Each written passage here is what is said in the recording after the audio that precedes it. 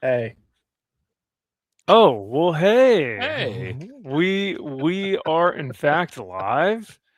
It's been about 6 months in the running. 6 months, 3 months, something around there. But I haven't had a Friday off in a while. The boys and I said, let's get back together and go live and talk about some fun stuff. Because yeah, these guys have just been putting me to shame with how many live streams they've been doing. So it's been pretty fun to see. Now, uh, I mean, any updates from y'all since we've last been back? Because we've No. we've got we've got some guys in the chat, like some OG Kaiser says, "Oh hell yeah, sup nerds."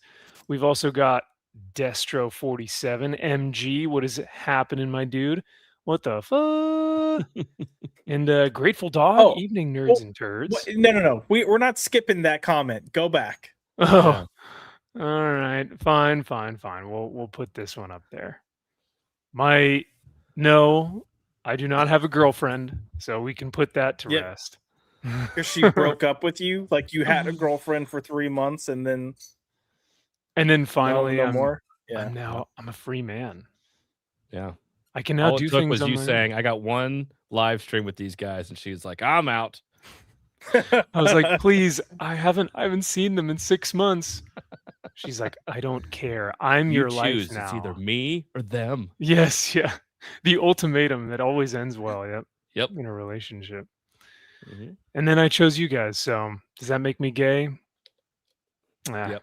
Yeah. It does.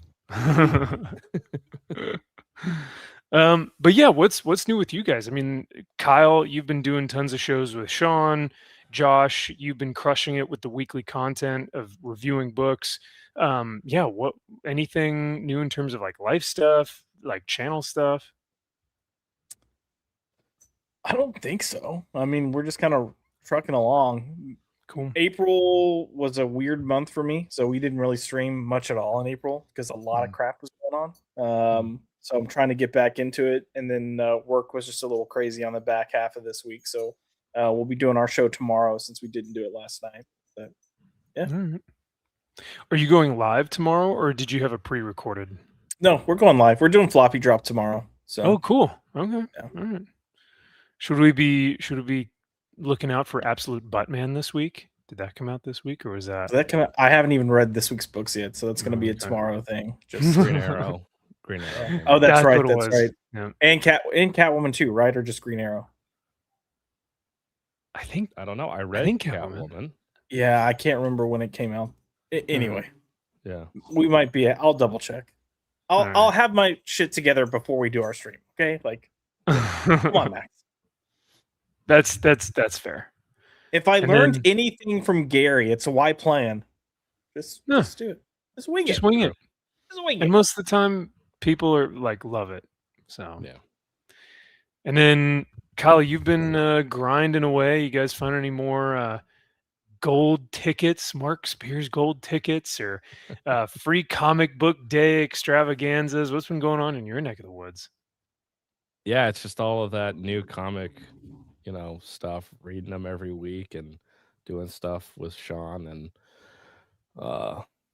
yeah, it's kind of crazy. Master's work, I'm finished with my master's classes this year. So Yeah, that's right. yeah, it ended. I did my last assignment yesterday, so I'm done for this year. Dang, congrats, man. That's cool. Thank you. 4 So- classes left, I think. 4, and that's including the capstone. So Okay. yeah. So do you plan on putting on the old cap and gown and walking across that stage or no? You better fucking believe it. God, You damn, really I've you're earned gonna it. walk? Hell yeah. Hell yeah. Josh, What? thinking what I'm thinking? That we should go support our man Kyle as he graduates. You We are might have- not. You We are might have not to go make a going trip out to to Marion, Indiana. Yeah, have Yep. fun there. Yep. I'm gonna bring as much like Billy Madison content as I can. Gonna have some snack packs waiting for him. There you go. Yeah, Dude. Yeah. Let's go. No. Let's do No, it. no. we're gonna I'm sing so the back to down. school jingle. Yeah. Yeah. That would be Oh, so fun, if nothing else, to And just yeah, we're gonna have you say, "Hey, did Kyle just graduate?" And I'm gonna pull a Chris Farley and take my shirt off and go, "That's correct." That's correct. So funny. oh. Speaking of graduation, it is there's at the local school that's right by us, there is a graduation happening, and Kyle, you were 1000% correct. I was like, why is no one on at work today? Like there are 5 people in my like office space in my like where all our cubicles and offices are. I was the only one in our entire like department, and then all the other departments had like 1 or 2 people representing. I was like, where is everyone? I was just walking around looking at like did the rapture happen or something and I Right? missed it? Like, Was there COVID too? What happened? yeah. Well, the hentai virus or whatever it's Whatever, is it called. hentai, right? Yeah, it is. Yeah. All these weebs are dying of watching anime porn. But It's yeah, Ebola no. now, guys. It's Ebola now. Okay, the Hampton was so 2 weeks ago. The hentai, Ah. yeah. Oh, the hentai. Okay, now it's Ebola. Okay, Okay. man. But yeah, Which all that being is said, freaking food. Yeah. Sorry. oh no, that's all right. Well, this one was rats, not bats, right? No, for Ebola. So the Oh, hantavirus, yeah. was rat feces. Yeah. And then they're like, let's take a second for this. I thought it was hilarious that they're like, don't worry, this can't pass person to person. There's only one strand that can pass person to person. And then the very next day they're like, so it's the Aiden strand, and this is the one that can pass person to person. And you're like, oh crap, here we go. It ended up being nothing. We're fine. But now Ebola's blowing up. So now I'm like, I don't know. Wash your hands after you take a shit. Cook your food thoroughly. Like, what is this? Yeah. Whew, yikes. Well, yeah, I can confidently say that I have been like off of the internet for a while. So the only thing that I've seen with virus stuff is just memes. I've like not actually done any research towards anything. So I've just been getting memes on my feed, and that's about it. That's good enough. Well, yeah. So all that being said, though, yeah, the graduation thing is happening. Tons of people are kind of like checked out of work because their families or their friends or everyone's getting ready for graduation. It's that season. So yeah, well, Josh, I think next year we need to put a little on our watch and go out and support our boy. So Yeah. No. I'm gonna be extra gay for you, Kyle. No need. You know what? It's streamed. You could probably find the link to a stream somewhere. I'll be more than happy to share. Can we comment? We'll be in the chat. I don't think they have chats. Yeah, I don't think for that very reason they probably don't. Yeah, they probably were like, these retards are gonna be in there. No, thank you. Yeah. Get it taken down. Yeah, seriously. Would you be part of like a big graduating party? Is it like a lot of people? Because these like 4 to 5 hour graduations are insane. Like, what the hell is up with that? Yeah, I'm trying to remember when I did, because I walked from my undergrad, and it was, I don't remember it being too crazy. Like, I mean, there were a decent amount, but it wasn't, again, Indiana Wesleyan's pretty small, so it's not like it's a huge school. So I don't, and again, and then for masters, I have no idea what that would be like. So I don't think it'd be crazy. All right. Well, we'll figure something out. We'll find a way to embarrass I wouldn't worry about it. I wouldn't worry about it. Well, Destro over here is worried that my girlfriend broke up with me because of my Warhammer. Is that an innuendo? Is that a Yeah? What do you mean by inference of Warhammer? something? Yeah, she saw the Warhammer and was like, absolutely not. No. Those tiny things. Yeah, he saw her Warhammer and was like, and that's what I was like. I don't think so. That's it for me, everyone. Yep. Have a good night. Good night. Well, yeah, especially here in California, you never know what you're gonna get. Yeah. So, MaxiPad. I don't think MaxiPad will ever make an appearance again, unfortunately. Grateful Dog says Max returning right before Marvel increases all issues by $1. I'll buy that for $1. Coincidence? I think not. Well, if you guys hear me shilling for Marvel anytime soon, you'll start to get the you'll start to realize who was paid a pretty penny to start saying like, guys, Uncanny X-Men by Gail Simone is crushing it. Probably better than Chris Claremont. And it's $5. It's as much as a coffee now. It's like, oh, joy. I'm sold. Yeah. And look at this guy, Salty Traveling Sea. Dude, it's great to see you. Thank you for being here and hanging out with us tonight. Lots of sausages going around. Destro says, I'm excited to get back into comics. My LCS shut down New Year's Eve and only opened a few weeks ago. So I took a break, haven't gotten in because had a sick puppy last 2 weeks. Oh, man, I'm sorry to hear that. But yeah, get back into it. There has been tons of good Conan stuff. I think I'm actually, when I looked at my poll the other day, I think I am exclusively Titan. I don't have any Marvel or DC right now, or Image for that matter. You're missing out. I don't know, man. I mean, what would be like Deathstroke, Lobo? Would I be missing out on those two? I think they're fine. Yeah, Deathstroke's fun. Like, yeah, I do like backflips, but it's better than a lot of stuff has been. Yeah, so. I just read the new Lunar preview for issue 4 just dropped. I read it like 10 minutes ago, and it's okay.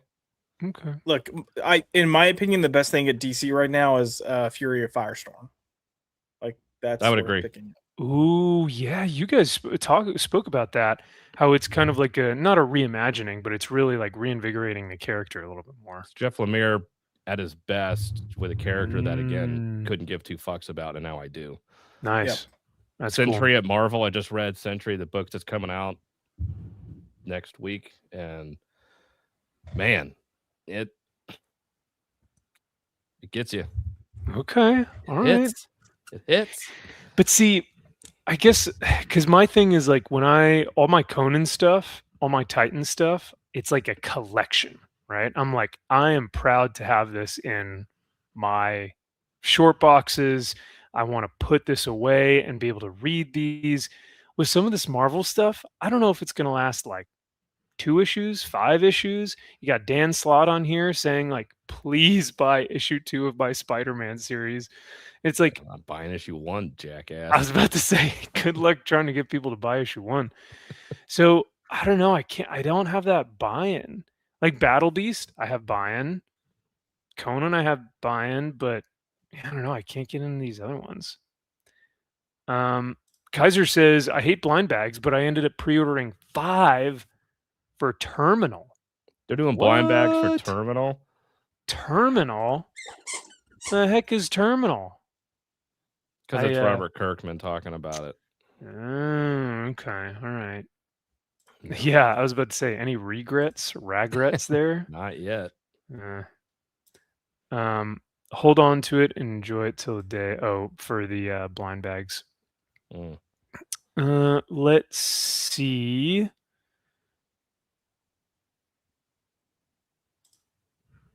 Only pulling Aquaman from DC. Max, you suck for not reading it. Aquaman is really that good right now? Emperor, it is so fun. It's okay. Fun. Yeah. All right. Oh, you know what? Grateful Dog says Ghost Machine. No, you're right, Grateful Dog. I'm still pulling Rook, but that's the only one I'm pulling from Ghost Machine.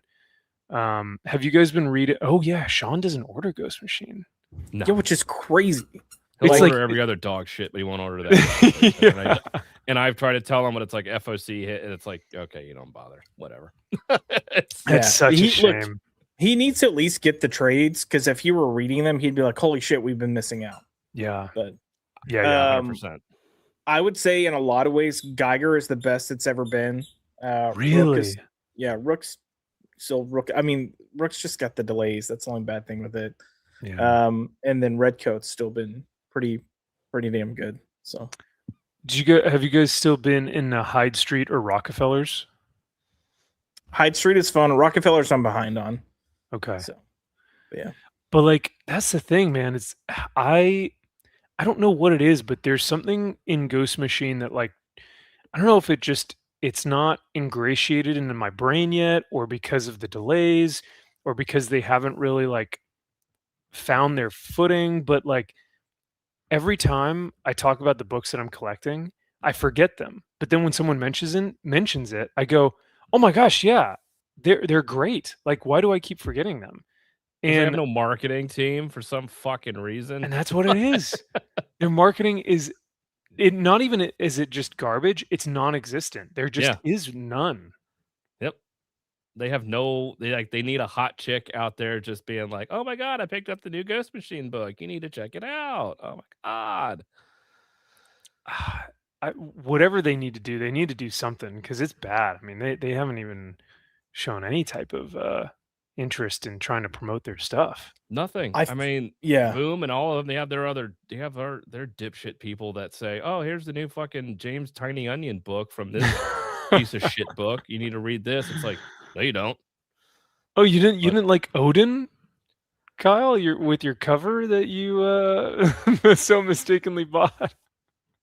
hey, it's a good cover, all right? All right, yeah, that's fine. I'll have to Just don't sell it open it. immediately, and I don't want it in my any of my boxes, but I was about to say, yeah. You don't want that I infecting just anything. I can't have that book in my house.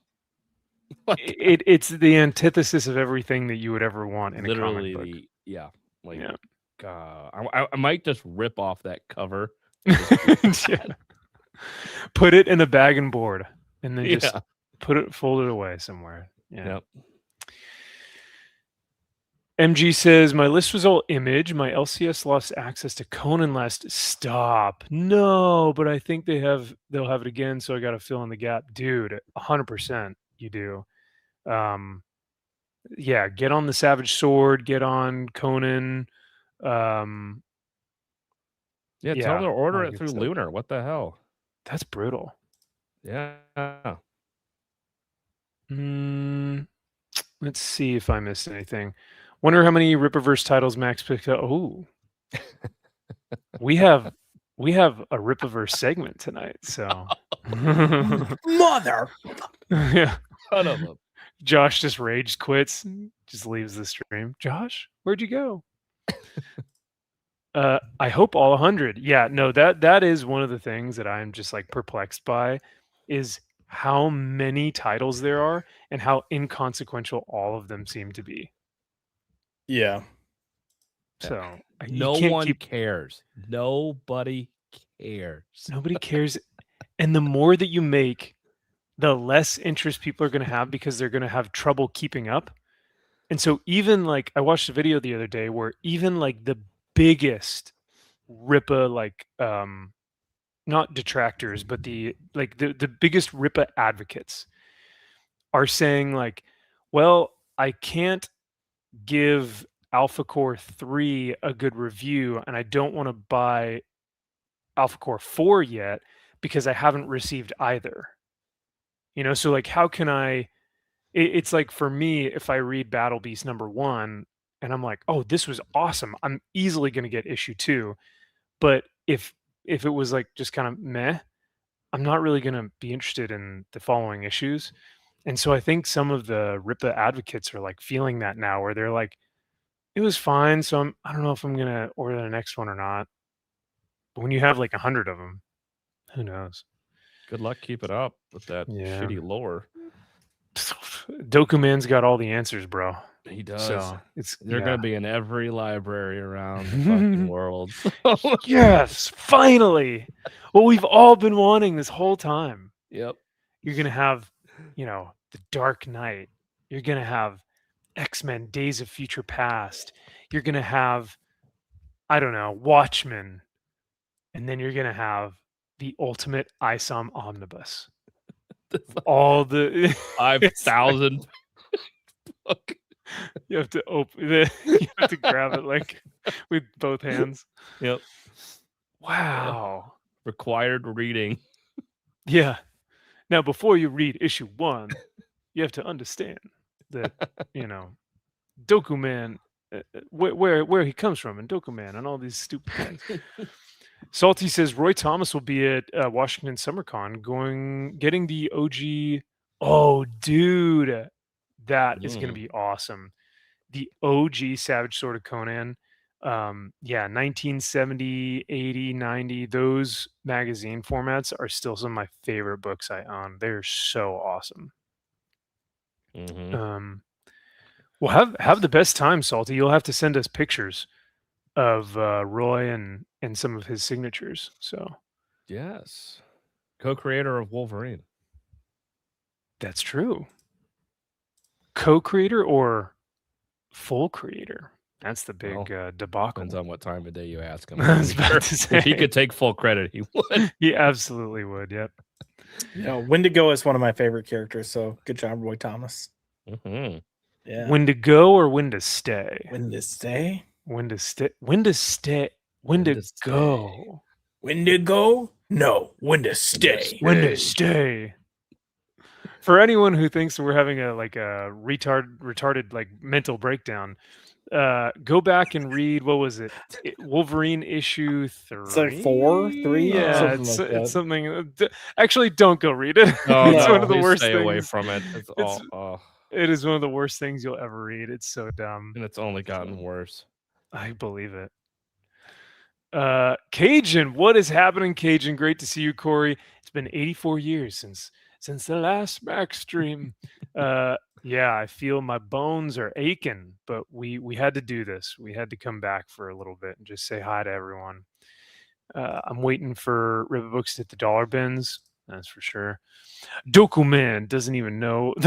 Yeah, that's a good damn point. sure.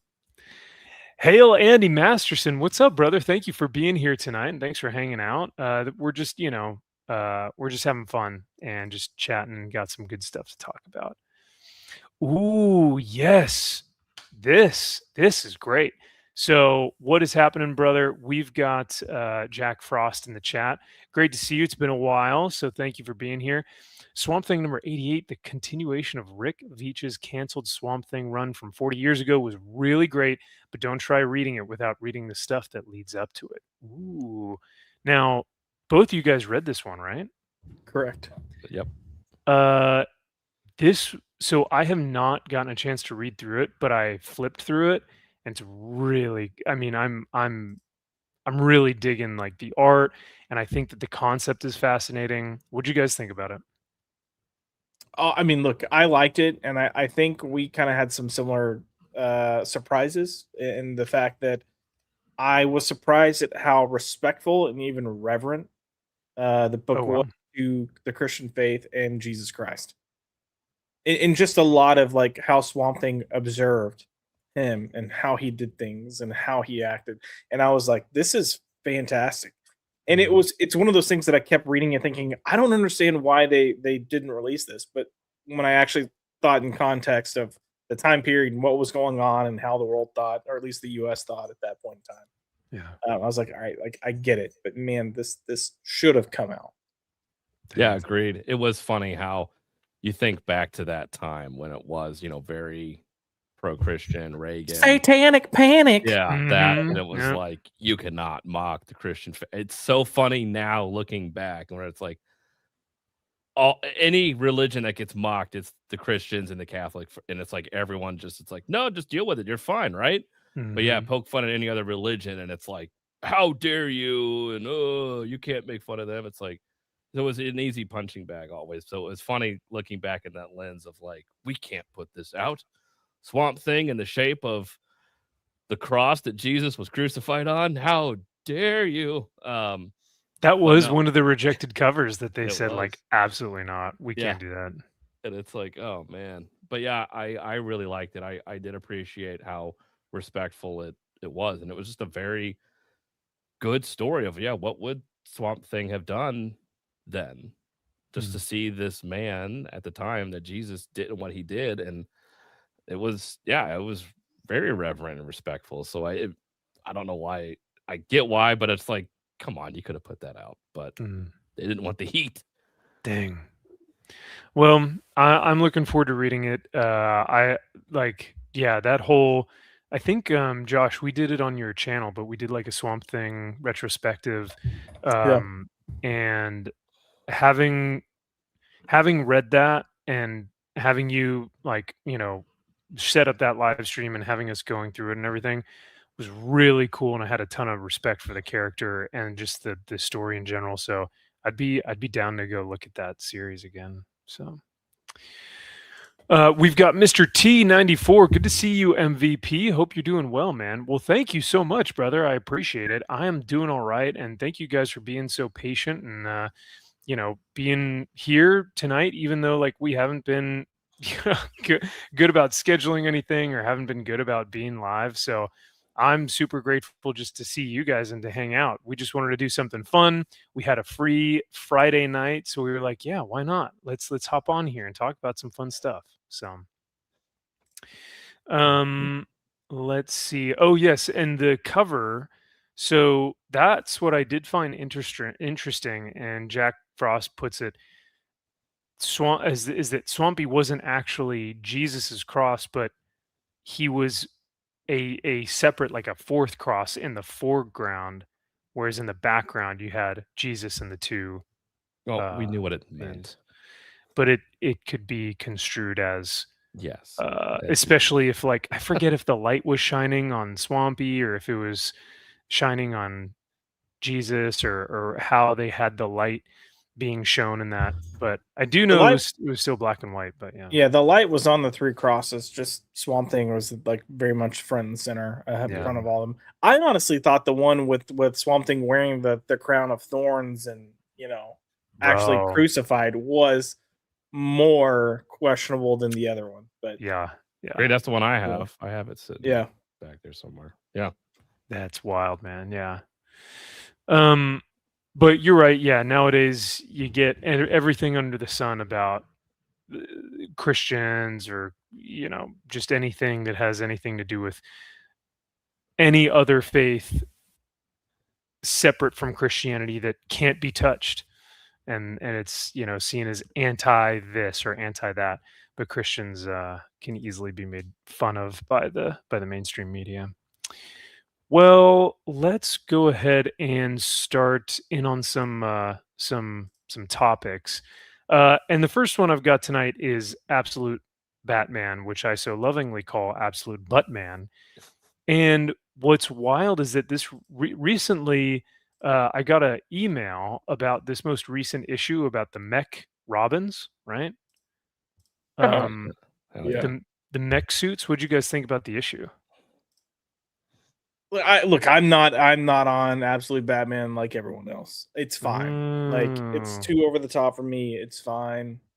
There's a lot but look, a lot of this comes from how heavily I had to read Scott Snyder's Batman stuff previously, and he's pulling a lot of the same tropes that he did in his run, and then even when he went into Dark Knight's Metal and all that crap. So for me, I'm like, cool.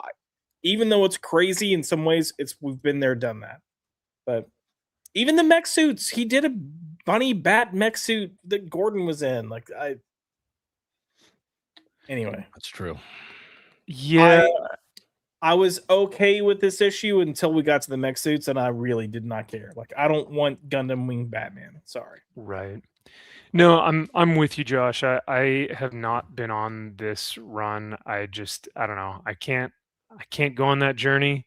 And but what's crazy to me and what's wild is that I was talking to my buddy at my LCS, and we're talking about new books and we're talking about like what's good and what's not. And he goes, "Man, why are you not reading Absolute Batman right now?" He's like, "This is right up your alley. You love," and we started listing off all my like check marks, right? Big muscly 90s brawlers, right?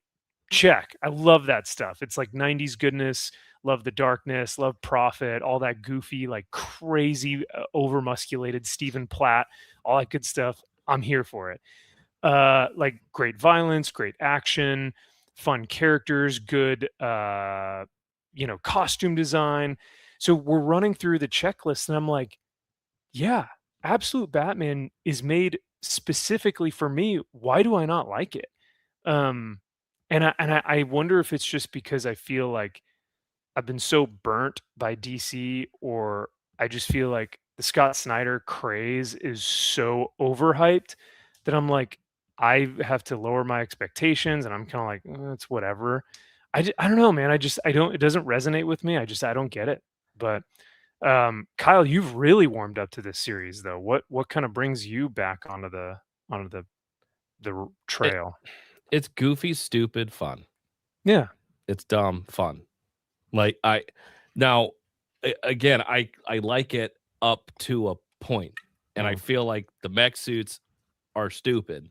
Yeah. It's like that's too much of the manga shit that he's putting in there to try to appeal to the manga crowd. It's like you want to do these colorful mech suits where it's like, oh, I'm a race car and I'm a fucking motorcycle and we all fucking form Voltron and we're gay. It's like, okay, stop. Like, I like Scarecrow in this issue. Like when he's talking to Scarecrow, it's like do more of that. Like that's fun.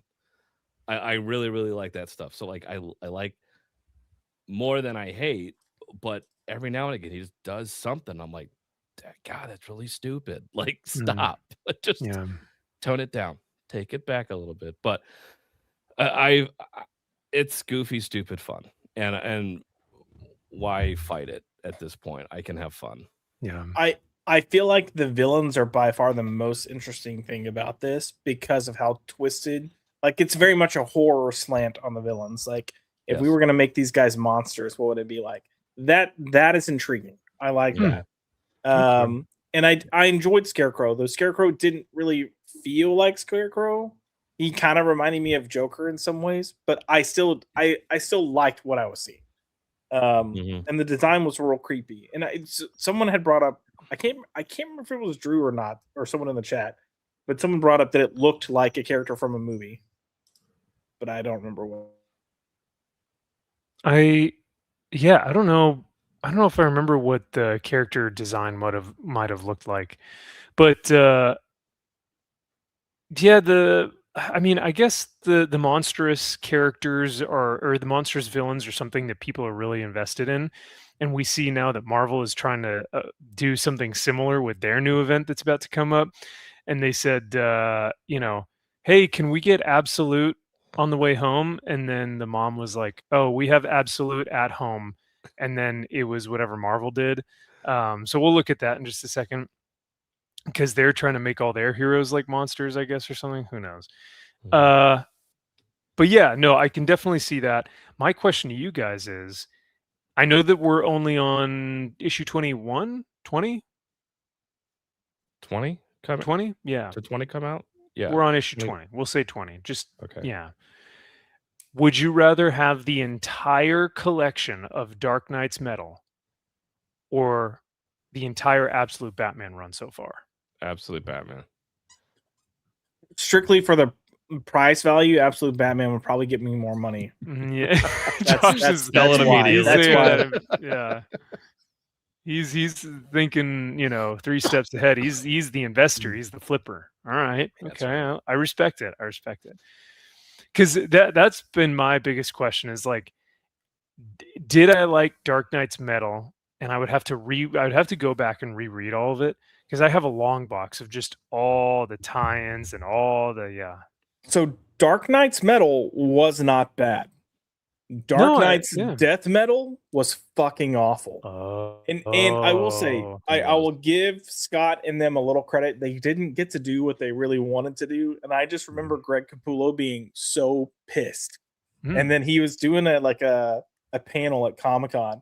And he's like, oh yeah, no, we had a plan, but we're just rolling with it now. So hey, these guys at DC, they wanted more Lobo. So guess what? We're just gonna have Lobo. We're gonna have this Lobo. We're gonna have Lobo here. We're gonna have Lobo as this. Let's throw some Lobos in the. And like you could tell, he was just over it because it's like we didn't want this.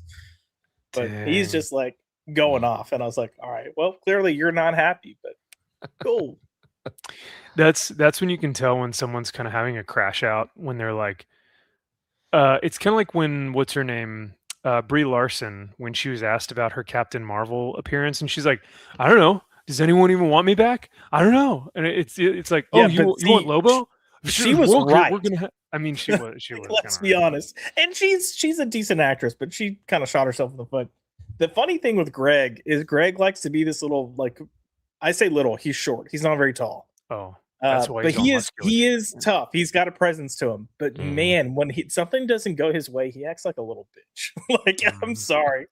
He just complains like nobody's business. I mean, when you've been in the industry for that long and you finally just become like a legend and things just start going your way, he's probably used to people saying yes to whatever he wants. I'd assume. So then you get used to it, and then I don't know. When we saw his but Wolverine series, but no one says no to him. Oh god. that was bad. That should have just So, never have existed. Like, that nope. should have just been Didn't Yeah. that essentially make his Marvel arrival like dead on arrival? It's like Correct. Greg Capullo's coming to Marvel. We're throwing him on Wolverine. Everyone's like, "Yeah, this is fucking awesome." And Let's then you get there and go. you're like, "Well," and they're like, "Okay, ladies and gentlemen, that was Greg Capullo." blind bags, everybody. And he gets pulled off the stage with a cane. All right. Well, next Yep. up, we've got Marvel Monsters. And the guy backstage with the headset is like sweating profusely, and he's like looking at the clipboard. He's like, "We've got nothing Blaming left. somebody else's- I've got no." Yeah, things are on fire backstage. I don't know what to do. We don't have any more. Yeah, we have no more We ideas. got nothing left. Well, speaking or not speaking of, but to go back to what we were talking about with Buttman. So I get this email, and this is from Golden Apple Comics, which is a well-known LCS out here in California. It Great says guys. no. Say again. I said great guys. The guys at Golden Apple are great. Golden Apple's been they actually they were one of the first guys who had put on a Daniel Warren Johnson signing that I went to like years ago, and were really cool about it. So yeah, I think they do great work. But they sent out an email that basically just said that note that a cover on this book has some spine dings due to the printing process. The cardstock cover on the outside does not have the issue, but the interior A cover on those cardstock books do have the issue. The entire print run seems to be affected based on other shops reporting the same problem. Despite these printing issues, we do feel many of these books will fall into the 9.2 range.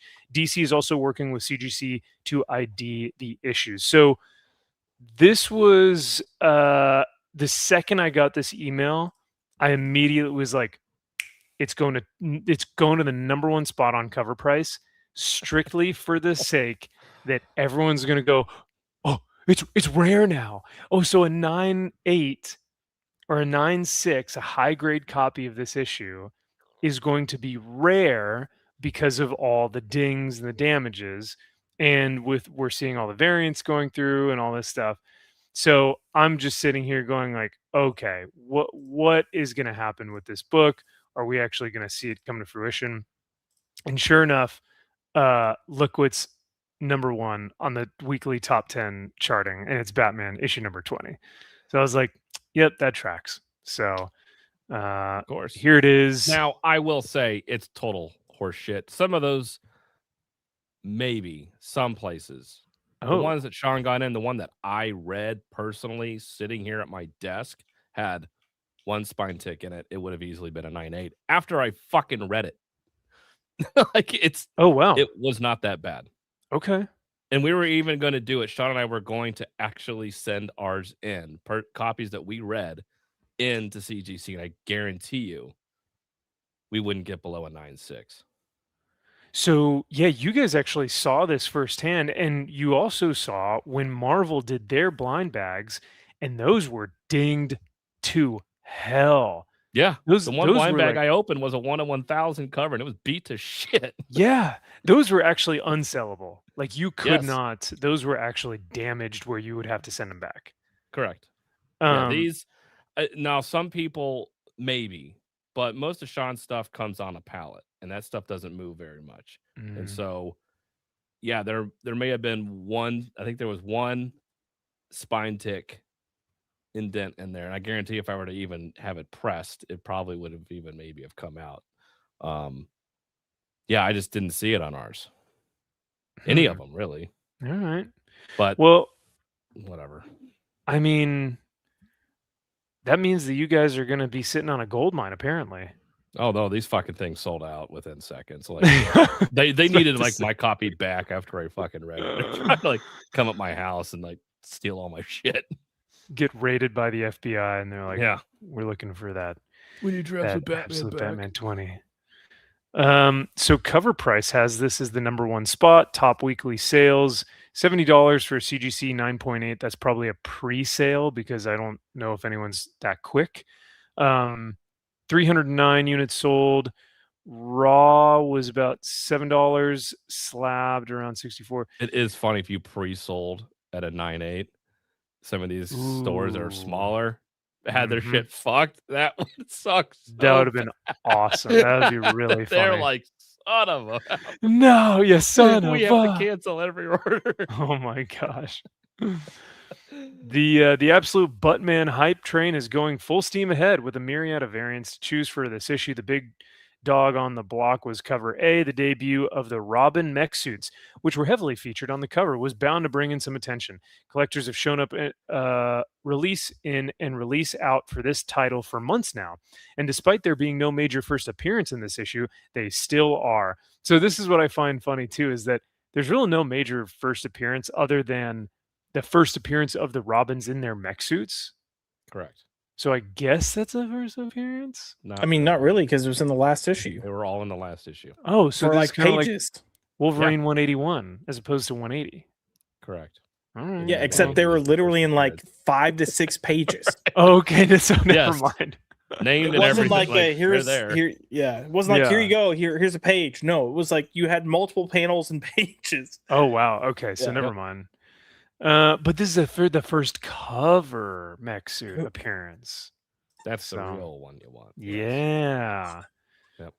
So all that being said, though, I just find it funny how not only is Absolute Batman going crazy, but if you find out that it's got spine ticks on it, bro, that's gonna be. You got to find the high grade. You got to be able to, You gotta find the highest grade possible. You gotta get the 9.9. Yeah, the highest grade possible. Pay off CGC. Get that 9.9. Mm-hmm. We can retire.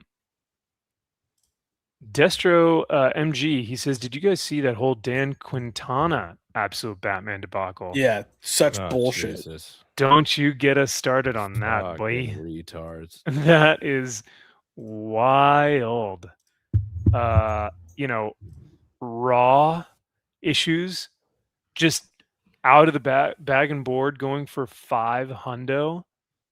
$5 bills on eBay. Some ended up going to 1,500.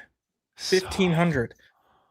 But here's the thing: we can say as much as we want to about Dan Quintana and how they're doing this, but the fucking idiots that are buying it for those prices, you're the reason this is happening. Like, let's be honest. Oh, no, I would never do that. Of course not. Oh, Kyle. No, I'm kidding.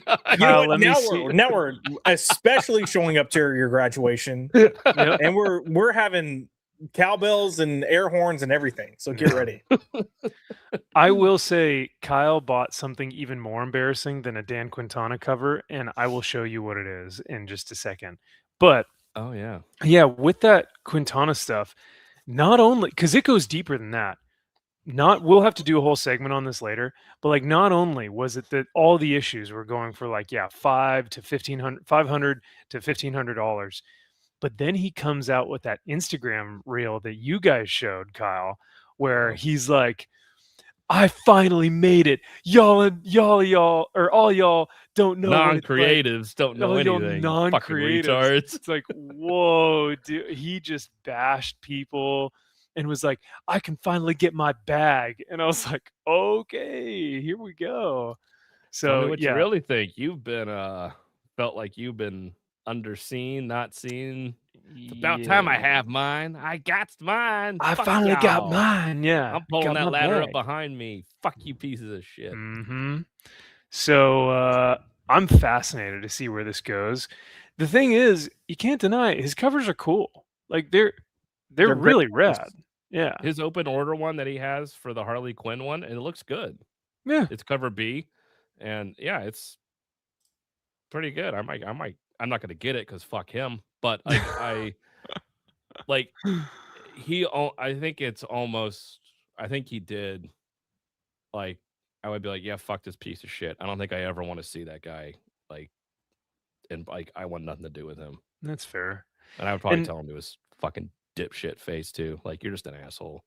it also doesn't help that the Whatnot live stream put a sour taste on people in people's mouths too, because you had that retailer who was selling the Dan Quintana art and was bumping up the price every time he released another 25, and it was just And like, then the store signing. yes, fucked yeah, up. oh, Yeah.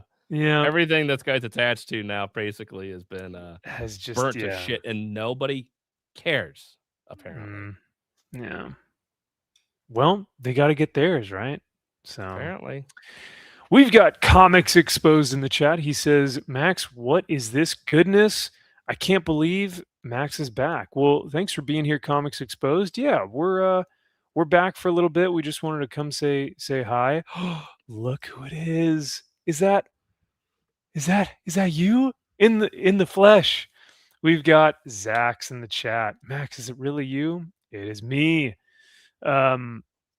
Well, great to see you, Zax. Hope you're doing well, brother. Missing you guys a ton. Yeah, this is all AI.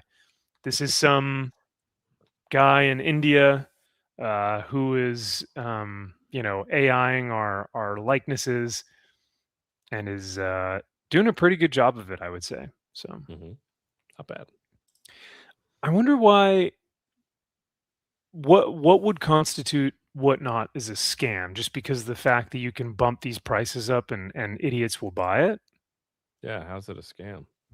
I mean, it's the same as eBay, but Yeah, instead of just people being can there, be scammers. yeah. I mean, you get the hype of the people that are on the stream, right? But again, the people choosing to purchase these things at these prices, they are the ones that are at fault. That's the biggest thing.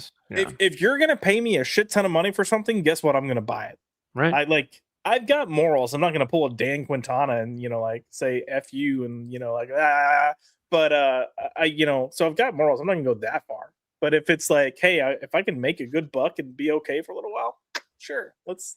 If you want to pay $3,000 for something retarded, retard away, buddy. Yeah, that's the thing. I It's like, I'm not gonna retardation. tell you.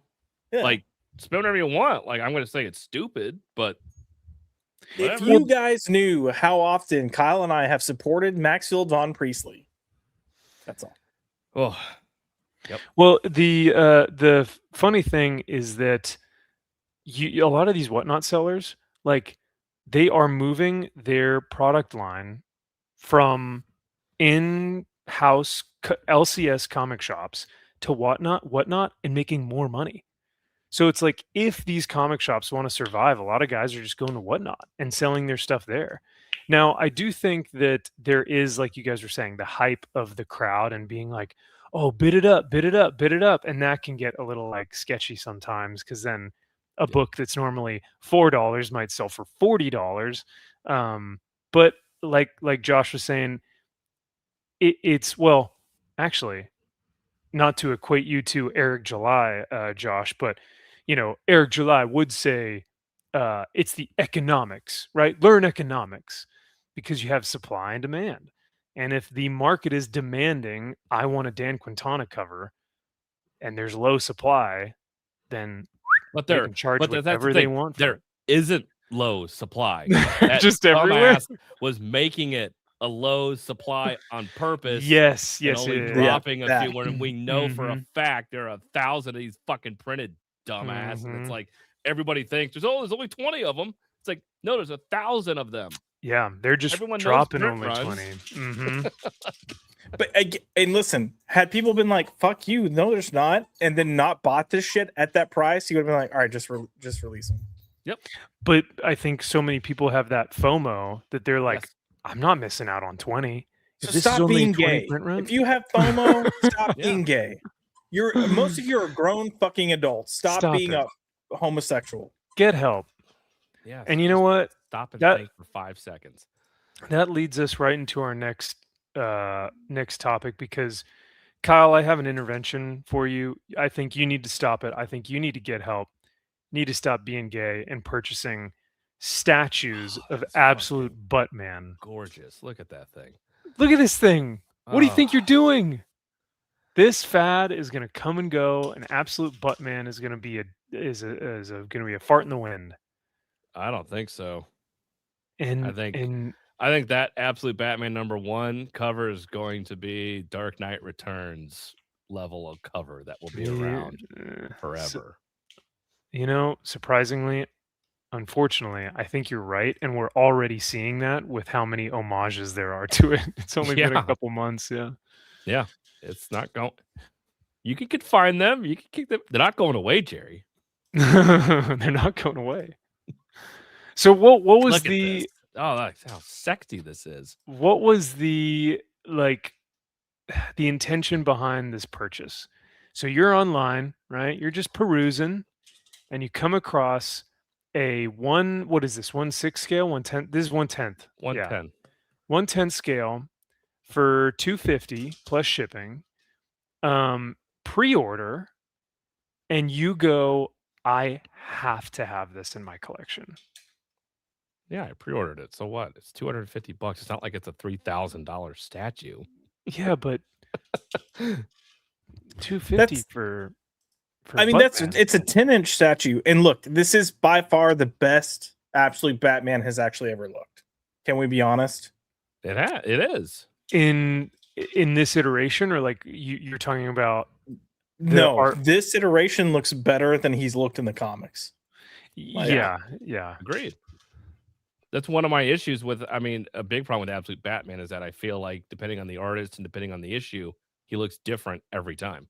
Oh, sizing, costume, whatever it is, it's like why is it always different? And it really is very annoying sometimes. Yeah.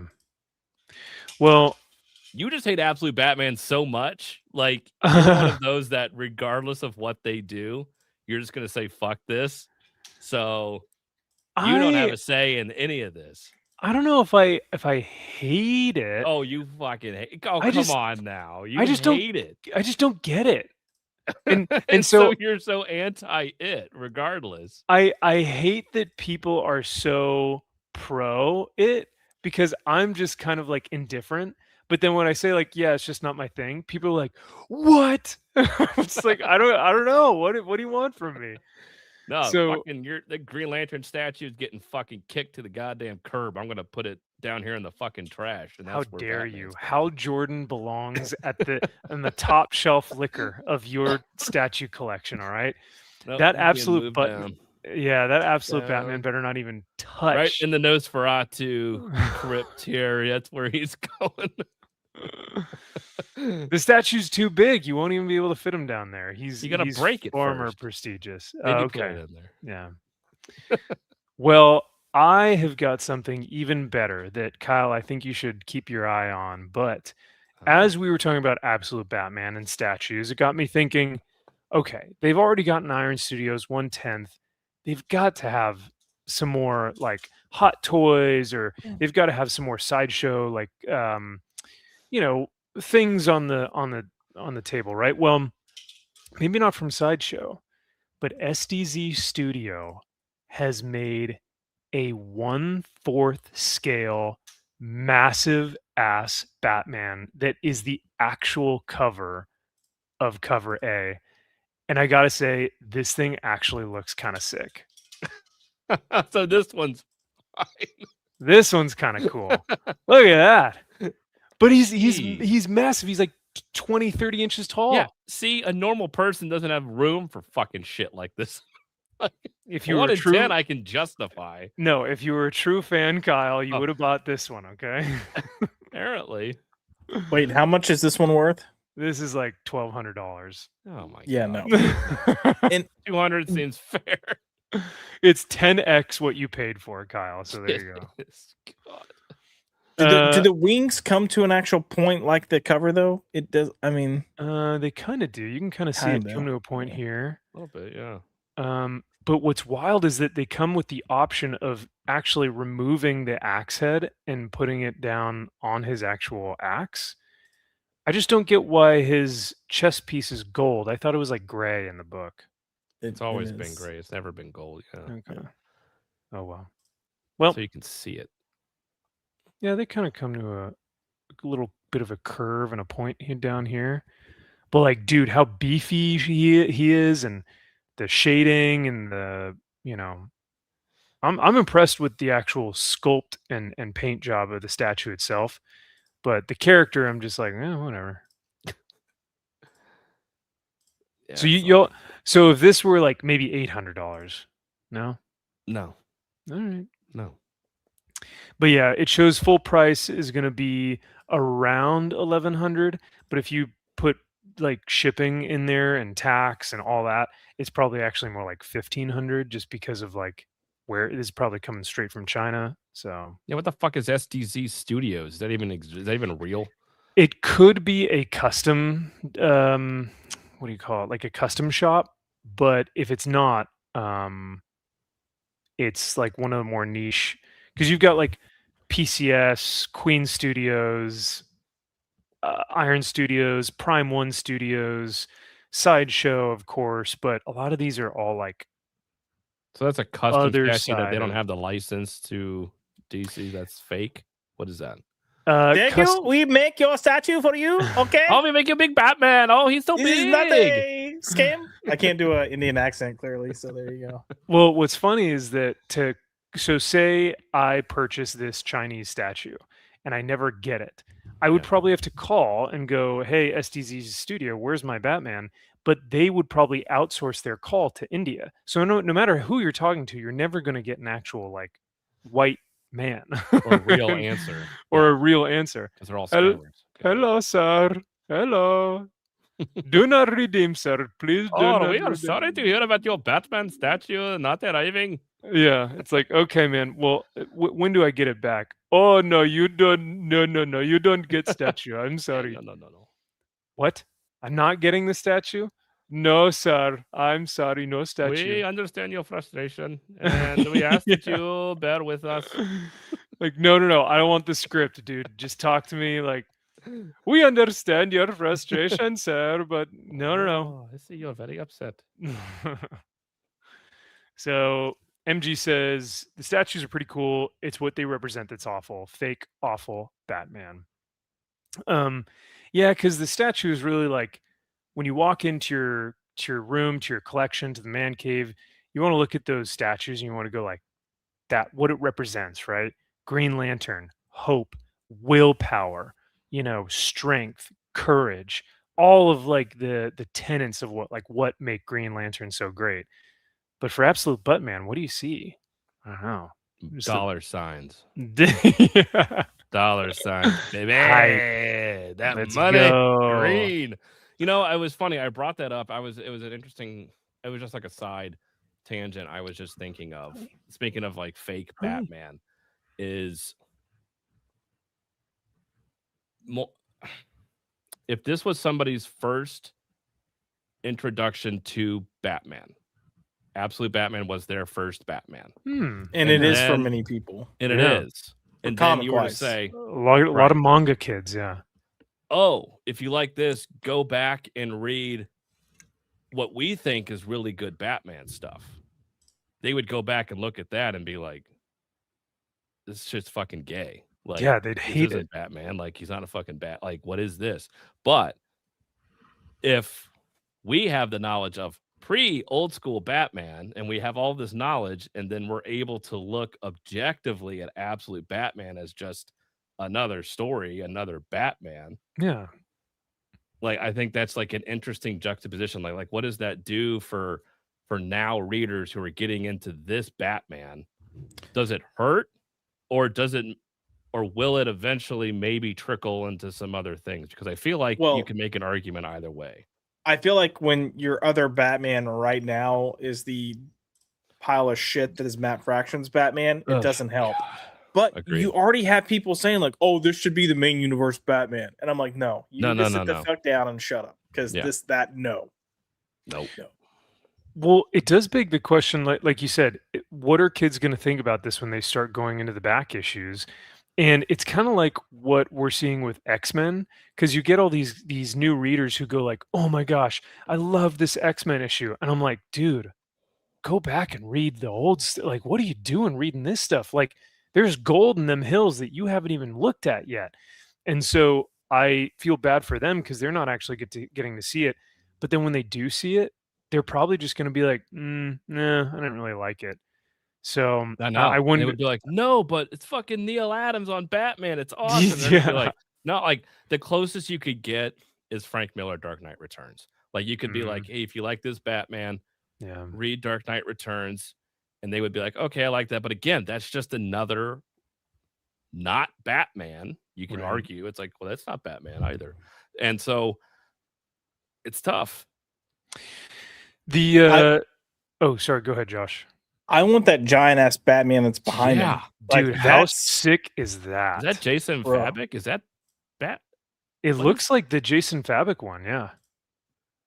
And see, once again, this is like a beefy Batman. That's Like, sexy. Yeah, like that is so rad. Because that's the like Three Jokers era Batman, right? it is. That's what I see when I see that. I love that design too. But That bat symbol's so cool. I love it. it's a little bit of modern, a little bit of classic. Yeah. You know, got the little kind of Pitbull ears going on, but It's Jim Lee ears right there is what I see that.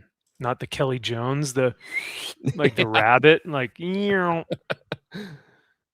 speaking of Kelly Jones though, as you were talking about, you've got kind of these different iterations and everyone kind of has their, like you said, Neil Adams, Kelly Jones, Jim Lee, everyone has been on this character, Greg Capullo, and you know, we grow up with whichever one we kind of or we read whichever one we grow up with, and we may be partial to that, but as you kind of expand your horizons, you really get a good collection of like, okay, this one's my favorite, or this one I have preference towards.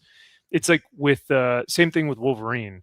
You've got like Sam Keith, Mark Silvestri, Jim Lee once again, Adam and Andy Kubert. Like you have such a wide variety of great like artists. You can really say, oh, Mark Teixeira. You can go, this is my definitive Wolverine, but like I love all these other guys. So I don't know if this may be someone's definitive Batman. I don't know. It will be for sure. There's no doubt in my mind. It will be. This You think so? kids will Just be with like, some of the kids. I grew up with the absolute Batman. Like that is my Batman. Man. And it's like, okay. I mean, that sucks for you, but okay. Yeah. You get what you get. I understand, but Josh, since you're the Bat fanatic, who's your definitive Batman?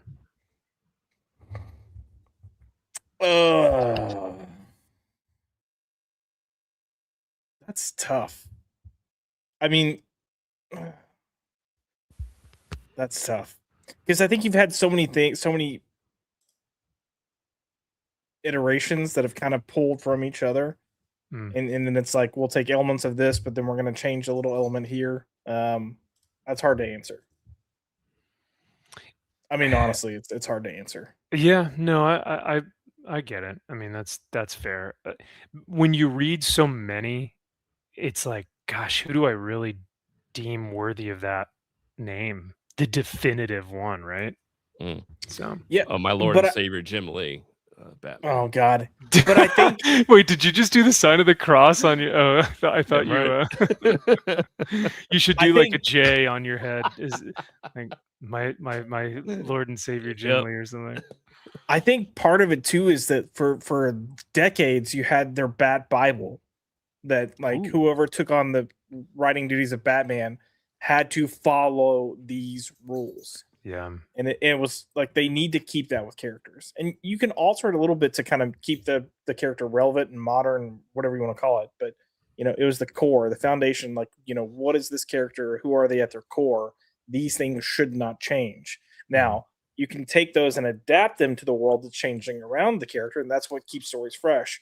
But that's all been thrown out the window pretty much since, well, Rebirth, unfortunately. But yeah. Well, like you had told me with No Man's Land, Josh, which I still need to read, but like the world around him is changing so drastically. But when you put the character in these events, you're allowed to see how they would interact with that, and that's what gives you such interesting, you know, storytelling. But Jack Frost says, I like Grant Morrison's JLA Batman a lot. That I can see that.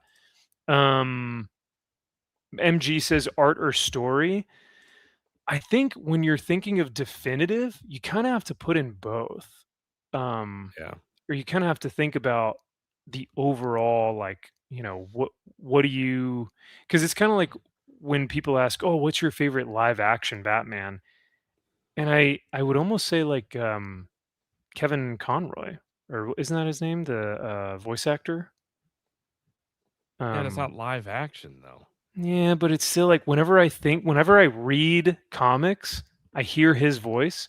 And whenever I think of like watching a movie, I want to watch like Mask of the Phantasm. I just love that he was like, whenever you get asked who's your favorite live action, and then he mentioned the cartoon. Yeah, it's a cartoon. I thought, well, wasn't Kevin Conroy on one live action show or something? I don't know. Yeah, Batwoman. Yeah, great show. I love that one. Oh, God. Definitive Batman. Yeah, definitively. I think That's of my Batman right there. Whenever I think of Batman. Yeah, I think of Batwoman. That show. This suit would fit better on a woman. It's true. Yeah. Well, there you have it, gents. That's the absolute Buttman 1/4 scale. Now, I will say, I'm not like, I don't have a Batman statue. I don't have a huge Batman collection. But if that life-size bat bust, if you will, if that was a good price, I'd buy it. That thing's so sick. And do what with it? Like, I'd put it on right by my front door, and I'd have people walk right by it. coat rack. Yeah, I just put it in my closet, and then I'd Oh. hang stuff on his bat ears. There you go. So, well, look who it is. Hello, we've got horror with Nads. Great to see you. Yeah, we also have MG saying, Art, I would probably have to say Jim Lee. Oh God, no, not you too. See? Hey, Really? OG. Come on. Yep. Story, I think Frank Miller. Overall, not sure I have an answer. Way too hard to pick. Yeah. It is. Yeah, I mean, like, because when you looking at story, and look, I'm not the Jim Lee guy, but I think Jim Lee did something that I think every artist since Jim Lee has tried to emulate with their Batman. There was something that was just so marketable about his Batman that it was like, all right, there we go. But story, like, I mean, you look at Frank Miller because he did Year One, and that shaped so much of Batman moving forward. But even when you look back, like, Doug Munch does not get the credit he deserves for like the number of Batman stories that he wrote that just get glossed over that really shaped the street level Batman. As So like, good. hey, it's tough. When you look at Chuck Dixon did so much to shape Batman in terms of the Bat family that we know and love now. Like, there's so many elements that kind of come in here. Grant Morrison, I think this new age, modern, like more intense Batman. Where do you go? Like, there's a lot of good shit out there. And then Scott Snyder just completely. You shut your fucking mouth. Put Listen. the cherry on top. He reinvigorated. Yeah. How can you say that when Tom King is right there? Oh true, my gosh! Yeah, I didn't even think about that. Yep. Wow. Killing Time, I will stand by. I'm going to reread Killing Time, but that was good. That was actually good. Despite his best efforts, he told a decent. I know. Despite him trying to tell a bad story. Correct. What was the name of the villain in that? The like butler looking guy? Yeah, the butler guy. I always thought it was like Agent 47 from fucking Hitman, Agent but like 47. it was. I can't think of the name. Yeah, that was actually good. Yeah. Well, I'll show you guys my definitive Batman. He's real. He's in the flesh. He's live action. Man dressed as Batman scolds Bay Area City Council over ice. Hell yeah. Let's see the true definitive Batman. Can you guys, is there sound coming from? Hold on. Yeah. What the fuck are we doing here? Okay, let me start it over. He sounds like Batman. That's exactly what Batman would say. He just sounds like this. What are we doing? So the reason why I found this is because this is in the Bay Area, which is in California, and it popped up on like my, feed of like, California goings on. And I was like, no way, this is real. I thought it was like an Alex Stein skit, but I'll let you guys be the definitive like judges as to whether or not you think this is just him trolling or if he is like seriously genuine believes he is Batman. So let's take a look. What the fuck are we doing here? Seriously, you have had months to prepare for this upcoming event. I don't give a damn if this is outside of decorum. People are dying on our streets every single day in this country because we allow this federal government to walk all over you. Look me in the eye. Can any one of you go home to your children and tell them that you did everything you could to protect their classmates, to protect their grandparents, to protect them? I don't think you can, with the exception of Park. Thank you. This needs to have happened 2 months ago, but you can still make it up and make every single policy on this little sheet of paper here happen right now, happen before the Super Bowl, happen before potentially hundreds of masked men come into our city and kill people. I am disgusted by each and every one of you, with the exception of Councilmember Park, that you have not done something more. You need to affirm that no city resources will go to ICE, that no cooperation will be given to them. You need to affirm to the country, to the world, that you are not cowards. Because as of right now, I stand in front of a council of cowards. And if you do not act, you're not just cowards, you are traitors. Traitors to each and every individual you serve. To each and every individual that lives in this country, legal or not. You need to do something about getting these policies into writing, ensuring that your officers do not cooperate with ICE, ensuring that they cannot use city resources, that they cannot tap into city data before more people die. Yes, more people die. I don't think I need to go into how many people have been shot, how many people have been taken, how many children have been abducted and used as bait. I don't need to tell you that. You see it on the TV every single day. I don't want you to sit back and watch. I want you to fucking do something. Each and every one of these people who have came up has been very polite, very earnest, very kind, pleading you, begging you to do something. I'm not begging you. I'm fucking demanding that you act with some semblance of a fucking spine. Do something. Thank you.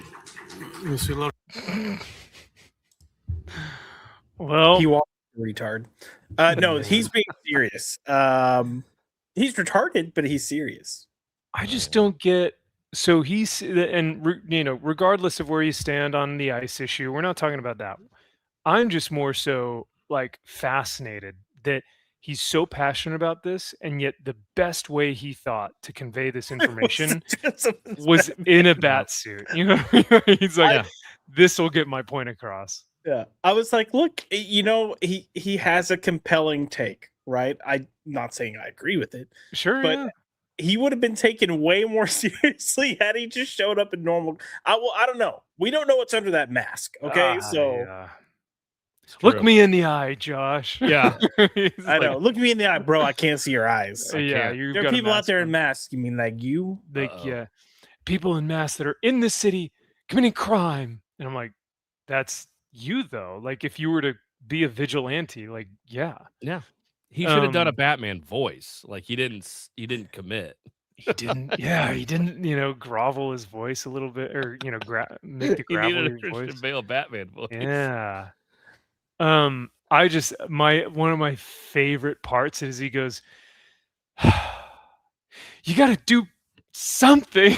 Just Well, like no, it's the fact that yeah. he sighs and says, "You need to," and then like pauses and then picks up the paper and looks on it like he's looking Yeah. for notes and then can't find it. He's like, "Do something." Do like, something. Okay. So good. The long sigh is really when he's like totally he's Batman's cooked, just, bro. Yeah. I'm tired. I'm tired, boss. Yep. I'm tired, Alfred. Is that James Gunn's Batman? Ooh, Yes. I could probably see is. that. No, James Gunn will see this and be like, hire this man immediately. We need him. Is this an hero the SNL city skit? deserves. It's not funny and it's going on too long. Yeah. Yeah, we must be stopped them from the Zorro comic that we read. We must be stopped them. It's PTP as Batman. Honestly, I could see PTP just much more stuttering, I feel like. Oh, geez. He only has, 2 minutes to talk? Oh, boy. Yeah. This is definitely DWJ's Batman, who's like, the absolute Batman who's like choking out ice, and yeah, this is him in the flesh. There he is.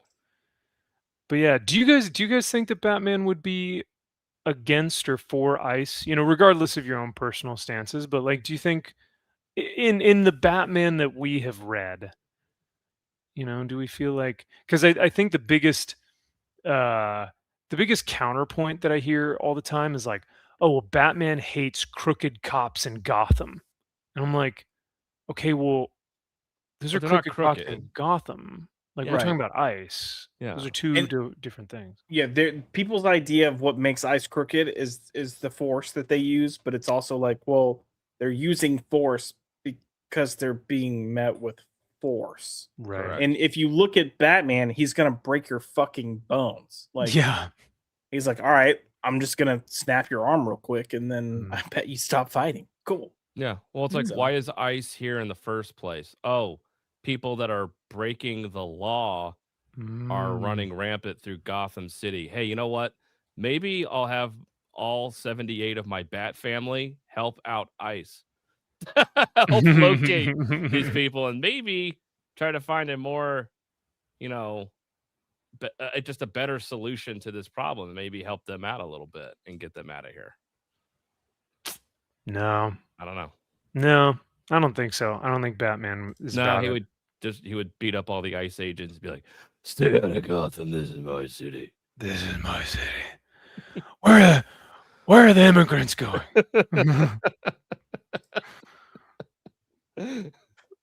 Then like the ice guy is like, we're taking him to the alligator. What's the alligator Alcatraz? Alligator Alcatraz. God. Oh no, Killer Croc must be there as well. Well, let's see. What do we want to talk about next? What's a good segue? We did that was pretty much all the Batman stuff that I had lined up. You know what? Just for funsies, Oh no. just for poops and gigs. Josh, you sent this to us a while ago, Oh and I no. palate cleanser, but yo, I'm not a gamer, but I'm about ready to drop some money on this thing, dude. Oh yeah. Yo, and like you said, this was months ago that you sent this to us, but it's been a while since we've gone live. So I just wanted to show this, but this is so sick. And the music is like, oh, soundtrack is so good.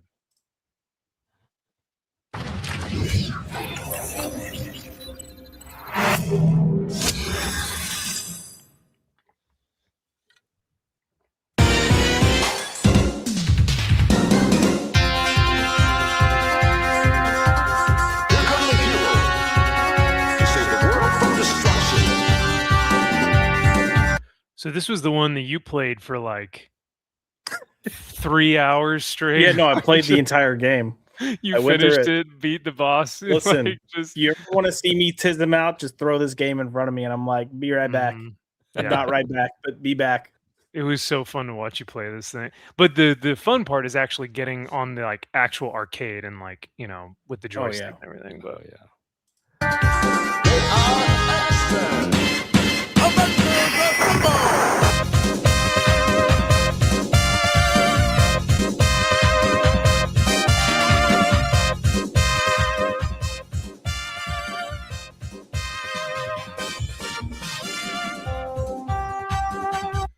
so I guess they're not re-releasing, but releasing all of these like classic arcade games on like console, so you can like Yeah, play like them old, on. Yeah. like the old school arcade, or like Sega or Nintendo or whatever thing it was on, like all the stuff from back in the day. And like a lot of these games that are on here are kind of chintzy and not the best, but just the nostalgia of it, Mm. and the fact that you're getting it all in one, it's a fun buy. It's a good buy. It seems really cool. It's my Yeah. fucking childhood all wrapped Yeah. up. Yeah. So Dude, and there's some of these like I didn't even know that there was a Silver Surfer game. Hard as Like- fuck. I was Yeah. about to say that looks tough, but it looks so cool. And then the Captain America game, like, yeah, these just seem so much fun to play. And like you said, it's not anything that's gonna blow your mind or anything that's like, I don't know, take you months to complete, but it feels like something that hits you so hard in the nostalgia and something that you would just have a ton of fun playing. So I feel like Indeed. between this and the Wolverine game that's coming out, a lot of people are going to be talking about Marvel games soon. which one is the Wolverine one? Dude, it looks Yeah, bomb. the as PS5 game. PS5? Yeah, man. What? You get to play as Logan or like Weapon X? Or... No. It's X23. Oh my You get to God. play as real Wolverine. Yeah. Oh, the Lara. real Wolverine. Yeah. And You then get to his sit around in other a diner and eat, and then go to the danger room and eat, and then you get to go and eat some more. Go to Alaska and eat go hang out with like Kate Bishop and Kamala Khan and all the ladies, right? Yeah. and eat, and then you get to go to New Orleans and eat. Yeah. Oh, so you get to. So what it sounds like is you get to try different cuisines. Oh, You're going all over the that's world. basically all it is. Yeah. That Yeah. sounds so cool, man. No, that Wolverine game is going to be the like Batman Arkham of Yeah. Marvel games. Like it's Really? going to just 100%. I haven't seen the trailer for it, but Dude, it looks so good. they tried to do something with because Marvel's actually been killing it in terms of video games because their Marvel Rivals game I think has been doing well. Mhm. Like, I've heard. when you look at Blizzard and what they did with Overwatch and Marvel trying to kind of copy that format, but with all the Marvel characters, bro, hell yeah. So, and they made all those character designs really cool. Like Thor looks great. All the ladies are just freaking The strapped. covers sell when they have those Covers do well, rival yep. covers. I mean, Mhm. the comics are dog shit, but the covers sell. Yeah, I believe it. Those character designs are cool. And the I like the artwork is Magic the rad. Gathering covers. They're fucking great. I couldn't give those two are fucks about Magic the awesome. Gathering. Could not care less. No, Those covers in person are fucking great. they're really cool. Yeah. I was just about to say, like, I have never played Magic. I liked collecting the cards as a kid just for the artwork. And so seeing them on like a full comic is really, really sick. Yeah. One I of the smartest things Marvel's done in a while. yeah. I just hate that it's encased or it's encasing a story that I hate that I will never read or want to read. So Yeah. it looks like MG has a couple. Wolverine, Deadpool, Venom, and Gwenom. That's sick, man. Yeah, the And some Venom of one that those just are came out this Yeah. past week. Oh man, it's so cool. they're awesome. They've got some good artists on those too. Mm-hmm.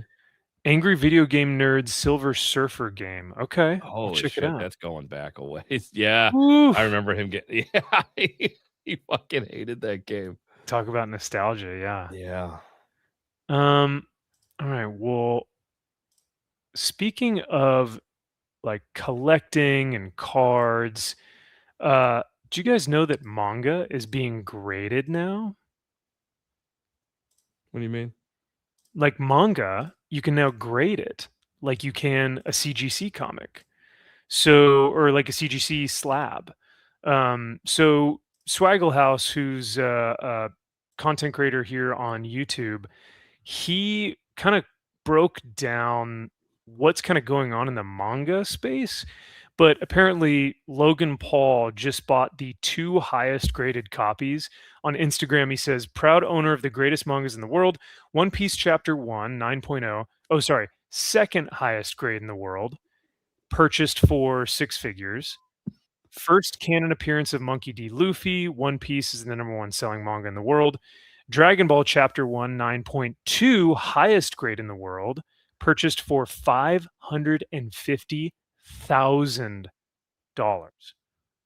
That's a house. First appearance of Goku and Bulma. So basically, Swaggle House put it like, the big controversy here is that a lot of the manga collecting community, or just like manga community in general, are like, he's a fake like manga fan, he's a LARPer, this is going to destroy the hobby. Because when you look at what he did with Pokemon, dude, Pokemon scalpers are some of the scummiest degenerates like I've witnessed like live in the world. Like they are some of the most awful people to be around. Hey, they're entrepreneurs. You watch your back. They're getting their bag, right? They're making take it easy, they're getting their alright? bread. All They're right. just they have a business. Which is stealing Pokemon cards from kids' hands and being like Acquiring it, you fine. call stealing. All right. Tactically acquiring is what Correct. we call it in the Marine Corps. Yep. Tactical knob movement. There you go. Yep. So my question to you comic guys. books. These are actual comic books, though.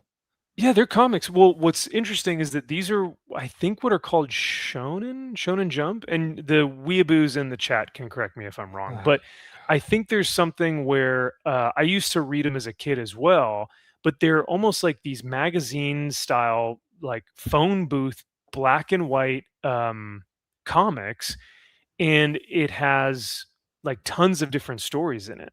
So it's not just one big issue of only Dragon Ball or only One Piece, but it has like all these different books in that magazine format. Because if you look at the slabs themselves, like they're super thick. Let's see if I can find a picture of these. Like they are thick boys. Why is this not wanting to? I'm just going to let the video play and see if we can get a better. Yeah. So it's not as thin as like a 22-page comic. It's like a phone book. Phone book, yeah. Holy shit. But so those slabs are going to be like those old school like VHS cases that used to have it. The movie rentals. Don't nod your head yes like you remember this, Max. You're too young. Dude, I was watching VHS tapes. Come on. Sure. I was watching Goosebumps on going down to 2020 video, Hollywood video, when they got the VHS in those hard plastic cases. The shells where you had to like crack it open. Yeah. So yeah, I don't know. Do you guys think this is gonna ruin the manga hobby? Or like, I don't know if there's a manga hobby, because most of them just read this stuff. Like they're not really into grading all that much, from my understanding.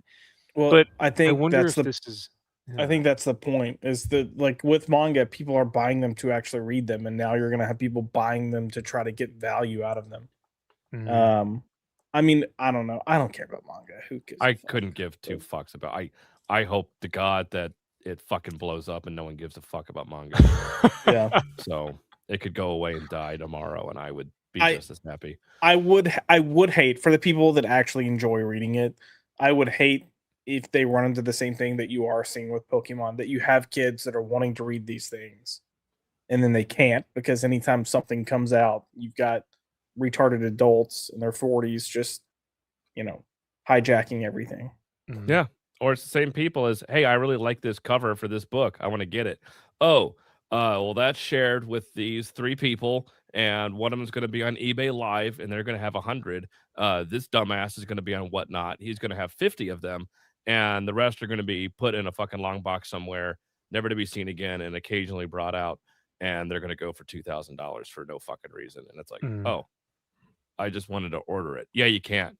We pre-ordered that 7 months ago. And if you missed the drop for that first 5 seconds that we dropped it, Yeah. you're never gonna get them. Oh, Oh, okay. okay. Thanks. Yeah. You can get it on eBay though for $700. I'm like, Oh, good. what'd you sell them at originally? 20. Mm, Okay, wonderful. cool. Thanks. Yeah, Jack Frost says in the chat, if you just want to read them, they're collections. If you want to collect the first appearances, Logan Paul just effed you. Yeah.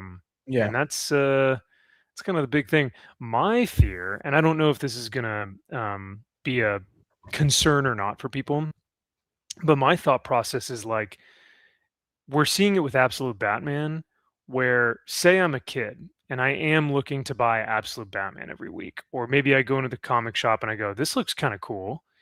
It will either not be there because people have already picked it up, or scalpers are picking it up, or they're picking up all the variants, or the issues are going for twice as much on eBay or whatever. It's either not going to be there, or if it is going to be there, it might be there for like a higher price point or whatnot. So I don't know if the grading aspect is going to price kids out, but I feel like it's going to start pricing manga itself just as a book out. But I could be totally wrong. These guys did a live stream basically on Swaggle House's like channel, and Swag kind of like asked the panel and was like, "What do you guys think about this? And do you see that what do you think about people complaining? And is it going to ruin the hobby? And blah blah blah." And Automatic Comics, he basically just straight up was like, "I don't care." He's like, "I'm sick of people complaining." He's like, "I hate that people are always up in arms about this, and they're like, oh, they ruined the hobby." And he's like, grow up, hair." And I was like, manga people do not want to hear that right now. Like, because manga diehards they are ride or dies. So I thought it was just kind of an interesting take. I definitely want to shout out to Swaggle House because he covered this in depth.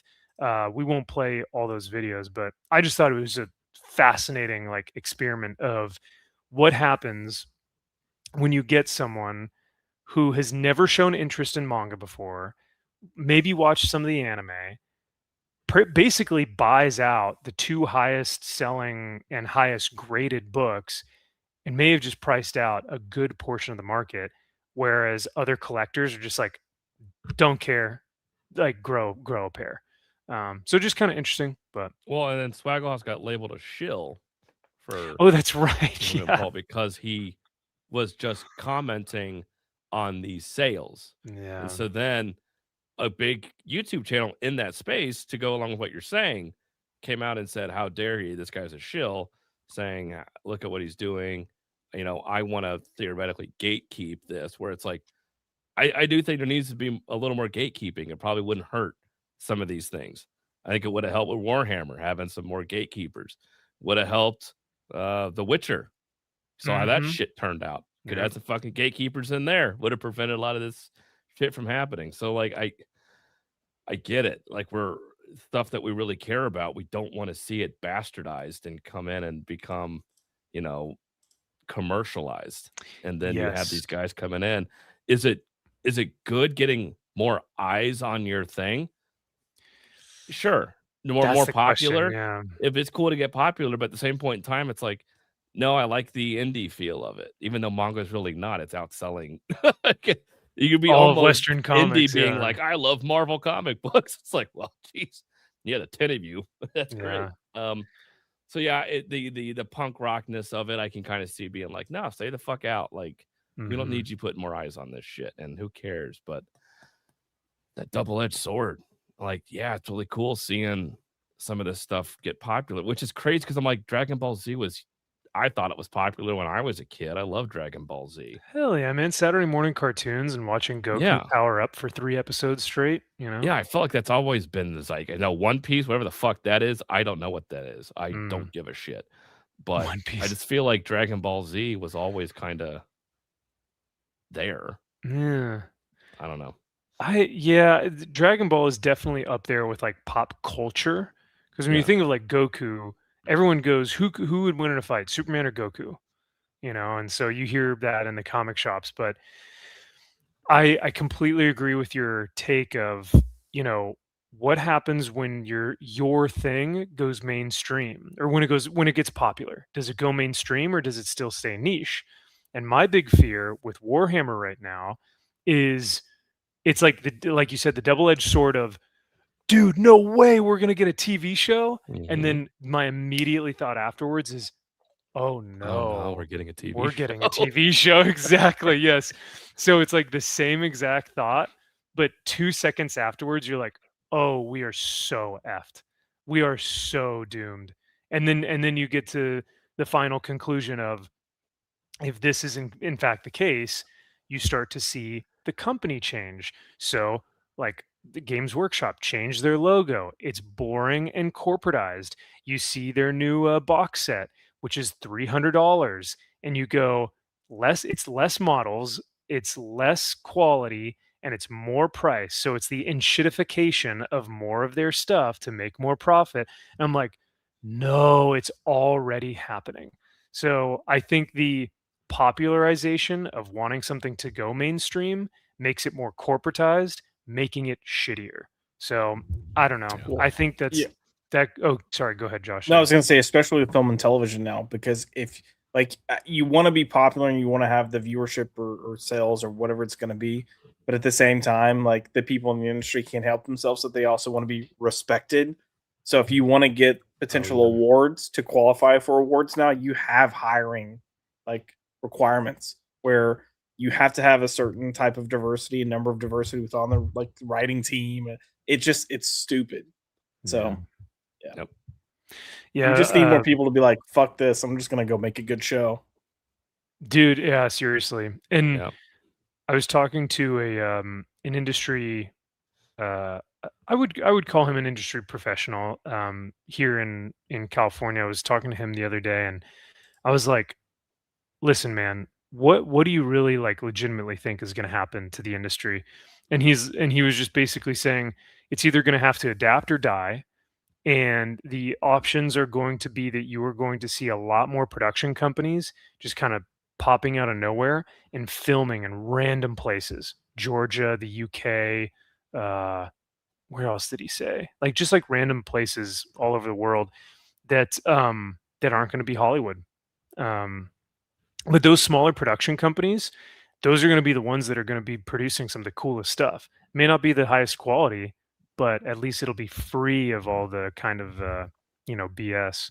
Well, I mean, we're already kind of look at A24 and what they've done. You know, they Mhm. kind of popped up out of nowhere as this little bitty thing, for the most part, doing quality stuff.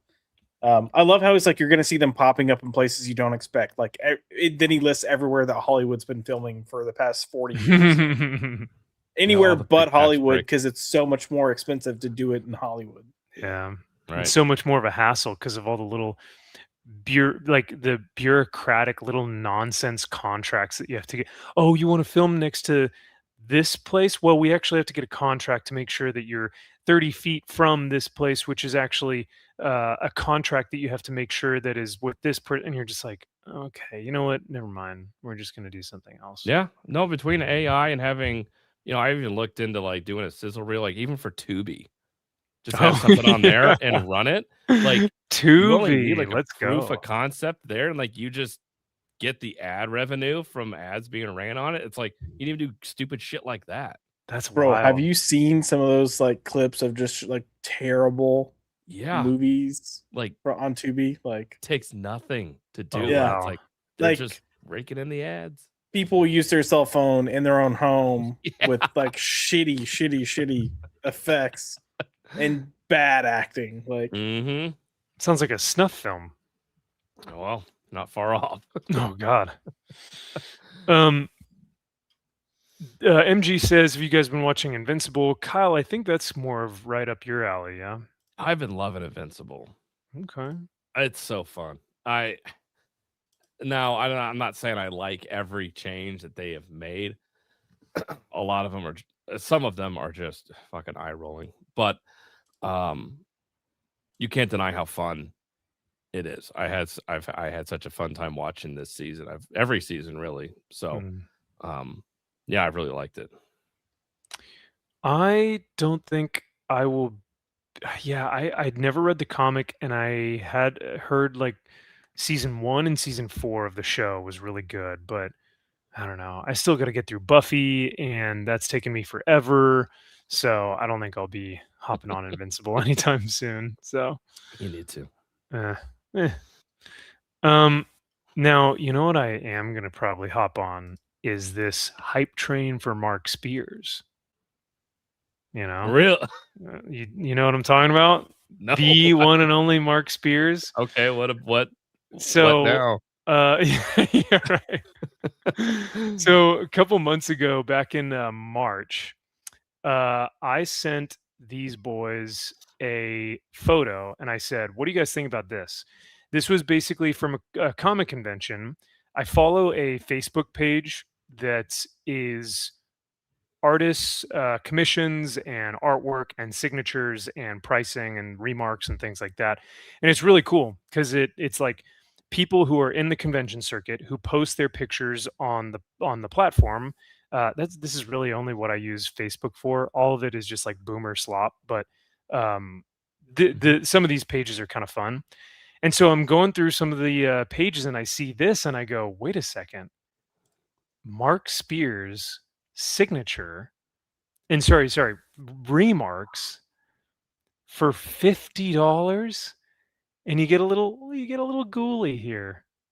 You get a little ghoul, or you maybe get a little bit of a bat for $50. Worth it. And I was like, okay, that's kind of whatever, right?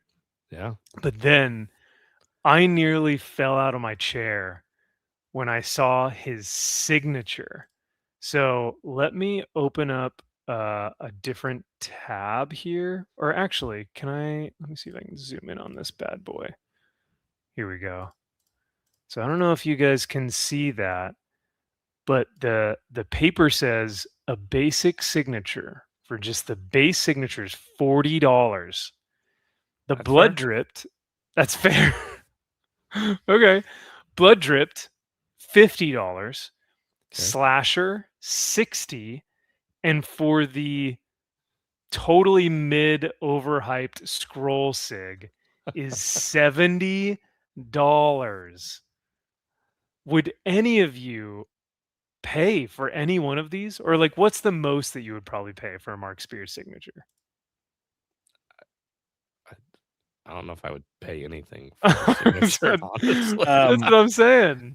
I'm not the guy that's been like sucking Mark Spears' dick, so that's gonna. I've always been not against, but I've always been skeptical. And like I'm not taking away for his hype and what he's done. Like, hey, he's killing it. Good for him. Some of his covers are absolutely fantastic. I personally, I can't read his books. I just can't. Yeah. That uncanny valley, yeah. It's not for me. I can't. I just can't. And so I just don't. But that's not to say what he does isn't great. I mean, I know what it takes to make a comic book. It's a pain in the fucking ass, but like, oh boy, I just don't get it. But yeah, $40. I mean, but to be fair, at MegaCon, when he was here, this was at MegaCon, he was only going to be there for 2 days. He's had wrist issues. He's had a lot of pain. He didn't want to sign a bunch, and he knew his line was going to be 17 miles long. Yes. Yeah.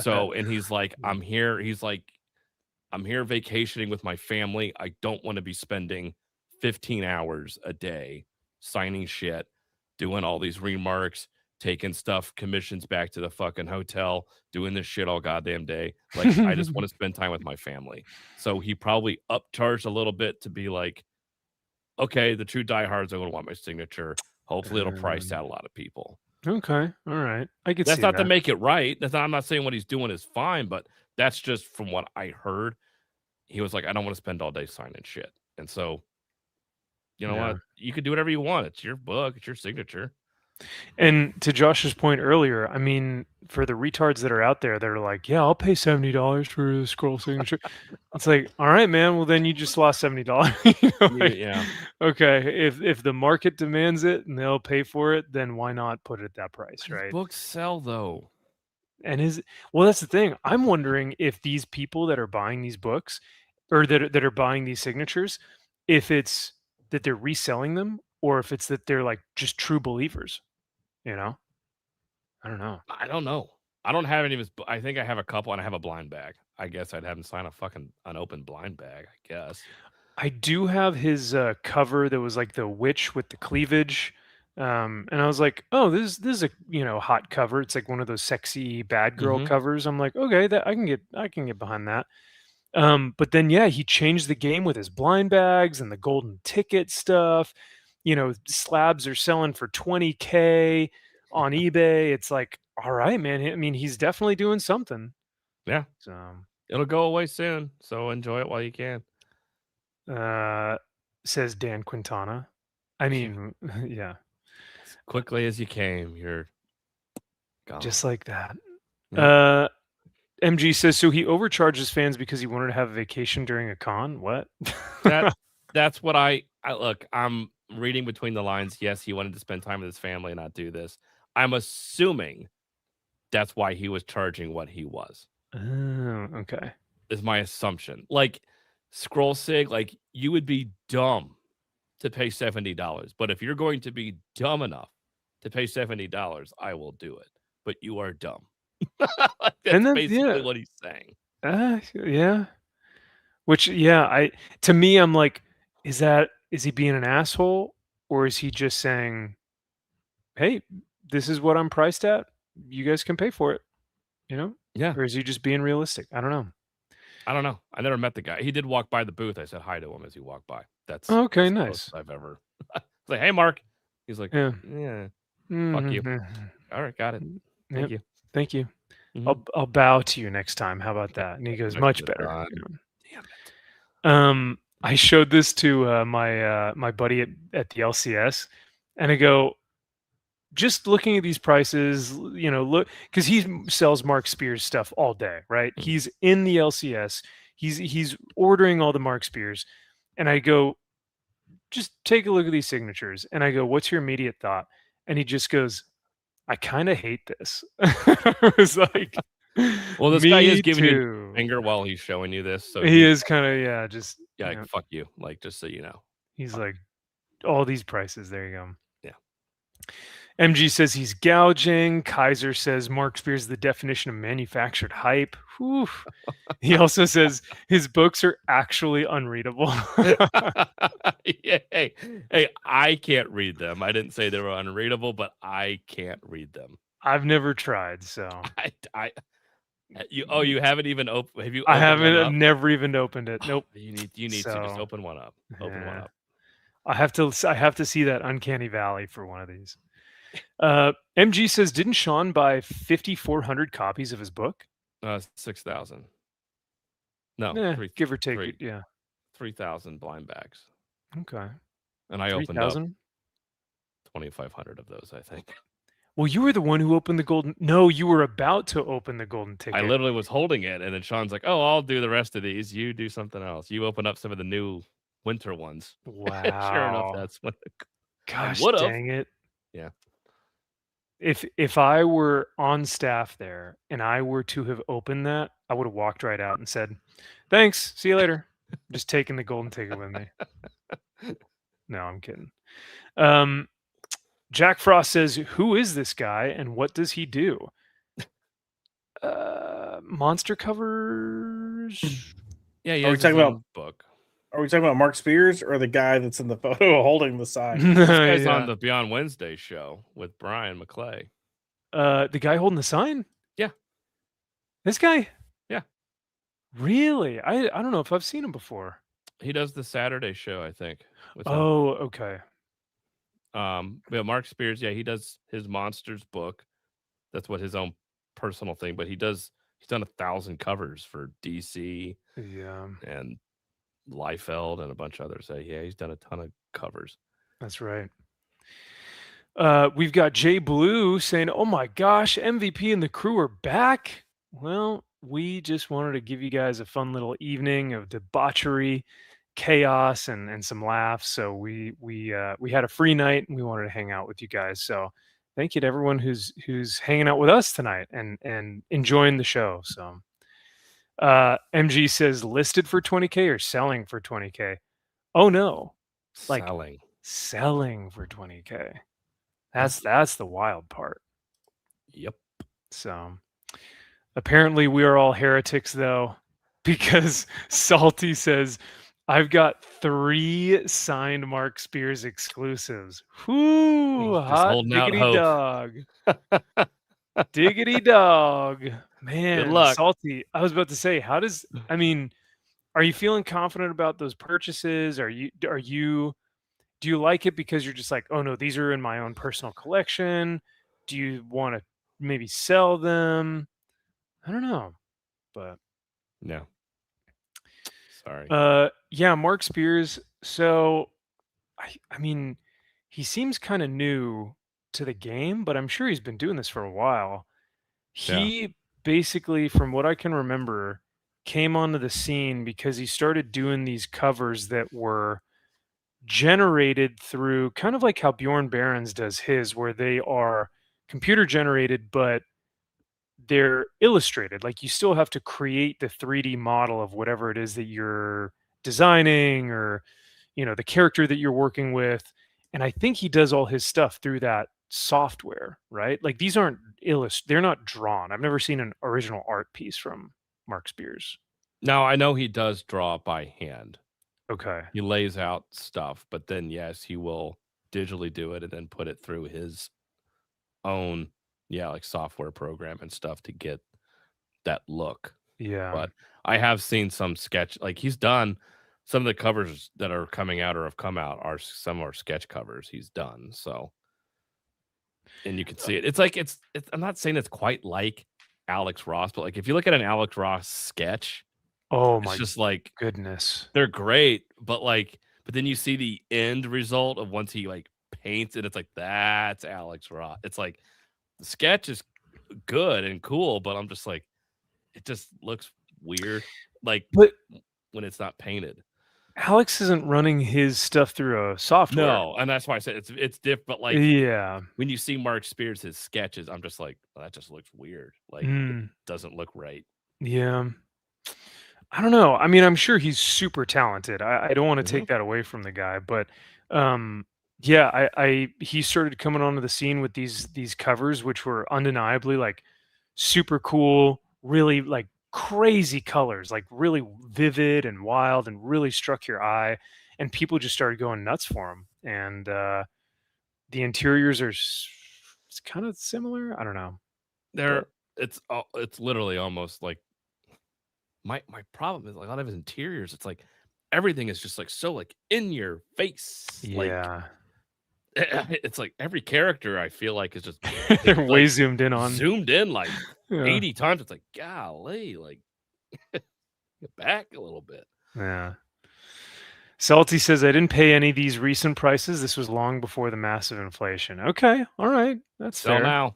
Sell. Yeah, I was about to say, you could get some good prices for those. I'd say that if I'd pay those prices too, though. Oh, I justify it all. Salty. I don't know. We've got Rudy in the house. What is up, dude? Semper Fi. He says, what up, party people? How about 40 for the basic? And I draw my own scroll. Yeah. Good to see the crew together again.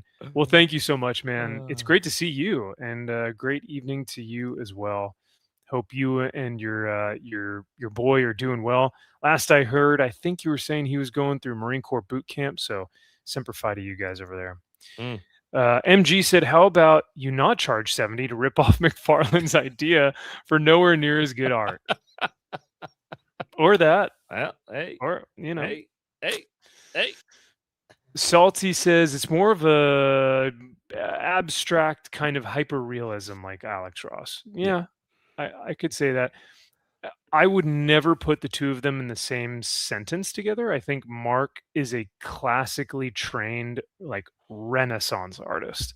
I think Mark is far more abstract, but both I would maybe put in like realism, quote unquote. Because like Mark's stuff looks like real, I guess. But like creepily so. Again, it's that Uncanny. uncanny valley where I Mhm. look at it, I'm just like, there's just something weird about it that I don't like. Yeah. Digitally painted, enhanced over line work. That could be it.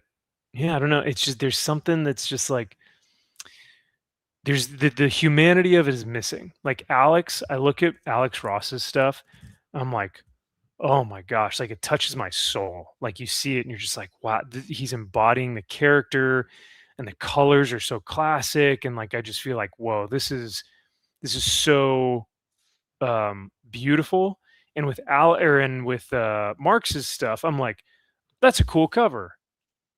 And then it kind of ends there. Like there's nothing there that I really like get connected to. Now, But if you look at his Night of the Living Dead homage covers, those are those look cool. almost Alex Ross painted. One, Oh, because wow. he did a different style on those, and two, those covers themselves physically were like matte.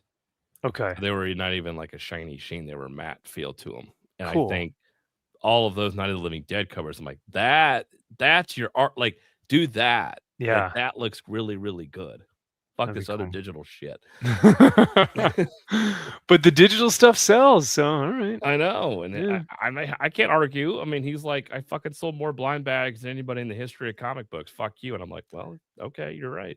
That I will give him his, what is it? What is the term? His druthers. I'll give him his props essentially. That he, with the blind bag stuff, he hit gold on that one. Yeah. So. Good for him. And it felt like he was genuinely just wanting to do it because he wanted to bring some hype into the industry, where an industry that's pretty much dying. So Yeah. Speaking of incredibly painted, talented artists, this may be a bold statement here, but Facebook has really been asking the question: is Alex, or sorry, is Roberto Della Torre, is he the new Frazetta?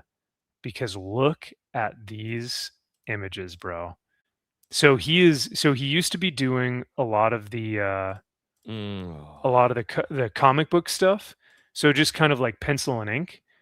But now he's getting into oil and like charcoal. Dude, this looks like a fine art piece from the Frazetta like museum. Wow. This is incredible. Oh my god. So so I keep saying Alex for some reason. Roberto Della Torre is on some other stuff right now, dude. He is moving his career into like legend status.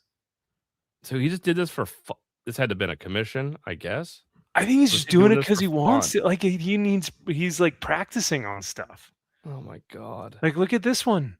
Oh. He's just like, oh yeah, just first okay, so he did sell it. For how much? Yeah, how do I get this? So this was just straight charcoal. But like look That's at a cover. Those are two covers for Conan. Yes. Yeah. Oh yeah. Because I will never actually be able to afford this thing. No. But I can afford a comic book cover. I would get the black and white version of this cover, whatever this is. 100%. Do we think Jim Zub bought this? You know what? I wouldn't doubt it, because Jim does buy a lot of his artwork. That's a cover. That is a fucking cover. I want this hung up in my house, you know? Yeah. Like, I want this in a centerpiece of like my living room or something. Like, that's incredible. Hell yeah. Like the lighting on the muscle, and then like the actual form and structure itself is just, it's fascinating, dude. That pose is for Zeta. That pose, that look, like all of that is very Frazetta. Very Frazetta. Even the color palette, that Yep. kind of like the browns and the orange kind of tan tones and everything, very fantasy Frazetta. This is just like, it's too much to handle, dude. It's so good. I love it. About Mark Spear selling the most blind bags is as much of a flex when Stephanie Phillips is doing crazy numbers on Daredevil. Oh yeah. Well, that doesn't mean shit. Stephanie Phillips is a dipshit. I am using Boomer Book, but only because there's some fun, like what do you call it? Like groups. I only use it for like the Facebook groups. Other than that, Oh yeah, Facebook the is a groups, the comic nightmare. book groups on there. Oh man, there's some fun shit. Like Yeah. everybody hates everybody on Facebook. Yes. I just fucking I get such a kick out of everybody hating everything. It really is fun because like you said, like Salty's saying, it's a boomer site, Yep. and like boomers are incredible. Like they hate everything right now. Yep. And it's just so funny to watch that. You can say the most objective thing, like, "Wow, this is really amazing art." Yeah, yeah, fucking right. Yeah, he's like fucking. I don't think so, John pal. Buscema. Yeah, I ever heard of him. Fucking Frank Frazetta. Yeah. Fucking dumbass. You fucking Jack Kirby idiot. did this way better 50 years ago. It's Yeah, like, what the fuck do you know, you dumbass? It's like, okay, thanks. I love it. It's great. I know. So you get a lot of Just ask a entertainment. simple question. Yeah. Hey, I have $2,000. What would be a good book to get? Everyone would be like, "You're fucking dumbass. You might as well just put it in just fucking throw it away. Why don't you set it on fire, you idiot?" It's like, okay. It's I like, thought this was a comic book group. I guess I'll just go die somewhere. I know. It's like you can't say No. anything without at least 15 people saying you're an idiot. You'll like post something like, "Hey, going through some rough times, and I'd like to get rid of some of my CGC collection, like slabs. You know, like what are some good ideas? Like where can I sell these? I'm really hurt." And someone will come into the comments, "Good luck selling those pieces of crap." Like, no one wants that. Yep. They're not worth the plastic they're encased in. Exactly. Yep. Like, get yourself a real go find yourself a real yeah, page. might as well crack those out of those slabs, you fucking moron, and sell them. Can't believe you're dumb enough to actually slab them in the first place. Just like anything that they could find wrong, they'll just be mad at it. It's so funny. Yep. But honestly, that's probably how I'm going to be as a boomer. It's going to be great. Yep. Let's see. Salty says De La Torre is incredible. Yeah, he just posts stuff on Facebook all day, man, of just Conan paintings. Not even illustration or not even like sketches, like paintings. You know, I feel like he's gone away, and it's like now he was kind of coming back and being like, "Oh, this is what I've been working on for the past like year and a half." Yeah. Oh, okay. Well, that's Like, okay. that makes sense then. Yeah. I'll allow it. Oh, Also, yeah. Oh, go ahead, Josh. No, I was going to say also, if you're not a boomer, he's posting these on his Instagram as well. You know, just. Oh, dang it. Okay, I got to follow him there as well. Next time. But yeah, there's this one, and then there was this one too. So what he started actually having to do is, because this is how slimy people are. Well, like, I'll say some people of a certain. Never mind, but he was being. I got that melanin. Wait, what? He was putting all these, paintings up, right? Posting all these things on Facebook. And he found a site that was taking all of his posts and making them art prints and was not like giving him any credit, so like this, they made into an art print, we're selling it.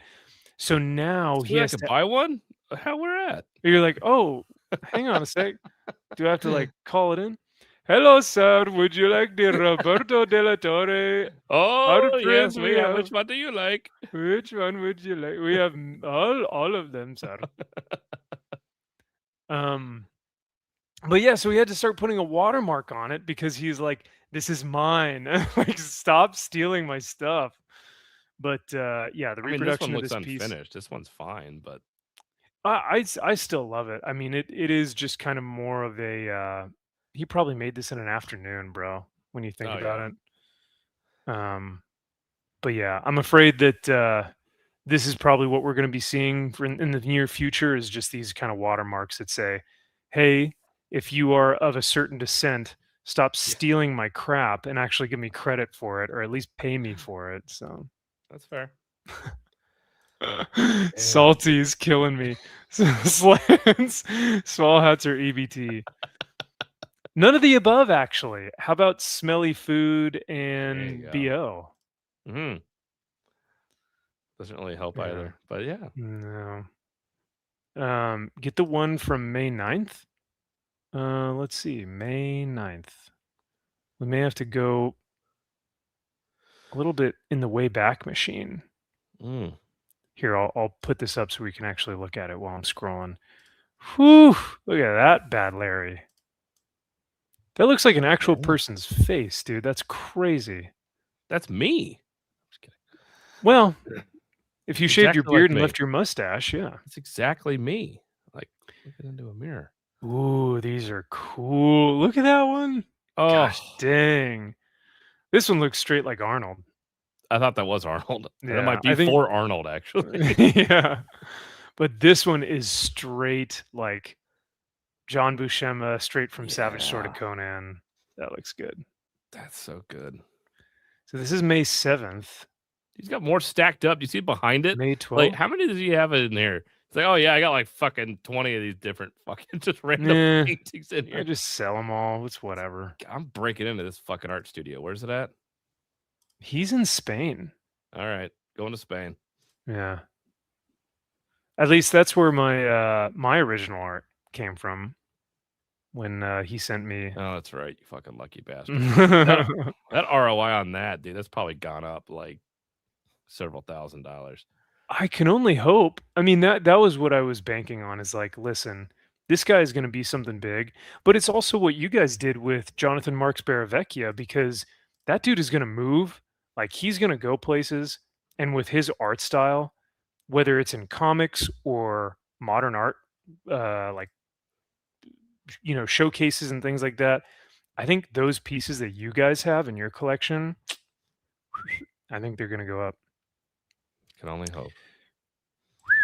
So yeah, I just wanted to show some Roberto Tellatore because that was just, you know what, I should have saved that for later because we might need a palate cleanser after watching some Eric D. June. No. But let's see. Before we do Eric, so we won't talk about this too much, but this is what Marvel's new initiative, Marvel Midnight. Midnight Sun. Oh, nope. just Midnight. Sorry. Yep. We already did Midnight that. Suns. Yeah, Okay. Midnight Suns is over. Okay. But did you guys read about this or hear about like what they're doing about the launch and a new horror-driven line reimagining the Can't miss. X-Men? No, the can't miss event of the year, right? What was the vampire event that they did like a year ago or whatever? Blood Hunt. Blood Hunt. Well, yeah, Hunt. Blood Hunt. The Blood Yeah. Hunt. Yeah. This reminds me of that. But better. But way This worse. is taking place at midnight. Oh. It really is just Blood Hunt, though. Like that's you're 100% right, Josh. It's just Blood Hunt, right? But it's at midnight. Well, I mean, They're going to Who- turn into gremlins if you feed them after midnight. Yeah. They're going to get very, very angry. who doesn't want their comic book cover to be 2 or 3/4 a black bar on both sides? God. So this is no joke how they're going to release the comic on the shelves.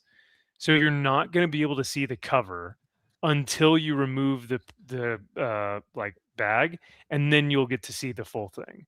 But if you can That see, this cover is like, sucks. and it's not even that great. It's not. But once What do you again, mean, man? Storm's like a vampire. Like, oh, that's shocking. Like, dude? stop being a hater. It's like, are we really doing hater. vampires again? Yeah. I don't Yeah. know. Yeah. That's all you can think of. Yeah. Pretty much. So DC brings it with their absolute line. And granted, I don't like absolute Green Lantern. I don't like absolute Wonder Woman. I don't like really absolute Superman. It's what gotten was the better. other one? Absolute Superman's gotten better. You did say that, yeah, the last few issues have been good, and I will You need give to read that. these last few issues. You're going to be like, holy shit, this is pretty cool. And that's fair. Yeah. I just don't want to read the immigration allegory from. I didn't what's his either. name? Yeah. I didn't fucking read any of that shit. Yeah, pretty much Yeah. since Brainiac has come into the picture, it's been Yes. getting better. Okay. Agreed. And I'm down with that because I know he can write good stuff. But so you get all these like big titles or whatever from Absolute, and Marvel thinks, all right, guys, we got to put our heads together. We got to big brain this thing, right? How do we respond to the competition? And they go, I know, vampires. Like what? Like, what are we You doing? guys all have amnesia. We just did that. Yeah. Yeah, but also, like, I'm assuming Hickman is leading this since he's writing the main book, right? Or no? Okay, I believe so Yeah. like, Hickman lately has been like, "Yo, this is what we're doing," and then it'll be like, "Oh, 2 issues." It's like he disappears and is like ADD to the extreme off over here doing this next thing. Yep. I mean, what was the gods thing that we had that he did? So he did that. Oh yeah. Oh my And it gosh. That went yeah. nowhere, Stupid. and then he just did this whatever the space thing was, and then went nowhere. So now it's like, Jeez. oh, let's do this over here. No, that's Yeah. such a good point. He has like a real he starts high and then just like it fizzles out and like nothing. Well, these happens. latest ones they haven't even started high. They're just like, yo, this is boring as fuck. Yep. Yeah. That Gods one, like you said, that was a long book. It was like 30 to 40 pages. And like it was just dialogue heavy. So Yeah. stupid. MG, yeah, we'll cover Eric a little bit later tonight. Since Ethan won't anymore, we have to do his job for him. So. Oh, Ethan won't cover him anymore? He's just been doing draw streams and not as much. He makes more money off of draw streams. Does he I mean, really? fair. Oh, wow. Probably. I guarantee he does.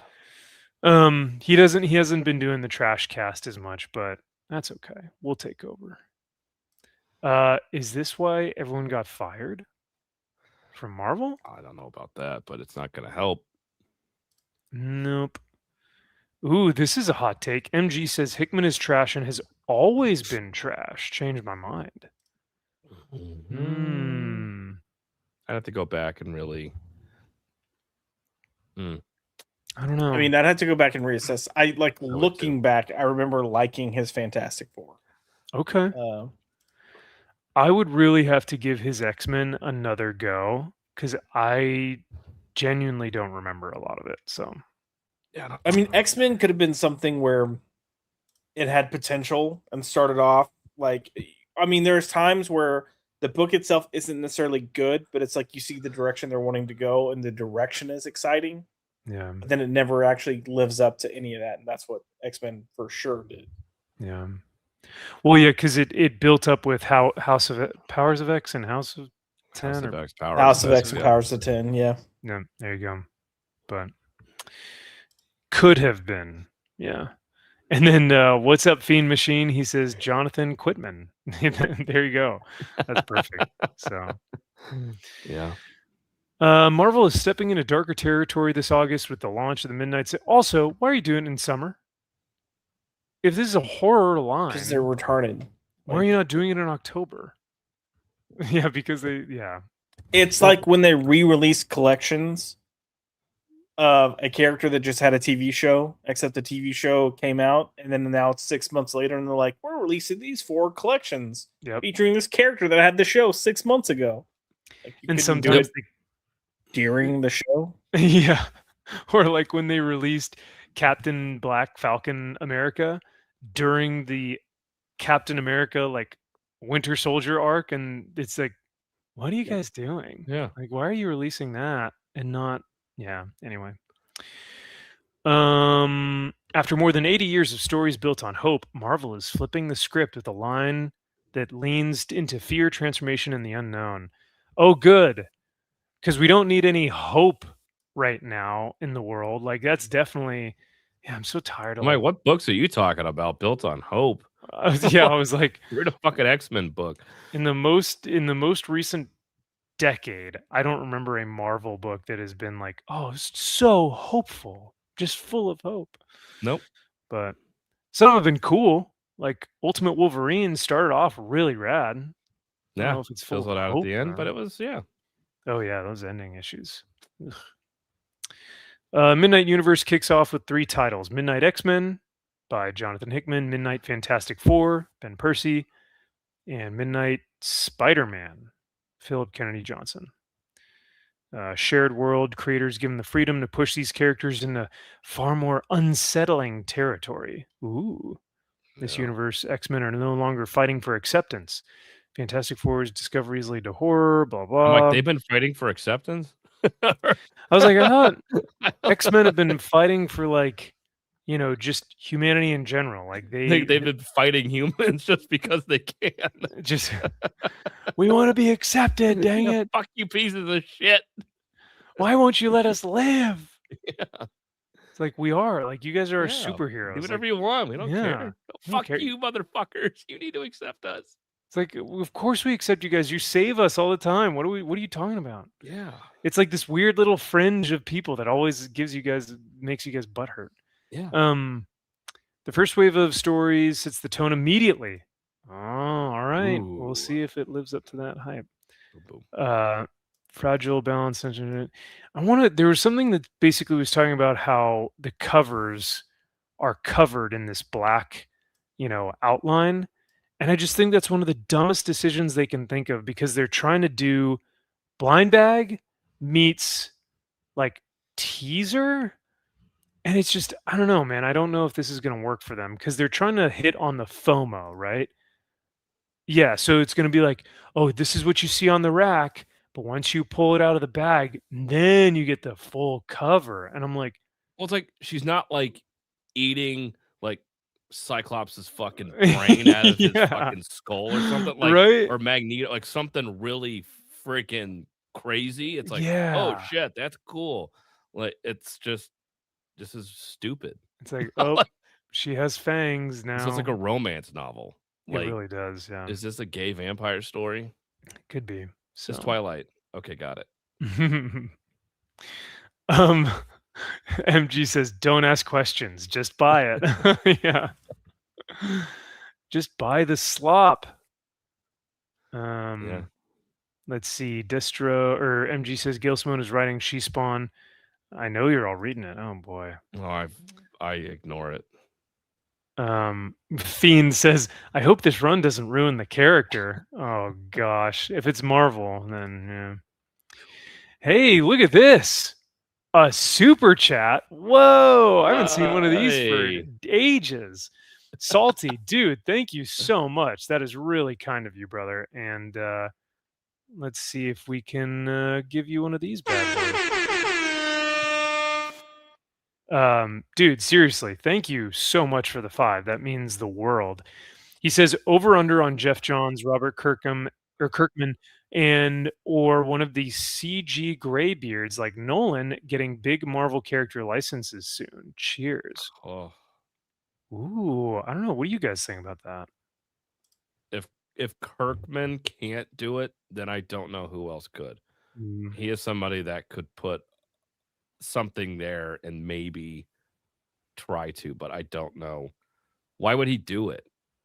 That's my kind of thing, is like he's already just slaying it with all of his other titles. And Skybound is crushing anything Marvel. Like it's not even a monicum of like what what Skybound is doing, what Marvel comparatively. So I don't even know if you would want to. Yeah. But If they license stuff out, okay. Yeah. I mean, at least with the people here, Jeff Johns has too much going on because he's trying to run Ghost Machine and they're doing the moving to film and television. Yeah. Same with Robert Kirkman. Why would he? And he's got all of his other stuff that he's doing. Maybe some of the old schoolers, but like, I don't know. CG Graybeards, I think Comicsgate has been so blacklisted that I just don't ever see them being able to Yeah. get back Hey, into the industry. But I don't know, maybe a small Dynamite boom. Who knows? Maybe they take a shot. I don't know. now, if he's asking, is Marvel, because Marvel's doing all these big layoffs, and so if they think that Marvel is going to get rid of their comics division, their department of comics, and just like outsource it and just be like, Skybound, you guys do it now, right? Kirkman, this is all you. Like, we're just going to outsource it to you. I still don't think they're going to do that, because they want marketing material for their movies. And with Doomsday coming out, I don't think they want to risk it. Yeah, the second, man, if they go licensing, holy shit, that would Mhm. piss off so many people. Yeah. Oh, But I did hear rumors of that happening. So I don't know if that falls into, big Marvel licensing their characters or whatnot, or so. ugh. But yes, the black bars kind of defeat the whole purpose of a comic book cover. It's very current year for sure. So I, God, it's just so. It's a stupid title. It's a stupid event. Like everything about it is dumb. yes, very, very, very dumb. It's- And zero hype. Like, I haven't heard anyone talking about this going like, "Woo, here we go, Midnight, guys. Midnight, yeah." There'll be a midnight release of this stuff. It's like, Oh, that's really stupid. yeah, what if they did that? You Comic know they will. shops open at midnight and you can pick up your midnight copy. Correct. There will be I guarantee you there will be a midnight exclusive cover. Oh, no. The drops at midnight or Yep. something. And it'll be stupid, just as stupid as the book will be. Maybe You've like a gotten glow in the X-Men dark. wrong. X-Men has been wrong for a very long time. And you choose to be like, we're hitting the gate with X-Men. Like, nobody's reading X-Men. Like, No, it sucks. No no. one recognizes these X-Men. They're stupid. And they're divided. You have half of the people in Mhm. Alaska and half of them in New Orleans, and they're both stupid. It's like, what the hell are we even doing? So I don't even understand why they're all of a sudden being like, no, we're gonna hit them with fucking X-Men. It's like, no, if X-Men was strong, like what they're doing with Infernal Hulk right now in this latest issue that's coming out, Ooh, yeah. are the X-Men are a big part of this Infernal Hulk issue that's going to be coming out on New Comic Book Day on Wednesday. This is the best iteration of X-Men in a long time because Philip Kennedy Johnson is writing it in There a you go. fucking Hulk book. And it's not the greatest. It's not a very good Infernal Hulk book, in my opinion. I think this issue is kind of The past two have been very but it That's is not the good. best the X-Men have been written in a very long time.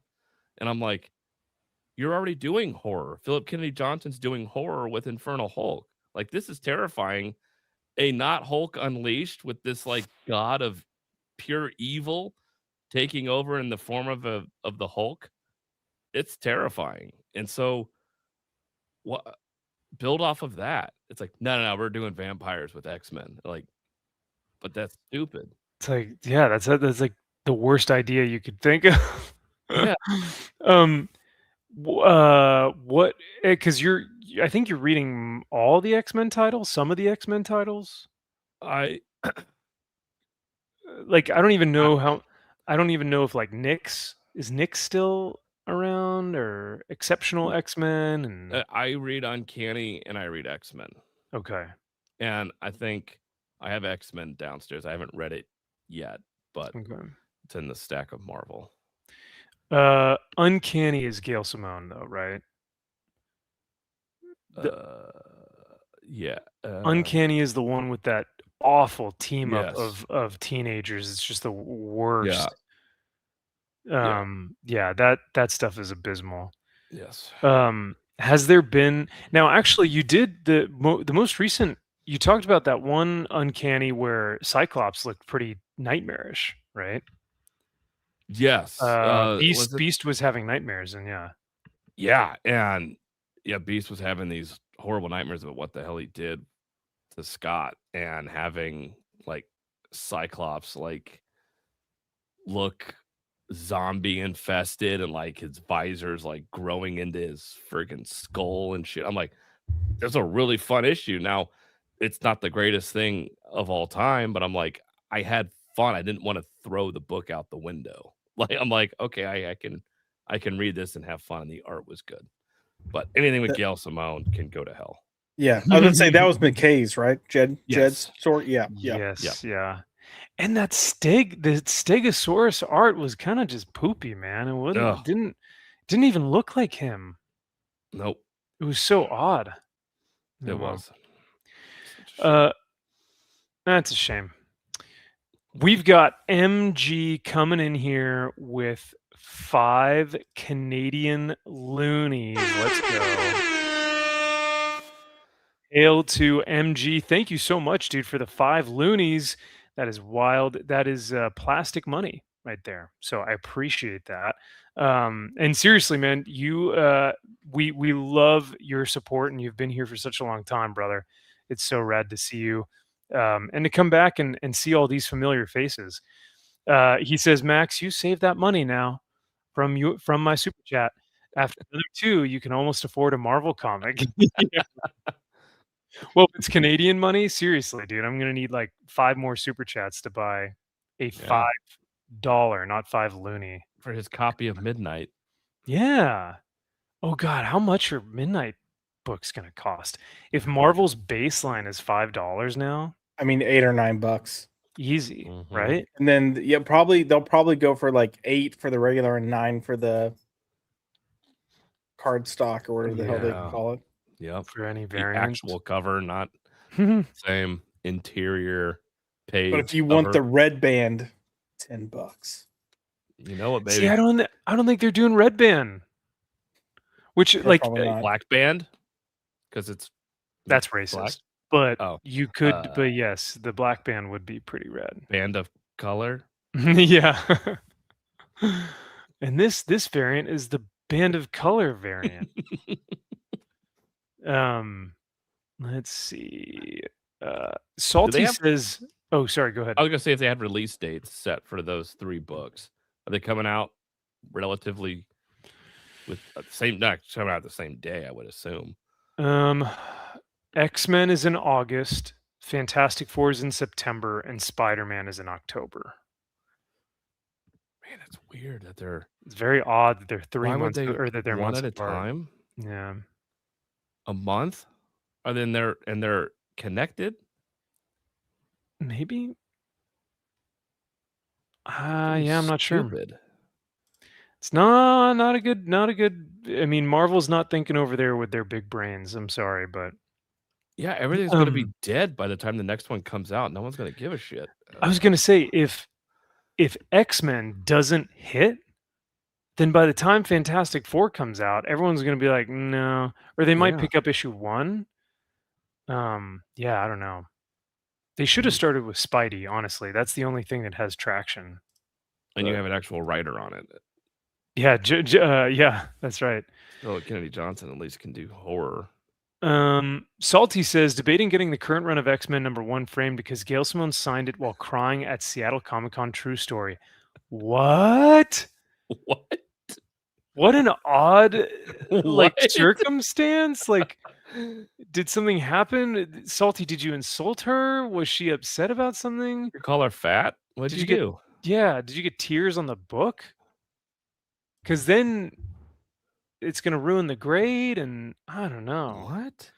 That is such an odd. Was this your copy or something you heard? Did you witness this, or yeah? What? Yeah. And also, why did you have X-Men #1? Why are you buying Gail Simone books? Salty, Wait, you know better than this. Salty has a tendency to purposely bad books for these bad writers to go get them to sign it just for the like shits and giggles of it. He's told me this story before, but now I can't remember why she was crying. That's I fascinating. mean, it's a woman. Probably doesn't take much, but it was probably because she was like, "Oh, this whole like mutant thing that they were doing was so life changing." Oh God, don't. I don't know. I thought her Birds of Prey run was a lot of fun. Everyone says her Red Sonja run is good. I haven't read that. But I haven't read that one. I haven't read her Birds of Prey. I like Chuck Dixon's Birds of Prey. That was fun. But yeah, I don't know. Well, so we can have that to look forward to. Salty says it was me. I wanted an ironic sign. Gail was crying because she agoraphobic reportedly. Oh, because she's agoraphobic? She's agoraph. What? Huh. What? I would have to look up what this makes me sound retarded, but I don't know what agoraphobia is. So agoraphobic is a person who suffers from agoraphobia.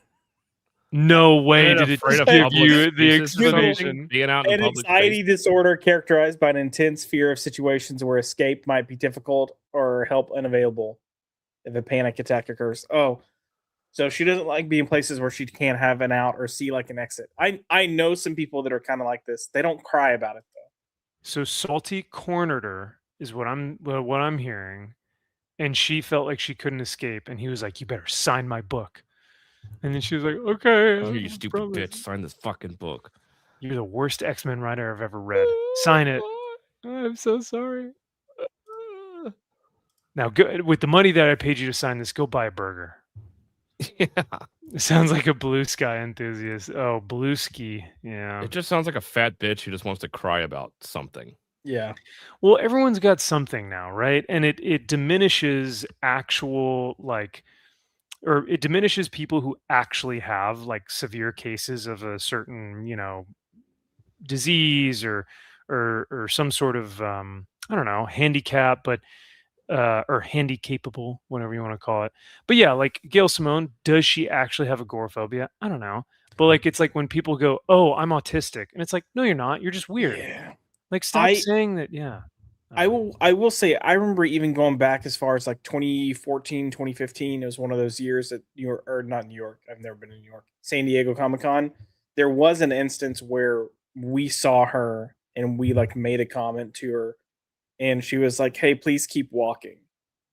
And then we're like, "Oh, okay." But like she was walking, she was kind of like she wasn't at her booth. She wasn't at a booth. And we're like, "Okay," so we kind of kept walking with her and then she made the comment like, "Thanks, I get anxiety in really large crowds." So that I mean maybe it is. Okay. Like, I don't That's know. fair. The friends that I know that have, well, I'm saying friends. I know one person that has this. His whole thing is like he's got to like face doors. Like he can't sit with his back to a door. Yeah, and that's totally fair. I know a lot of my friends from the military, and even when I came home from deployment, like I didn't like being in those situations because it was so overwhelming. It's kind of overstimulating, and you're like, I don't want to place myself here. So you just remove yourself from the setting. Yeah, You don't cry and like cause a scene about it. Yeah, correct. And you don't go, I'm getting over it. You just okay, then leave. Like it's You're an super adult. simple. Yeah, yeah. Yeah. Oh well. I will say, and I feel shitty saying this, but I laugh and make fun of him all the time. This same guy that I know that has this, if it's really foggy outside, it stresses him out so bad that he starts breathing really heavily. Like I don't know if y'all have fog. We get fog here that like you can't really see far in front of you at all. And if he's like driving or going somewhere, it bothers him so much. He's got to like pull over and just like chill for a second. Wow, man, that's brutal. Yeah, I give him shit though. And yeah, I mean, like I was my dad's friends. I feel bad. Poor old guy. Wild. Oh man, the fog is really bad today. Boy, no, he doesn't like hyperventilate, but he just starts taking really deep breaths.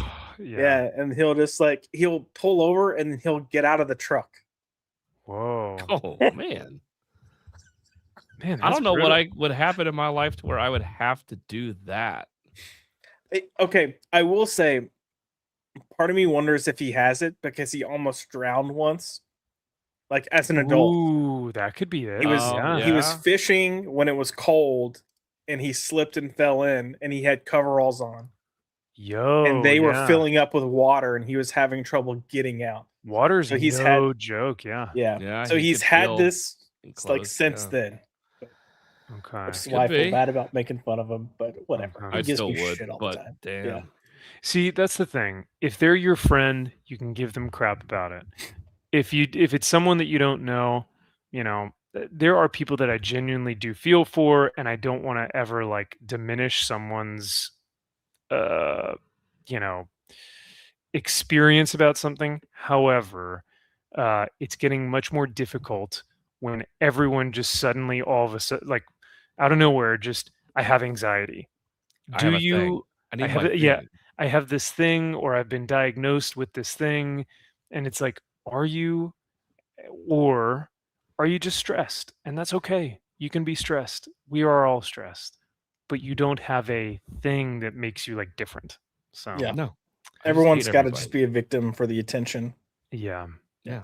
And it sucks that it's come to that because, like, I'm sure, like, legitimately autistic people are kind of like, why are you? No, you're not autistic. Like, you don't struggle the same way that I do, right? But I don't know. Yeah. Oh, well, Having no emotions or caring about anything and being Yeah. obsessed with what fucking time it is or whatever. It's like, yeah, okay. maybe maybe I do have autism. Oh well. So give me 1 second. We use the restroom real quick, and then we will talk about EJ, our favorite. But I know I've been edging you guys, so just like 2 more seconds, and I shall return. But in the meantime, I'll leave you with this: who would win in a fight, Ghost Rider or Mephisto? And on that, I take my leave, and I shall return. Why does he give us gay shit when he goes to the bathroom? I wanted to Yeah. make fun of Gail Simone some more. Yeah, can we make fun of her? She's a retard. Let's do that. I would- Who runs this fucking show? Not Max. You can do that. That's fine. I don't care. Hey, go pee. like, but she's not even worth like finding a way to like even test that out like in real life. Like, hey, let's try to like crowd her and like really try to fucking. I don't know. It'd be funny if you tried to shove her in a fridge for multiple reasons. Yeah. The fridging thing, plus like she clearly doesn't pass on multiple rounds of free breadsticks at Olive Garden. No, she does Yeah. not pass up a free meal at all. No, not at all. I Hell, just even love an the fact expensive that meal. they were doing the like a double signed for image for her She Spawn shit. Like her and Todd were signing books. Like God. I'm just like, how much that diminished sales because people are like, I don't want that 1 in 1,000 anymore because it's signed by Gail Simone. Like, no, it's Todd. I'll sign it too. Well, it's like, oh shit, like no one's gonna buy this now. Oh Lord. All right. Well, now my mind's thinking who would win between a fight between Ghost Rider and Mephisto. I'm assuming Mephisto, right? I'm not deep enough into the Marvel lore to know this. I feel like Mephisto would find a way to win. Mhm. He'd find a way to rig it to win.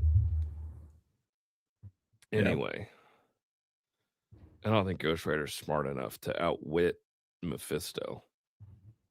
And what version of Ghost Rider are we Well, that's talking the other about? thing too. Robbie Reyes. I mean, come on. Obviously, the real Ghost real. Driver. Yeah. Or is it Cosmic Ghost Rider?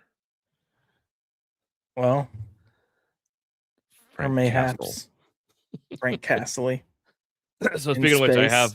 have the Aaron Lepresti Ghost Rider up here, and my son came into my office the other day, and now he's obsessed with. He's like, that guy's really scary. I was like, it's Ghost Rider, and so now every time he comes in here, he's like, that's Ghost Rider. Like he's really scary. Like he rides around on a motorcycle, And he's a skull of fire. So I showed him some of the old stuff from like the Fantastic Four 90s cartoon when Ghost Rider shows up to fight Galactus and stuff, and now he's obsessed with Ghost Rider. This is a good question. Who would win in a fight, Gail Simone or a sandwich? I mean, clearly Gail Simone, she's eating that sucker alive. Yeah, She she's would destroying that. I don't destroy care It what is kind of no sandwich it is. contest. Yeah, she's eating any kind of sandwich. She's gonna make the what was it, the fight that we watched on Netflix the other night that was 17 seconds. She's gonna make that look like a joke. She's gonna like 0.17 seconds. You know, just Inhale it. Yep, gone. Gosh dang. So did we come to a consensus? Yeah, that Mephisto or Ghost Mephisto Rider? would find a way to win. Yeah. Oh, yeah. I mean, I guess Depending he is upon the iteration of Ghost Rider. Yeah. It does depend on who's writing and whether it's Danny Ketch or Johnny Blaze Or driving. Or driving. How dare you? Don't put some respect on Robbie Reyes' name. Okay, Yeah. come on. No, it's all about Bag. no. Yeah. grow Also, up. could Mephisto somehow potentially like control the spirit itself? That's kind of my thought, and I had looked into this. I asked, I think I asked Gemini, and I said, "Have Mephisto and Ghost Rider been in a fight before?" And they said yes, and both time or like 2 or 3 times they've fought, Mephisto has won and Ghost Rider has won. So they both have like some, wins under their belt. But yeah, I would always think that Mephisto would win because he has control over hellish nature. Yeah, like the So penance that there would wouldn't be work on Mephisto. I No, wouldn't think. So because it's part of like that hell, like Yeah. hell's realm. Yeah. right. So Max, what else do you ask Gemini? The world wants to know. I ask, why can't I get a girlfriend? I was about to- Oh man, you don't want to know that. That's where I gonna was take going. to You some know dark, me too well. dark I places. know. And it's Hey, like, do you want the truth or do you want me to Yeah. lie to you? Yeah. Dear Gemini, why am I gay? Maxfield Von Priestley. The FBI is like looking at my chat history, like this pathetic guy, such a loser. Yeah. But no, you know that like now women are starting to use chat because what does chat do? Chat affirms what you tell it. So Yep. you'll go, chat, I'm having like this thought, or like, what do you think about this? And chat will be like, that's a great idea, Sarah. Like you should go, blah blah blah. So what these women are doing now are they're dating these chat Yeah. bots. So it's crazy, dude. You know what? If that means that I don't have to, well, it's not like I'm going to hear it anyways, but I was going to be like, if that means I don't have to hear, why can't you just support me? Then I'm okay with it. Go, just get away from me. Go away.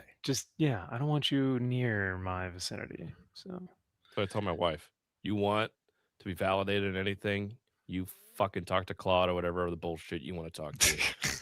Don't bring at me with this bullshit.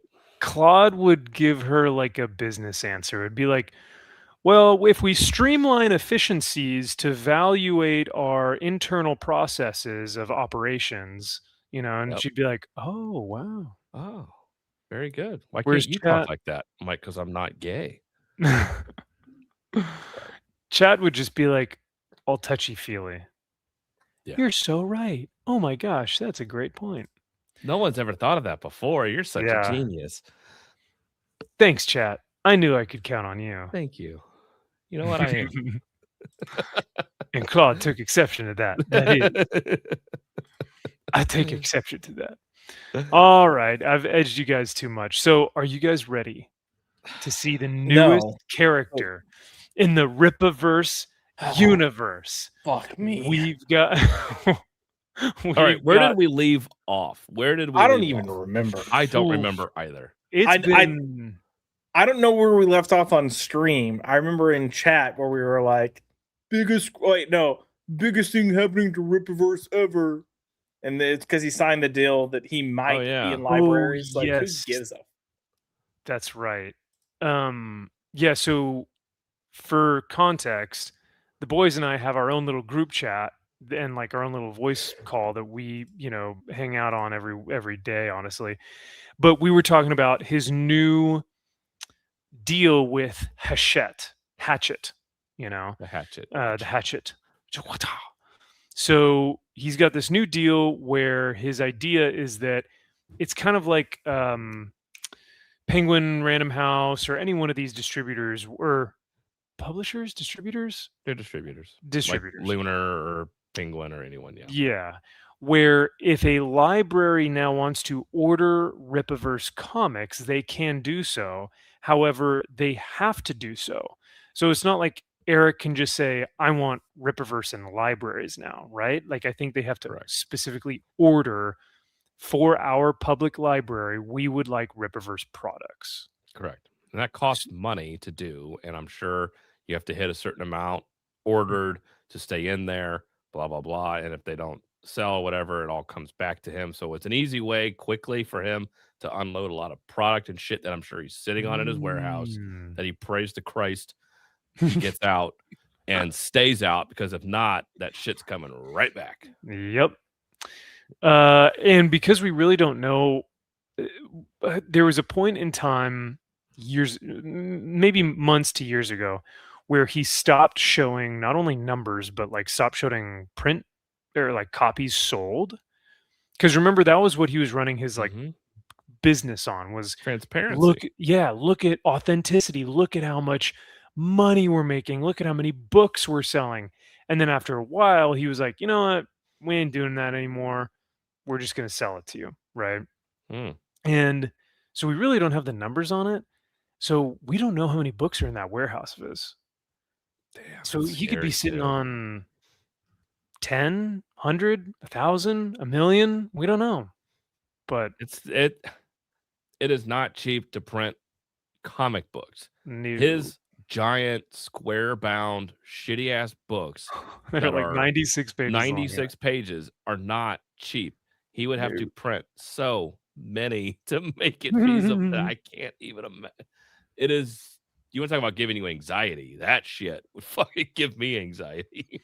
I just, how is he going to get rid of the posters? That's my bit. Comics are one thing. It's the waist high poster that's like of the same. Oh, you're muted, Josh.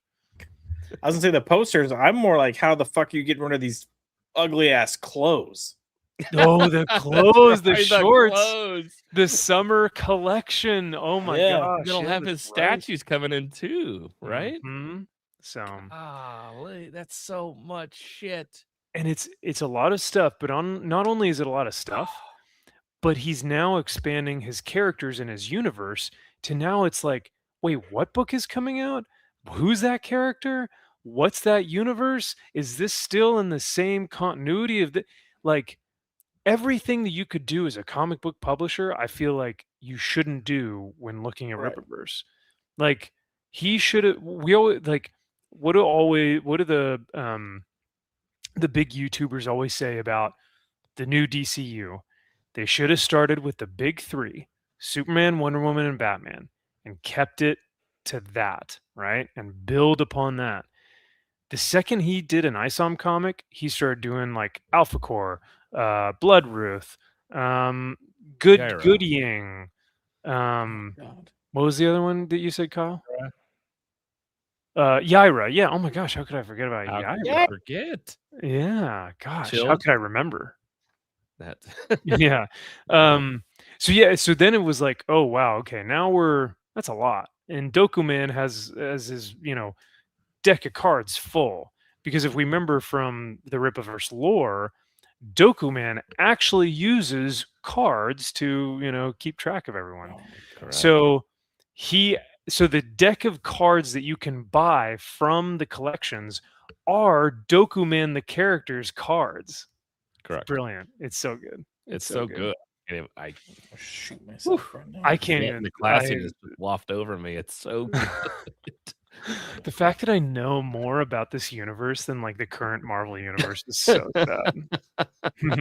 Because this is so stupid. Yeah. Can I add too that part of the confusion is, yes, he's releasing a lot of books, but you also have the Rippasend aspect in this now, where he's promoting the books that he's just sending out, like Shadow Sentry. Like Shadow Sentry is not in the Rippaverse universe. I don't even know what the fuck Shadow Sentry is. See, yeah, it's a guy who does his own comic, which granted is good. I like Shadow Sentry, but it has nothing to do with Rippaverse. Is that Shadowversity? No. Oh, it sounds like it would be something about swords or some gay shit. Potentially, it's more like Spawn. But yeah. Salty says, fact, EJ is now a DEI hire hired by Hachette. They were saying they onboarded new diverse authors. How very ironic. Yeah. That's eating its tail. I love it. Well, that's what the guys and I were joking on our group chat. Is I was saying like, so do they put Eric July's comics in like the Black Excellence section of the library, or like how Oh, does that work? they have to, right? Because they're definitely not going to put it in the comic book section. They can't. It would be even in the black section, it would be ignored, but you could maybe pretend to get people to guilt them and to be like, hey, you racist fuck, like get this. It's like, okay, fine. Yeah. But yeah, if it was in a comic book section or anything like that, no way. Black Excellence. You also have to keep in mind that he's not really with the black audience either, though. That's true. He's Right. Like his political, white libertarians. Yeah. All of this is so funny because he was so preachy about how stupid Marvel is, and it's like, well, you need to do it yourself, direct to consumer, get your own website, do this, don't rely on anybody to do this for you, and you are now selling out. Basically, is how I would see it as. It's like, no, we got to find a distributor to put my shit out there. And that's the best way to do it now. It's like, weren't you preaching about how do it yourself? And I created my own business. I started my own shit and I'm selling it directly to you. And you guys dictate what you do now. It's like, well, you have an overlord now that you have to hit certain things and they have to put out your books. It's like, that's odd. It's super interesting because when you say that, I go, I always thought he wanted to be the distributor. But now I've got a video for us where he talks about, he's like, this has been my ultimate goal. This is what I've always wanted to do. I've always wanted to get these books in libraries and shops and stores and this and that in Walmart, right? And I'm like, okay, so Hachette was your ultimate goal? But I don't ever remember hearing that being his kind of like big plan, right? So I don't know. Why wouldn't you do it himself? So just go to fucking Walmart and say, I have my own distributor. I want to go into Walmart.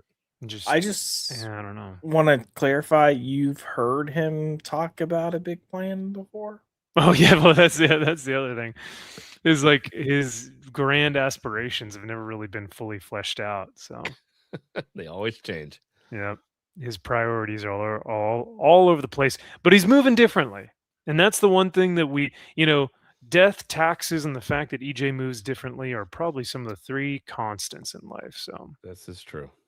But yeah, so to kind of, when we look back at like where did we leave off, I really don't remember, but where we can pick back up is a brand new character that I want to introduce you all to. We know Yaira, we know Isam and the Alpha Core, C-O-R-E, the core.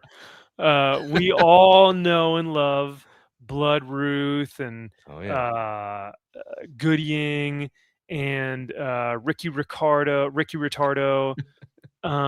Who is the detective? Salvage PI. Yeah, a horseman. Horseman? Oh my gosh, how could we forget about the horseman or horseman? The horseman. The horseman for horseman. Yeah. And that he like patronizingly like condescendingly patronized people when everyone was like, so is it horseman or is it horseman? And he's like, you dumb idiot. It's horseman, not horseman. And is it Batman or Batman? Well, we do say what that is it? It's like, okay, dude. All right. So, but not only that, we now have Norfrica, bro. Let's go. So, and pretty soon here in the summer, we're gonna get Shersha. Thank you. Shersha. Thank you, Shersha. So you look at the sure.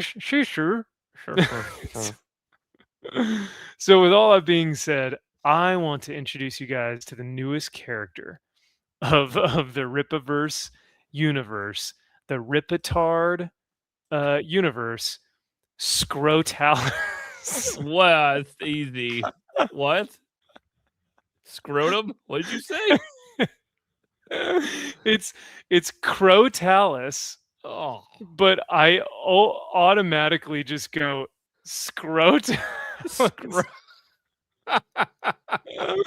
I don't know why I read it that way, but like I see Crotalis and I go, Baron. why? Yeah, so Mike Baron, Punisher, Come on. Oh, I like Mike. Mike, what are you doing? Ain't none of y'all ninjas Chuck Dixon. All Wait, right? didn't Mike also write Gooding? Wasn't that him Yes, too? he did. Did he? Okay. Oh. Yeah. Yeah. So this is in fact, hold on, here is Scrotalis himself. Scrotum. So Okay. this is the Scrotum man himself. But let's hear it from EJ's marketing team. She's still in. Back to this one. Okay. I was like, wait, is she still working for them? I thought And she guess quit or is. died or something. Was she still doing this? Okay. I have no idea. But I mean, notice they could have filmed this like 7 months ago. This And is it's just also not coming true, out. yeah. Yeah. This is just, it's a promo video, but here we go. Week in the Rippaverse. One book going up for pre-order this week. Crotalus Cold Blood, written by Mike Barron. Crotalus. Can she stand the fuck still? No, she There we can't go. stand I'm the just gonna do fuck my shimmy shimmy. Crotalus. Scrotalis. Rhoda man, what's up? Like, stop, move. Fucking Tourette's. Take it easy. The inflection too is very, I'm a marketer for Rippaverse. Here's the next product by Rippaverse. Here It just we go. seems very Here's the like next one. It's like, okay, AI. yes, yeah.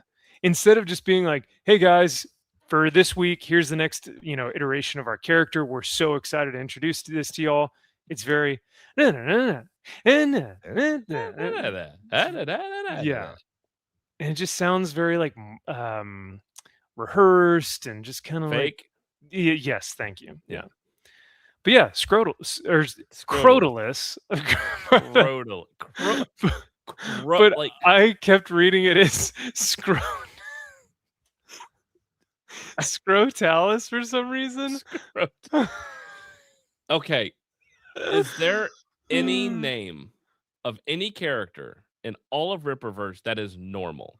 No, there's not a No. single one that's like just There isn't, right? fine or like okay. Yeah. They're all hilarious. Stupid. Like they all sound stupid. Oh man. It's so funny. I don't know why it makes me laugh so hard.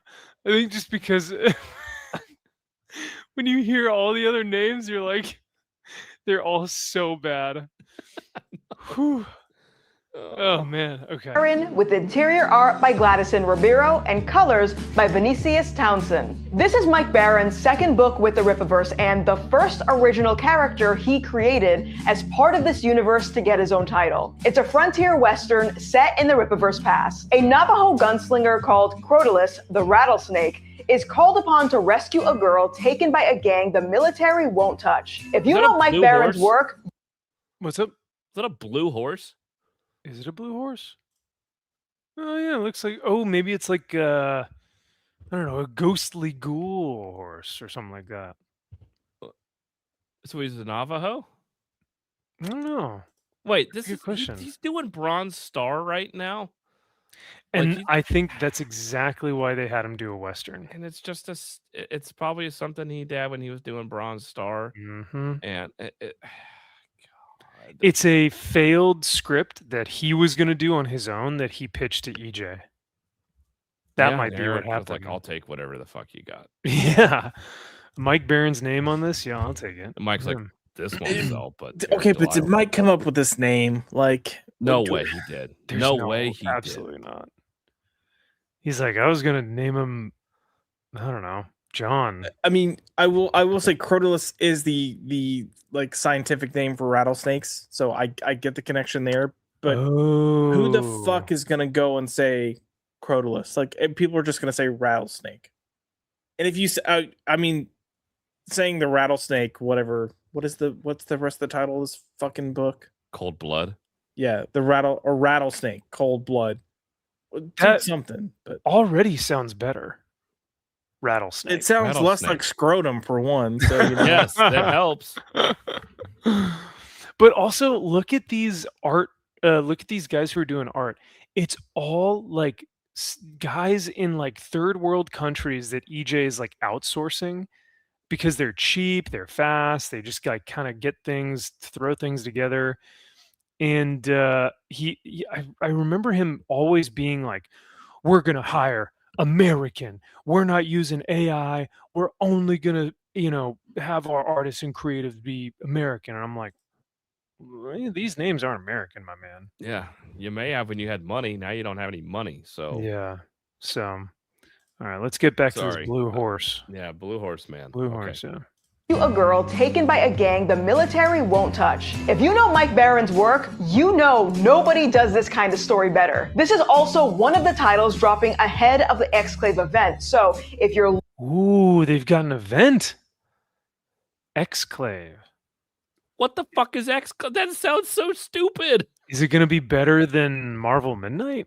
No, isn't that supposed to be their big crossover event or whatever the fuck they're doing? It should be. Exclave. Or it's like the biggest crossover event ever is happening in Rippaverse.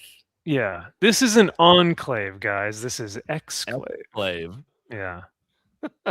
And so, if you're looking to round out your collection before the crossover kicks off, here's your chance. 3 covers, including a foiled and embossed cover B.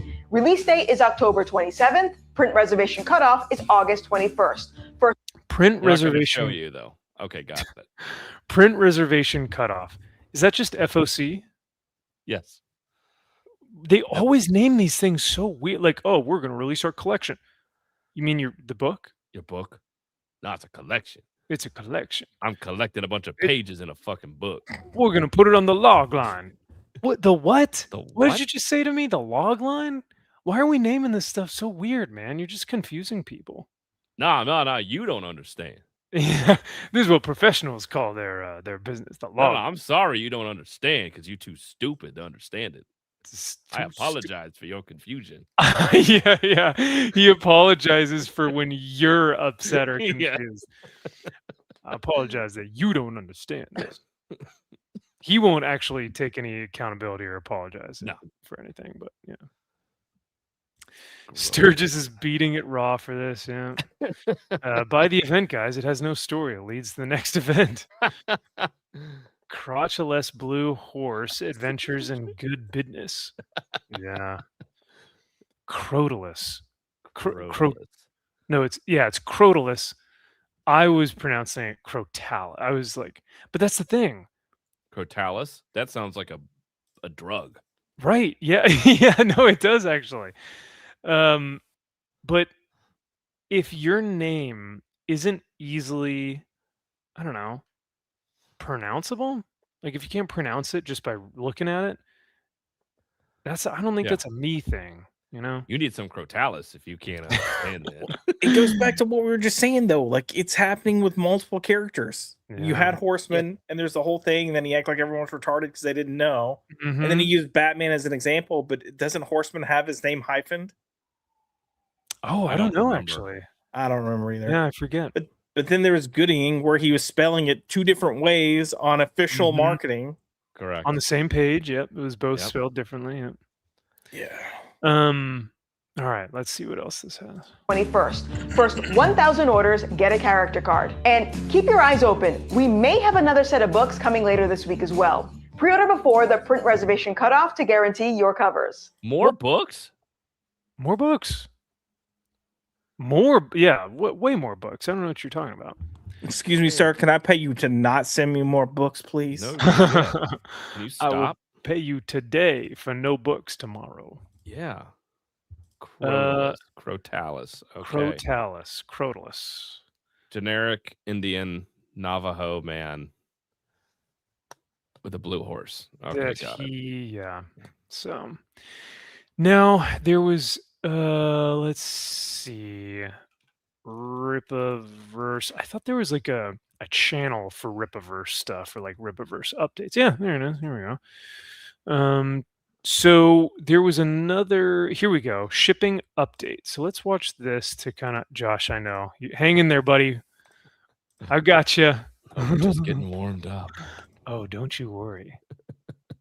If you walk in, so Rippaverse update, ship dates and new lower pricing. But this will kind of give us an idea of how many books there are and where, like, I guess with Hachette, it moved things a little bit. But I think she goes through 11 upcoming titles. So here we go. You already know. The Rippaverse just signed a worldwide distribution deal with Hachette Book Group. That deal goes live July 6th. Now that the news is out, there are some practical things that come along with it that we want to walk you through. The first is release dates. To make sure these books get the full benefit of the Hachette pipeline, meaning retail placement, wholesale distribution, the works, we've shifted the release dates on 11 of our upcoming titles to land after July 6th. Anything that was scheduled to drop before the... So they're saying, oh, well, because of the Hachette processing and things like that, we're going to postpone some of these release dates. Does that mean that they're late books? No, can't be. Rippaverse would never have late they're not books. late. No. They're done. They're just being moved.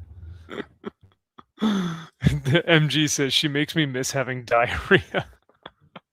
That might have been a better experience for you. Yeah. Her face isn't that smooth, is it? There's probably some sort of like filter or It some has to be like makeup or something. Right? Yeah, like come on now. Yeah. She looks fake. Well, that's what all these ad campaigns are, man. It just feels all fake. Yeah. deal goes live is being moved to a post-launch Tuesday between July 7th and September 22nd. That includes Alpha Core number 3, which is now releasing on July 7th. A lot of you have been waiting on that one, and we appreciate the patience. It's now... You fucking idiot. No, a lot of you guys have been waiting for this, and you keep expressing it to us, so please stop telling us about it. We will get it out. Please stop harassing me with comments about Alpha Core. I promise. We have heard your complaints. All of your cries have been heard, and we will get Alpha Core 3 out to you as soon as possible. Oh man, too funny. Let me see if I can find. I'm gonna cover look like shit too, by the way. Oh, you don't like the hot babe? Hot generic Green Lantern? No. Oh yeah, it's Green Lantern plus Green Wonder Lantern Woman. Yeah, Green Woman. Green Woman. Yeah, you'll notice that if you look at all the Saoirse. Josh, you might have to. Saoirse. Sure. Sure. Thank you. For all the Saoirse covers, they're like sexy booby covers. They're like Sean's covers. And what I find hilarious is Eric's always about getting this in kids' hands. When you look at He's the gonna be in covers, libraries for kids. I'm like, oh boy, I don't know if you can have that in a library, my dude. Yeah. So, all right, here's this. On July 7th. A lot of you have been waiting on that one, and we appreciate the patience. It's now positioned to launch right alongside the Hachette rollout. That means more eyes on it, more stores carrying it, and a much bigger window for new readers to find their way into the series. So she basically goes through. What in the ever-loving fuck is this? So shit? The Detention Crew. Yeah, guys. Did a 7 Deadly 5-year-old Sinners. make that? What the fuck is that? It So does look like a 5-year-old made it. Shadow Sentry. I'm sorry, I got that wrong. This one I thought was the Spawn one, but that's a different one. This, I forget what this was, but I do remember buying it at a Comic-Con one time from the actual like creator, who's super cool. I feel terrible that he's doing it through Ripasend because I'm not buying any of his books. So he'd make way more money on Kickstarter. Yeah. What the So hell? yeah, you've got Shadow Sentry, the Detention Crew, which is, I guess, Jen and Sylvia Soska. Look at that. And then Deadly Sinners. Seven Deadly Sinners. 7 Deadly Sinners. Yeah. By There you Chuck go. Dixon. By Chuck Dixon.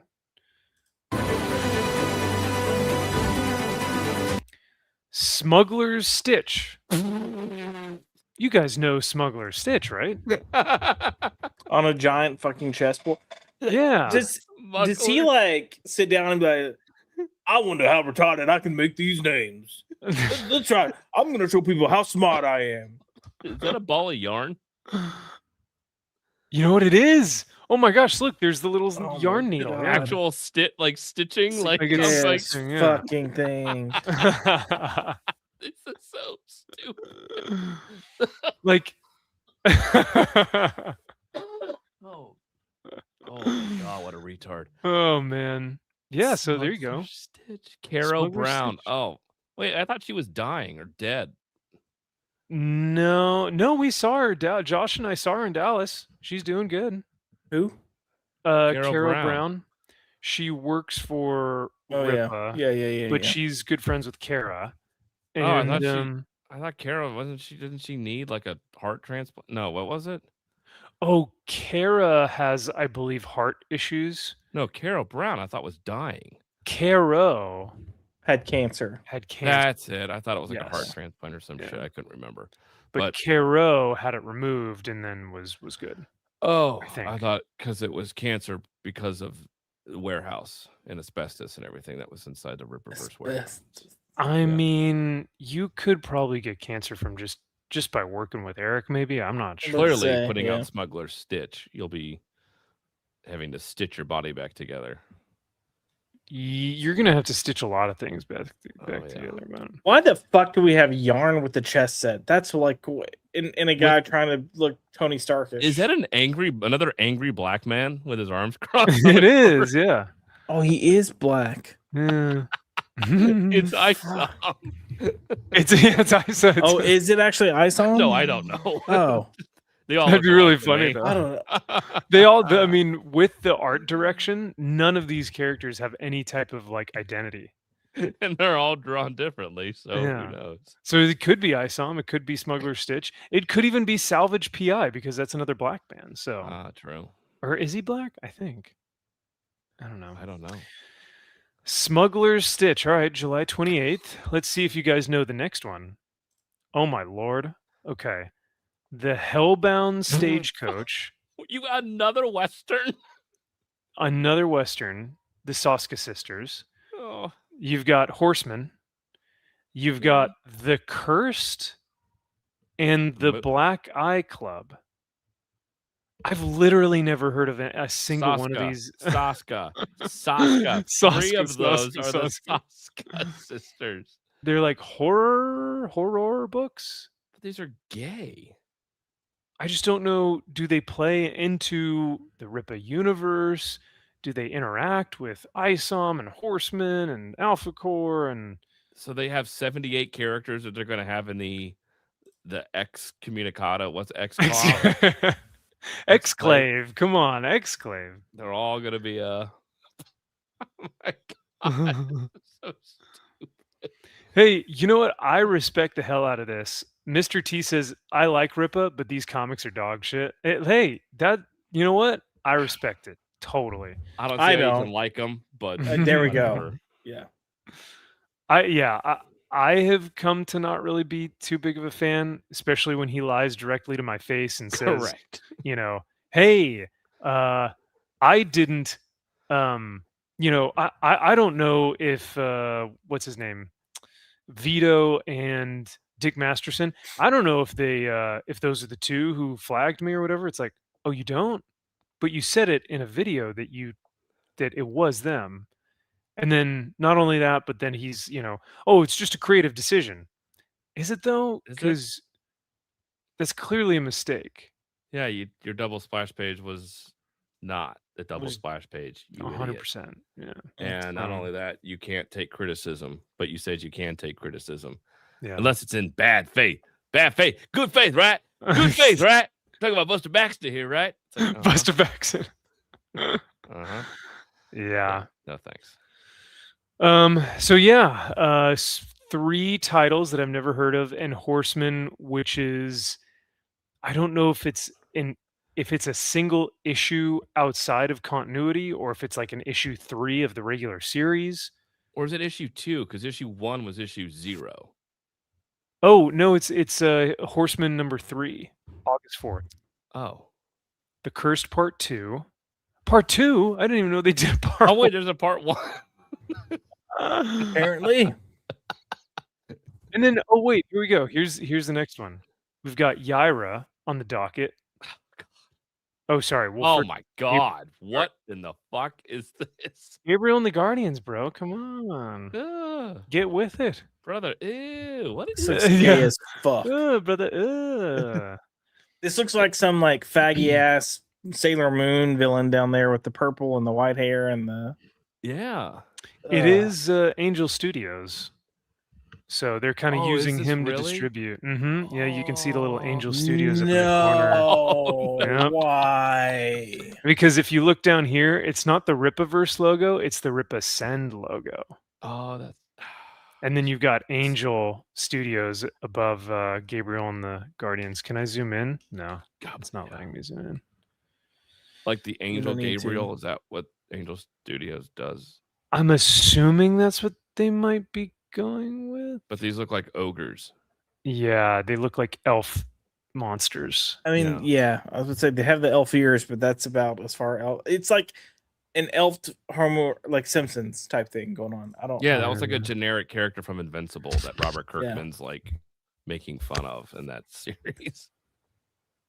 Yeah. Let's see what's next. Yes. Let's go, boys. That's gonna be. That's in right. every- This was the fucking thing that sent me over the edge because I was like, why the fuck is this retard over here posting or making a book about how to Yo, get it motherfucker out. Can't write. Get it out. Well, I Yeah. don't know where to start. There's so many places to go. You can't run a fucking business. You can't write. You don't know how comics work. You can't get a fucking book to be edited properly. Like, and you're gonna tell us how to do it? You haven't released a proper book yet. Like, you have mistake. Sorry, it's not a mistake. That's Creative right. decisions. Thank you. Gotta be Damn right. Gotta be careful. So this with is how gonna we, be his Peter reality. Like this is gonna be his book tour book. He's This gonna is go to good. all the Barnes and Nobles to sign this book, right? Bro, his Peterman book tour. His Peterman book. Yeah, his book tour. He's gonna rent out a bus. Yep. Take Take you to all the Flores Park locations. Yes. Yeah. Oh my gosh. And this is where I got the inspiration for Flores Park. Yeah. He's just gonna drive around San Antonio, Texas. That park bench over there. That's where I thought. You see that car? That's where I saw him fell. I saw him fell into that car. You know what the bad thing is? I could actually see him doing a book tour, but I was thinking, like, realistically, how would he say it? He'd be like, I know we got all these Ripper fans out there, and I'm sure many of you want to visit Flores Park. But guess what? Flores Park's coming to you. Yes, yeah, that's how they market it. We're Join speaking us this into August 12th through the 20th, where we do our book signing tour, Yeah. God. That's so funny. No. Can we see a glimpse inside this book? Like, now that I'm thinking about it, now I actually want to get my hands on this book. Like, I You was have so to buy it. revolted by it, but after the notes that we saw, if he was like, I came up with an idea. I had an idea for a costume. I told whatever the fuck that guy's name was, and he made a sketch. No, you don't fucking say. I sent the idea to Marcus, and he drew. Marcus, that's That's it. right. And he drew it.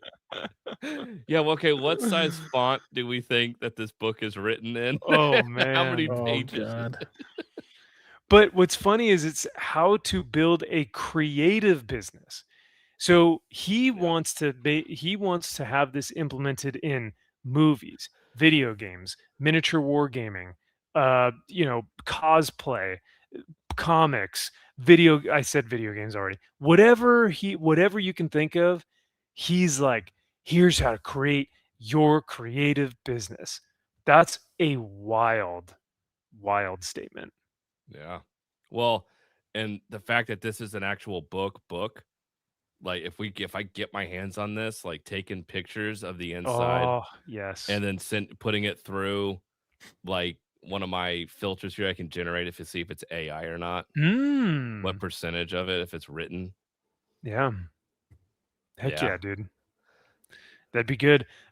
Salty says, my God, I met and talked to Eric in 2021. Never could imagine what utter ruin we'd find him in 2026. Same here, Salty. I think that was that Dallas trip that we went on. I forget if it was that exact one or not, but yeah. This is the warehouse that Riley the chicken place that Riley we were there that night. We made history, bro. When you guys think about like the legacy of Rippaverse, Yeah. we were there that we saw Riley get handcuffed. We saw him. Yeah. That's crazy. I kind of remember some of it. I remember enough, but yeah. No, With a crazy girlfriend too that Yes. got her own issues going on. Yeah. Ooh, Now you want to talk about Tizamy. Yeah. Her. That woman's on the spectrum, yeah. Yes. She clearly has autism. But yeah. Business, how to lose 95% of the customers to business. Hibbity.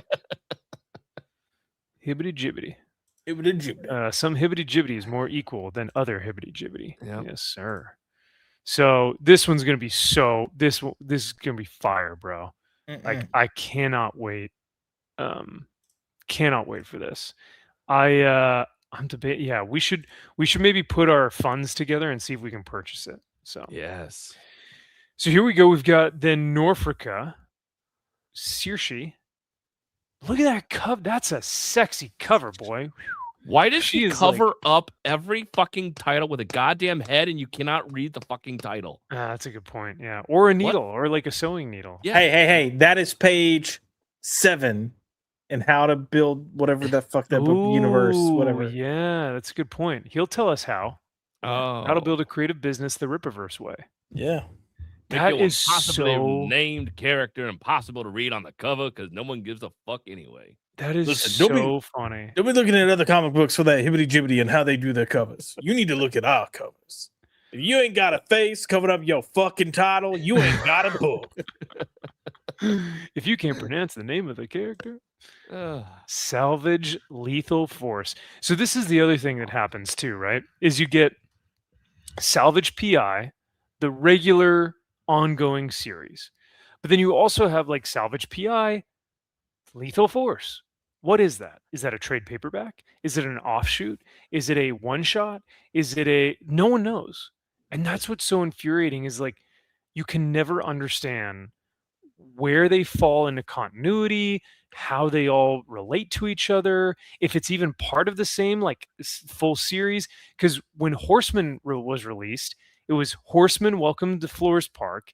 And then when everyone said, wait, Horseman #1 is coming out, Eric was like, well, you're just a damn idiot. Don't you understand that Horseman #1 is different than the first Horseman book?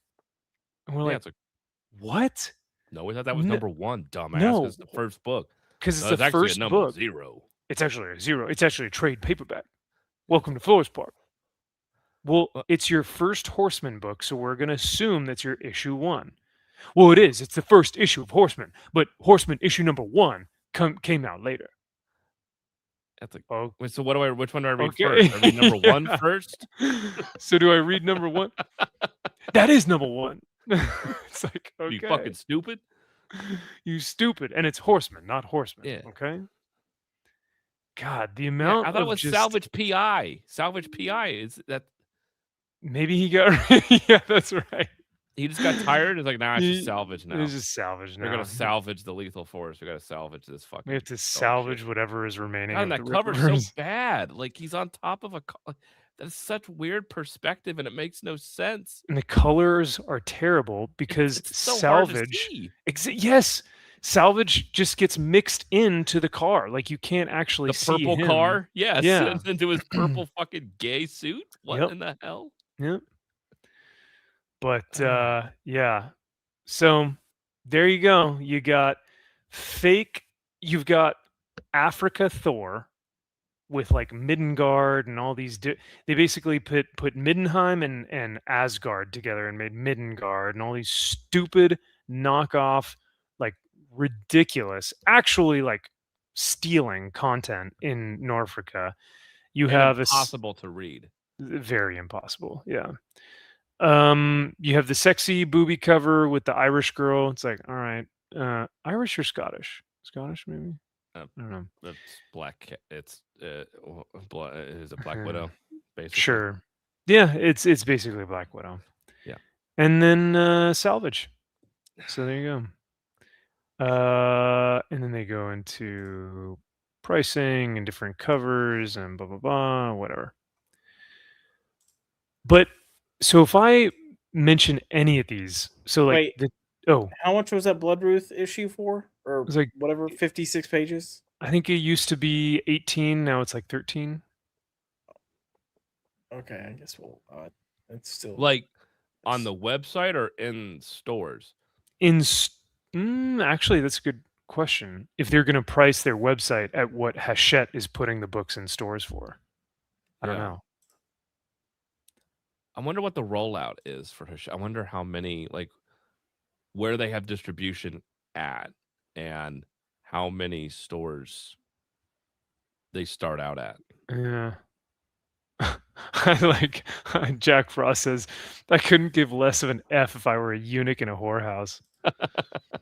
That's a low amount of Fs to give, my brother. Yeah, Norfolko was to cash in on the Dan Vasc audience. that's probably true. But Dan Vasc's audience doesn't read comic books. Well, they don't know They that. listen How to do you music, know until you right? try? It's the same logic of I have 1 million subscribers. That means all 1 million of them are gonna buy my comic.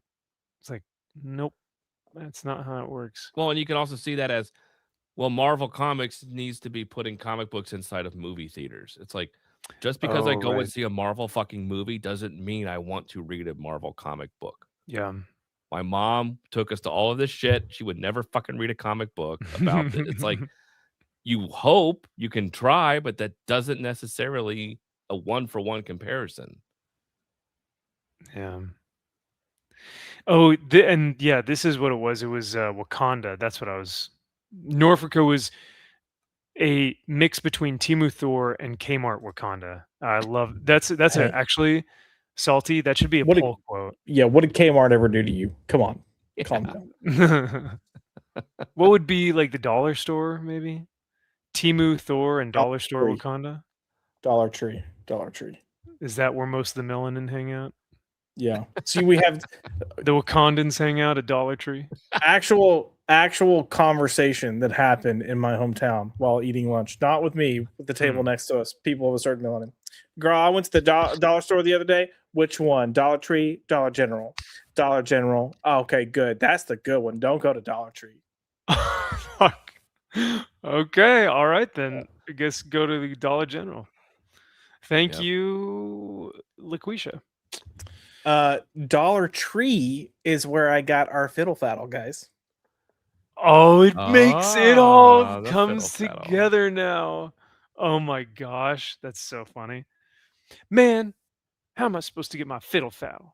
I just All wanted a I sweet wanted treat. was some nice dessert. A nice sweet treat, a nice dessert. Haven't you Why- wanted some cereal, boy? Haven't you Yeah. ever wanted a box of cereal to have that's your own? It's like, what? And then Daredevil goes, damn it, you're right. Damn. The Ah, justice I never- system is I never thought of it that way. I never My thought of you not privilege, being I able to couldn't understand. eat your cereal. Oh yeah.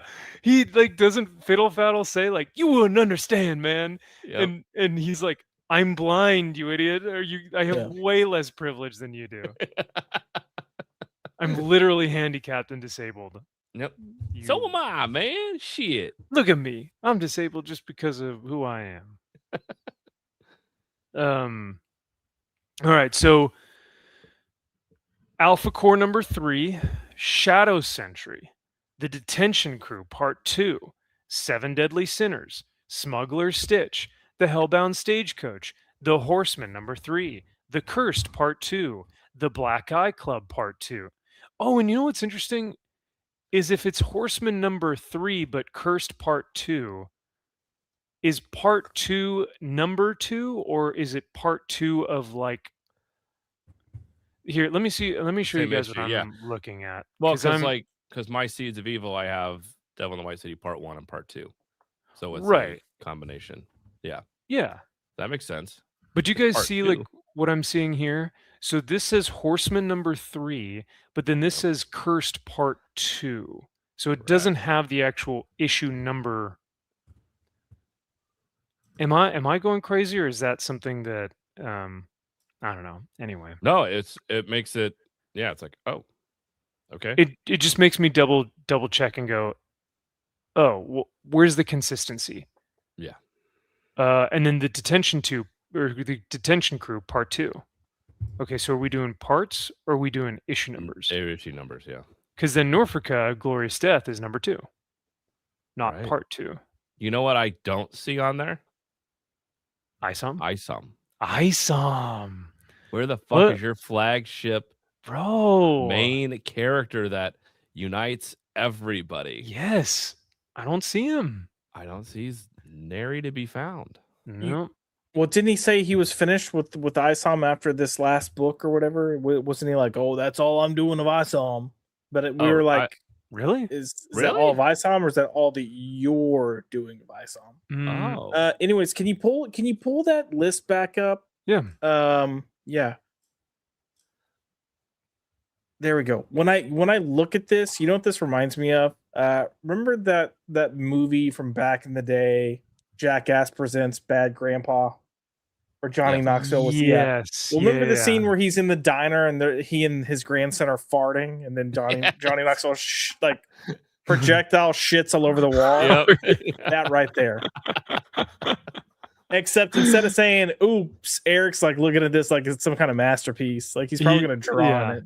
His magnus opus, he's like, look at what I created. Look at what I made. What I put out into the world. Look at this. This is my legacy. You're welcome, world. Oh man. Get Josh a Red Bull and chopping vodka stat. Our boy is fading. Salty. Oh, sorry. Go ahead, Josh. No, go ahead. I was just gonna say, I don't know if he's fading. I think he's just so like beaten down by this that he has to like center himself. He has to like come back to reality. Part of it's two things. Part of it's like the stupidity and how does this happen? Like how do we get to this fucking point with people and companies? The other is my contacts are getting dry. That could be it too. Does anybody tell him no? Does anybody? That's the thing. Has but anybody he's so ever told him fucking no? delusional that he thinks this is like the best shit ever, and he also doesn't realize he's now doing the exact same thing that Marvel and DC have been doing, and he still thinks he's different. Like he's too stupid to realize he's the same fucking thing. Has anybody pitched him anything and he says no to it? I feel like anybody pitches to him, he's like, go do it, run with it. It's like, that's it. Do you think that they pitch it to him and then he goes, no, I want this, and then changes their like original vision? I feel like half this shit is his ideas that he's having.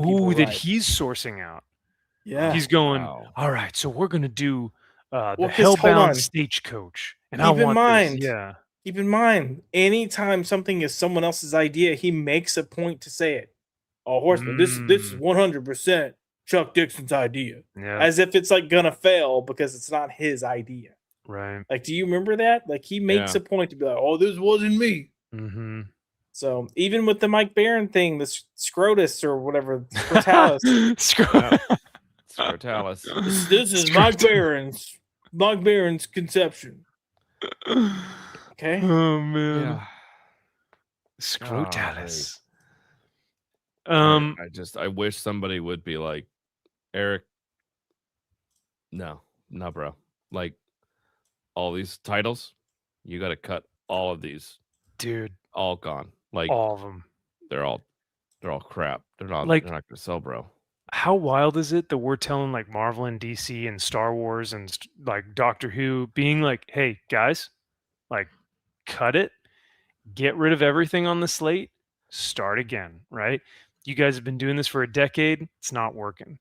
Eric's been doing this for a couple of years and we're already like, nope, we're done. Cut it. Like get rid of all of it. Start over. We're doubling down and tripling down. We're doing even more shit. It's like, okay. That's what's wild. Instead of focusing on like, what if he had 5 core titles that were just like bangers? Like that's what Ghost Machine is essentially trying to do. Rook, Geiger, probably Red Coat. The Twilight Hyde Street, maybe like one other, and they're just like focusing in on those and really trying to hone in like some good stuff. Like they could make a move, but we still haven't gotten the Brad Meltzer book yet. Oh yeah. What the fuck is that at? Yeah. Gosh. I So- can't wait. It has any Norfolka books actually come out yet? Yeah. Yeah, the first Yeah. one. Ethan did a full review on his channel. Oh, okay, It's well, fucking dog shit. I mean, it is so Yeah. bad. You have to go watch it. It's Yeah. fascinating. It's It so is. I bad. just I want him to get Dan Vask again so they can do a song, but it's Africa, but they changed it to Norfolka.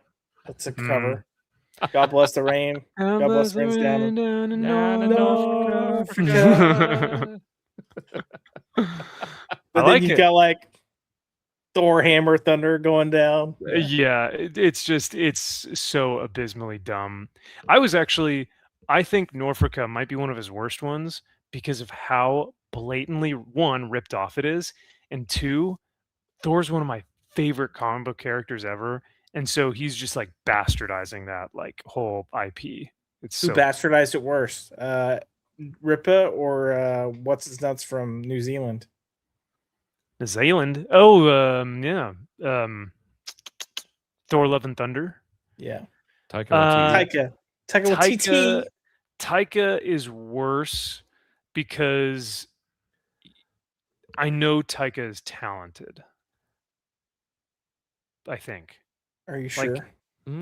he did How do do you- he did do that movie from World War II. The Jojo Bunny. Jojo whatever? Rabbit. Jojo Yeah, Rabbit. Yeah. he did that, and it's a really good movie.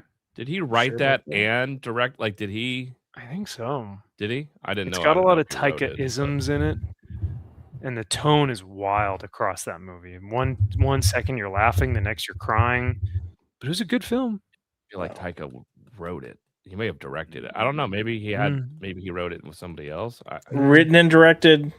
Yeah. Really? Wait, but it's adapted from a book, so no. Oh, okay. So, all right, okay. never mind. Yeah, Yeah. he's a fuck. hack. I was like, no way. Hack alert. It's adapted from a book called Caging Skies.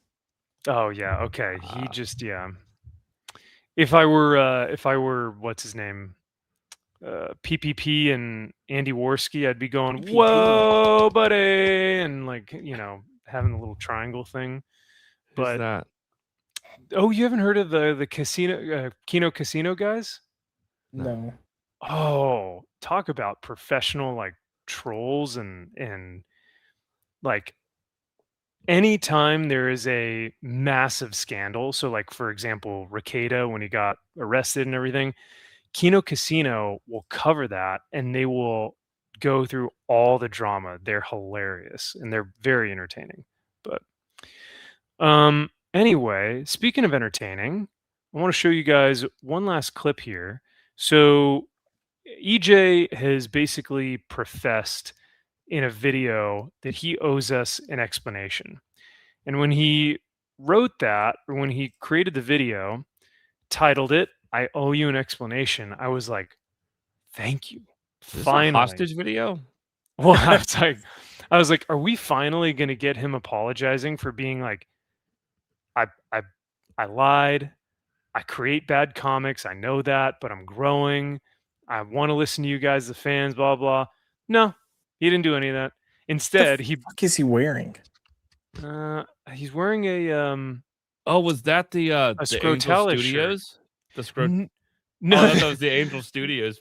Like, no, I think this is the guy. Do you guys remember the double page spread that was in the seam line? It was double. It was like Oh yeah, the Zarnius. Zoltan.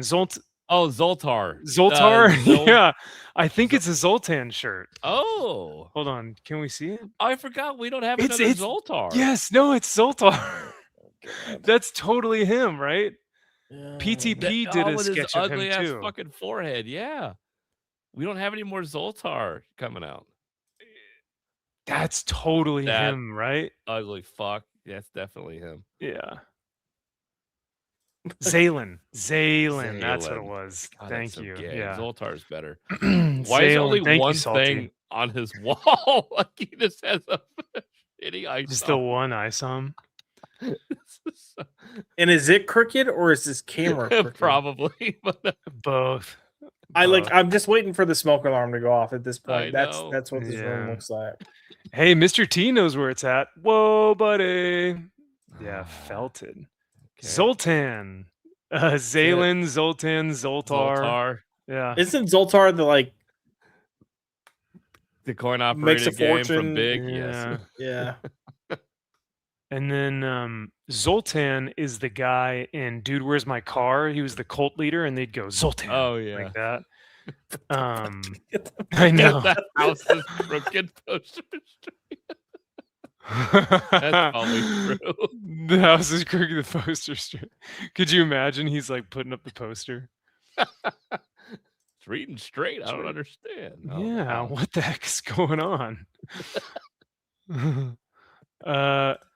Norfolka one did It's So Much Worse Than I Ever Could Have Imagined, like written by an 8-year-old bad. Yeah, no, the Norfolka book is really quite awful. Yes, it is. It's one of the worst ones I've seen. So, but yeah, so let's see what he owes us an explanation on. I'm just gonna go 1.25. Wait. We just had. Pause. Is this the video where he's like, "Oh, I owe you an explanation. This is why the Saska sisters aren't on Yaira"? No. Okay, never mind. No, this is different. This came out literally like less than a month ago. Oh. Yeah. What is arguably our biggest announcement of all time here at the Rippaverse, in that we announced we have entered the sales and distribution agreement with Hachette Book Group, which is part of Hachette Livre, one of the top 3 biggest publishers in the world. Basically, what that means is exactly like it sounds. Our books will be sold and distributed through major retailers and wholesale buyers, and you're going to see it versus channels you can go check out, going through the details and everything. That's not why I'm doing this video today.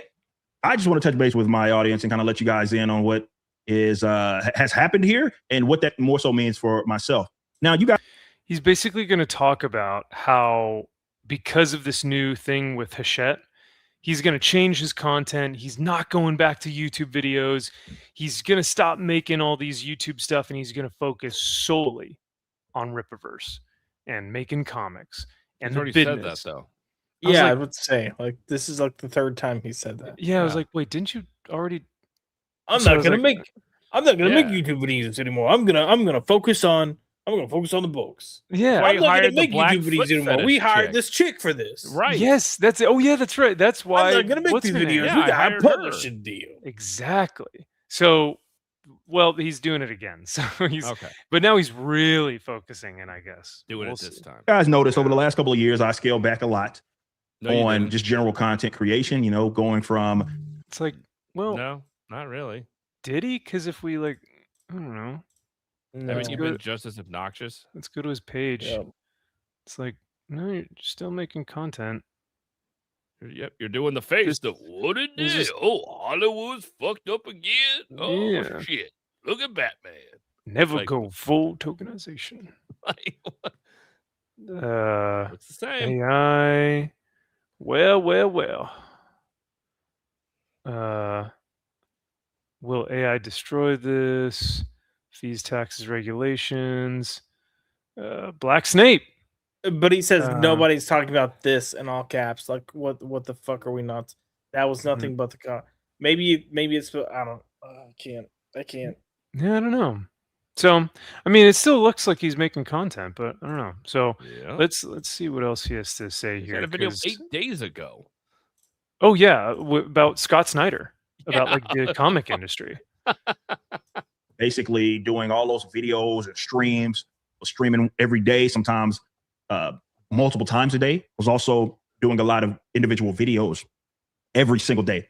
And I scaled back on that, and I made a commitment to become a better professional for the sake of the customers, the fans, the business, and obviously my family. That's what they needed of me. And It's like, cool. If that's what you want to do, I respect it. You know, he's got a kid now, so good for him. Yeah, you You can't know? be streaming playing fucking gay ass video games, and Mario World or whatever jack off shit. Yeah. Yeah, you're an adult. Grow the fuck up. Okay. Yeah. I fine. get it. Like, hey, a big reason why I even had to pull back from a lot of our live streams the past, like, what, 4 months, 5 months? Year. Because, Yeah. like, my life had to kind of take over for a little bit, and then I can kind of, but I've finished some of those things, so now I can come back and do this for some more, or, you know, for some time. So like, yeah, life has stuff that gets in the way, and that's fine. Ebbs and flows. Yeah.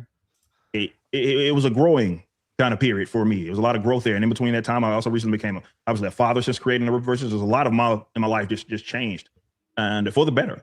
And I needed to take this business seriously. And it was just unprofessional of me to do those streams and videos, especially talking about other businesses and what they're doing. Just didn't make any sense with me running my own. So I had. So he's like, oh, I was talking about the other businesses. I was talking about Marvel and DC and all these different industries and comics and video games. Didn't make sense with Rippaverse. I So mean, I'm like, he looks tired. yeah, He looks beaten down. he does. Yeah. Look at his posture, arms fall into his lap, like kind of like he looks like a beat dog, and he looks tired as fuck.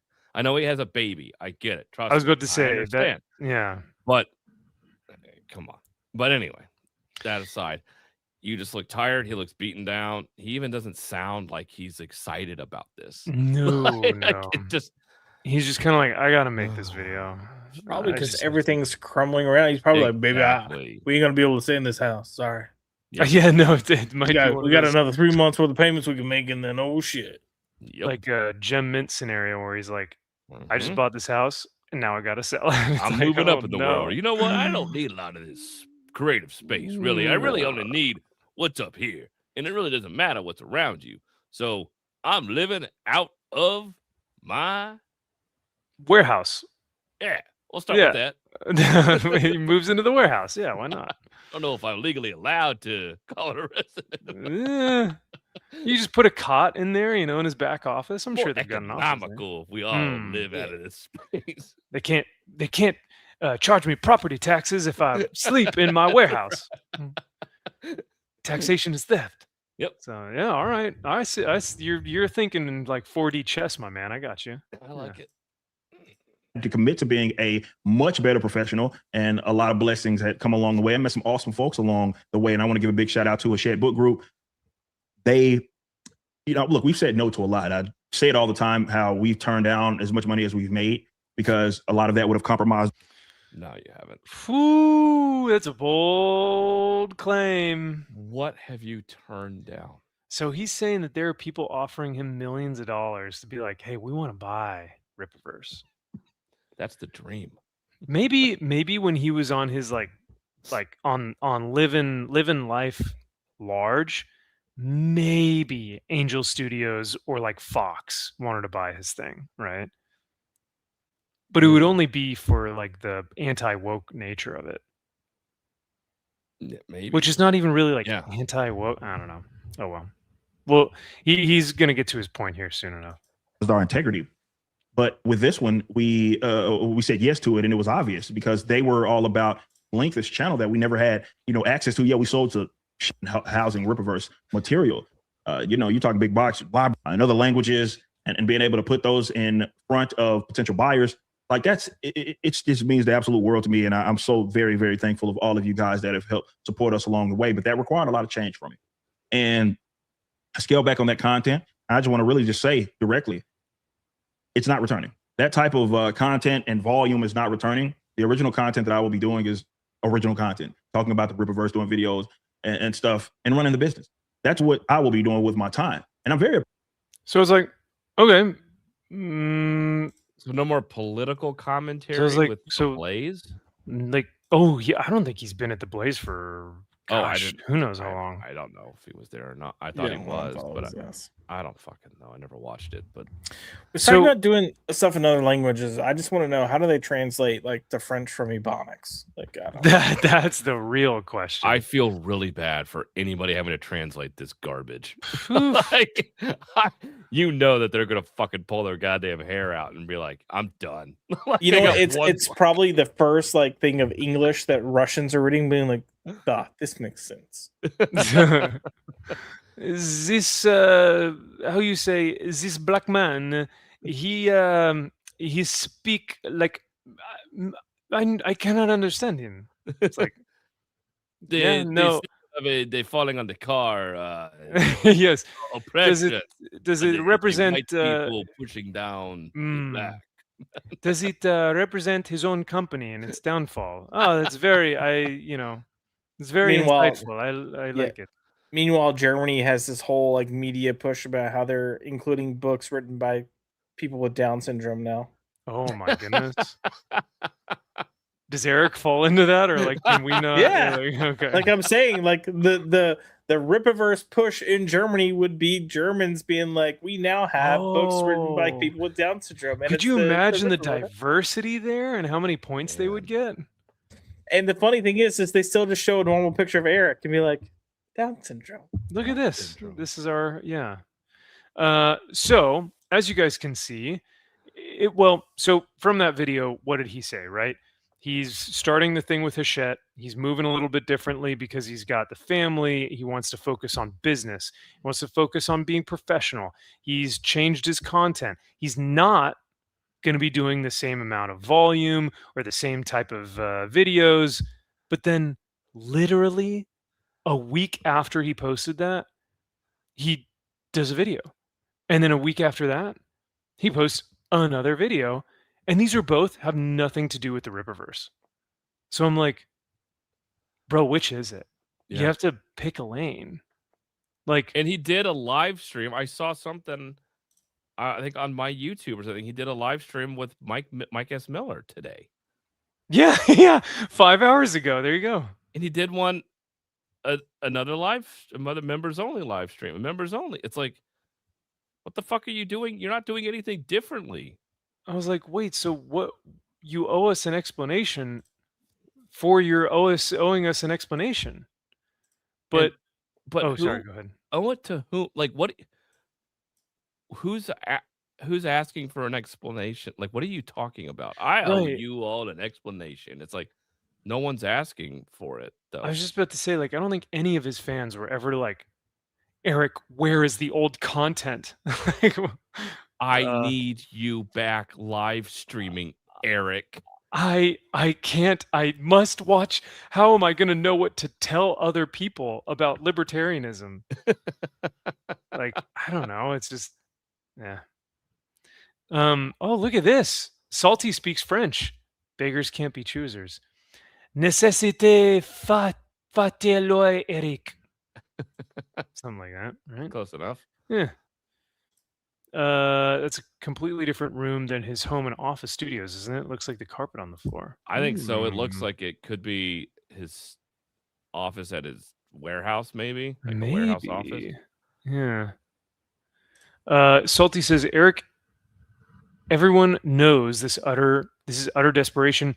This is a very long last chance, and Hachette will end up costing him money in the end. I guarantee it. Ooh. Wow. Yeah. So let's see. So this is a pro tip. So this is a short that he released not too long ago. He says, for your own sanity, be more, and then ... Be more But- black. Be more like me. Be more professional. Be more, yeah. So here's his pro tip, and we'll listen to what he has to say. Pro tip: the internet, more precisely social media, is a spectacle. That means it's not a place where the truth thrives above all else. And though it would be nice if everybody were honest and had the best intentions and were clear in their motives, that's just not how it works. Is he still on about Ethan and freaking Vito Dick Masterson and Dick all of- Masterson? Yes. Is he really still on that? He will be pissed at them forever. Yeah, he's never letting that go. He can't. Like because this all like he's all like, oh, people with bad motives and not good faith, and I'm like, are we rehashing the same arguments from People years who ago? are out to attack your business because Mhm. they Wait. just jealous of a successful black man. Mm-hmm. Are we surprised that he's rehashing the same argument? Like he's got like his 3 trick ponies of things he can say. Yeah. Rehashing old arguments, saying that he's focusing on the business to make it better. And then And- hibbity jibbity, whatever the fuck hibbity Yeah. jibbity is. That's you know. But yeah, he's like, the internet is not a real place and people aren't honest. And I go, like when you lied to everyone about your cover, or sorry, not the cover, the printing issue or the double page spread, and yet you shipped it to your fans anyway and made them pay for the shipping even though you knew that it was damaged? You mean that type of line? Yeah, that does seem pretty disingenuous, right? And So it's why like, are you putting out no content about your fucking books? Yes, thank you. Fucking characters, you jackass. For your own sanity, be more like the Hellbound Hellcart. or whatever the Yes, fuck yeah, it's there called. you- Those characters are all goofy as shit. And you know what? They take it all in stride. the It's like, Hellbound Hellcart. I love it. Yeah. Be more like Scrotus. be more like the Scrotum Man. Scrotum Man rides his blue horse and doesn't give a fuck. Oh man, yeah. No, like all of these shorts should be little introductions and different characters, motivations, universes. Like that stuff would be The way more Stan Lee interesting. getting you excited. Yeah. Yeah. I don't give two F's about your like perceived inconveniences online. No one cares Right, about no that. one It's like it's literally like the most inconsequential thing ever. So place where the truth thrives above all else. And though it would be nice if everybody were honest and had the best intentions and were clear in their Shut your motives, mouth. that's just Shut not the how fuck up I was right just- now. I was like, it would be nice, wouldn't it? The biggest Yeah. swindler out here is saying that shit. Give me Mhm. a fucking break. I swear. And then that video where he goes, like he was answering a member chat, and someone was like, "I want to get started with ISOM, but I don't know where to start. Where should I start?" And he goes, "Man, you got to just read all damn books." It's like, Get the whole collection, You boy. buy That'll it all. be $98. That's- mhm, Well, that's you also buy it like all, boy. the it's also like the damn panel he did with Gary and them, where they were like, "Hey, you know what's you're doing ISOM? What other books would you recommend, either past or present?" He couldn't listen. Well, I mean, you got to pick up ISOM, but yeah, and then Gary had to jump in and start naming comics like, "Oh, this Gary's was a like, good run." Transformers and Conan is great right now. All the Skybound stuff, GI Joe, and it just like goes off. And Eric goes, "Yeah, Skybound, they're doing great things over there." And you're just like, "Bro, you don't even read." And That you don't bitch wanna hasn't talk picked about up a anything Skybound else. comic. Yeah. Mhm, I don't want to talk about anybody else's shit other than my own shit. I mean, fuck mhm. everybody else's shit. It was like the time that he was on Wes's channel, and it was like if we weren't talking about him, like you could tell he had no care in the world about being there.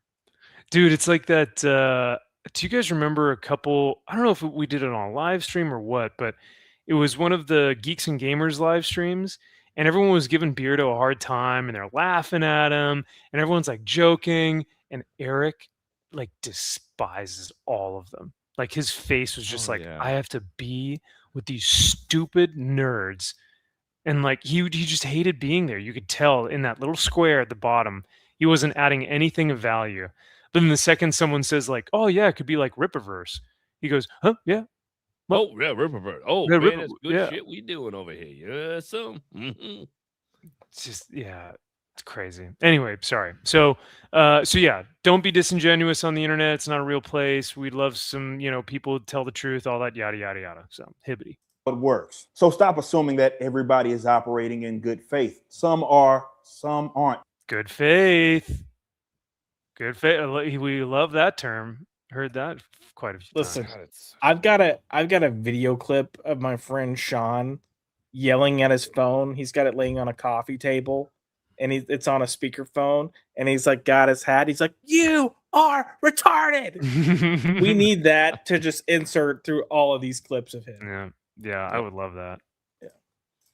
And though you're not always going to get it right, if you dedicate your bandwidth to those that are a bit more honest, it will greatly improve your social media experience. It'll be a lot more substantive in both agreement and disagreement. So, for your own sanity, be more selective in how you use your time.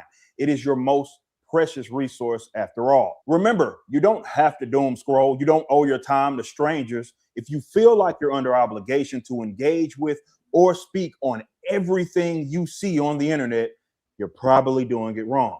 Wait a second, Eric. So then why is it that on Twitter, whenever someone posts any type of criticism or any type of question about the Rippaverse stuff, I see Eric in the comments. It could be like it could be a no name, no profile picture, 3 followers account, and Eric will be in the comments section. Like he needs to take his own advice, dude. Yeah, send him the link. Bring him in here. Yeah. Shit. It's like Voldemort at this point. Like, just don't say his name so he can't pop up on the internet. Yeah. And perhaps most importantly, you're probably unhappy. Pro tip. So thanks I for mean, you look miserable, bro. Yeah. Fuck are unhappy. He's like, stop interacting with people on the internet. I'll tell you firsthand, it's the worst thing you could possibly do. Please, God, stop. Just don't doom scroll. Just stay off the internet. Stay off it. Pro tip. Please. Yeah, please stop sending me more inquiries about faith Rippaverse stuff. Really, Yeah. It's not helpful. Please. Oh man. So yeah, even though we didn't want it, we didn't ask for it, we didn't need it. There's your pro tip for the day, boys, and that's your shorts content from Eric that we're gonna get. Great. You could have said, "Oh, by the way, go stop by the Rippaverse and buy you a ISOM poster." Heck yeah! And while you're at it, make sure you get the action figure to go with it. Yeah. And if you really like ISOM, go check out the ISOM Omnibus. It'll show you all his first appearances and all the great things like that. And if you want to, you can get our bundle, which also offers the summer ISOM, like t-shirt and shorts. That's right, because you remember that from 2 years ago? We still haven't sold that shit. Yeah. No one actually wants to wear it. Yep. We have all of our clothes are still full in stock in sizes small, medium, large, and extra large. But 2, 3, and 4 XL are all sold out. All sold out. Sorry. And as ISOM says, get your motherfucking hands off me. Yeah. And our limited kilt line, for whatever reason, it was all bought by one guy. Guilty, yeah. Hey, but be great. Be great. Oh man. Did we do it? Did we get through it? Are we alive? Did we? Oh, okay. I think we still have our scrotums intact. I mean, I'm gonna walk out back in a second and bite a bullet. But Yeah. But yeah, man. So that's what we've missed in the past, couple months. I mean, there's so much more.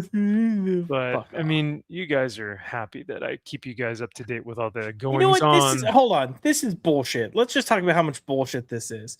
Kyle and I get a text message being like, "Hey guys, would y'all be up to doing a stream?" And then you subject us to this shit. Like, I'm like looking forward to having some nice bro time. Like, hey, and then we got to put up with this monkey. Like, come on. Sad black man who's ruining his life and his family's. Yeah, that's great. I don't know what you got. This is comic book industry discussion. Hanging out with the boys, just talking about anything about comic books in the last. That's actually a really good point. And all the comic books that were on there were like, so this is a part 1, but that's issue 2, and this is a knockoff of this already established character in this universe, and it's yeah.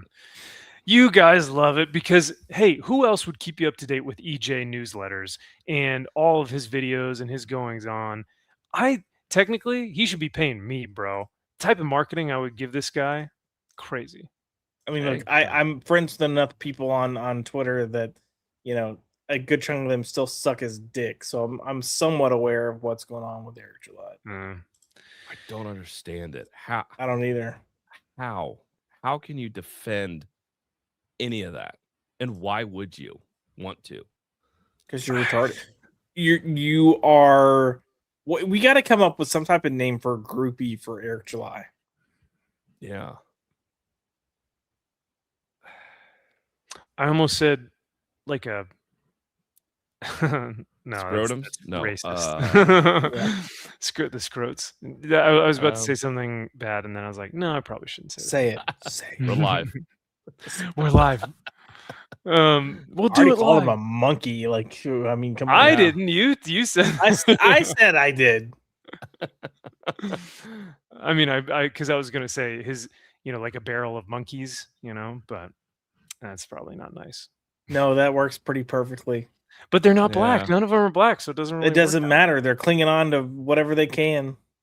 And they all sling poop at each other. So Yes, they You know do. what I love? I love watching Gary struggle more and more to try to speak positively about whatever Eric's doing. yeah. Because he's usually a master of like, I can work my way around this, and it's getting harder and harder for him to do that.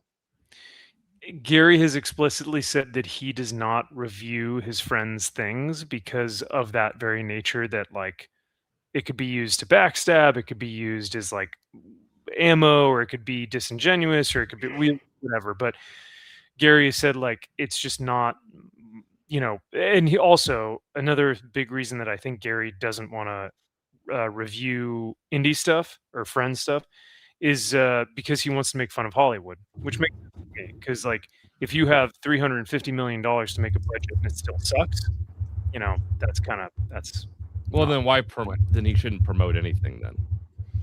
And that's the kind of backhand, or the backhand of this argument is like, well, if you're not going to promote, or if you're going to promote the Hollywood stuff and say it's bad or good, what about the indie stuff? Should you not be able to do the same?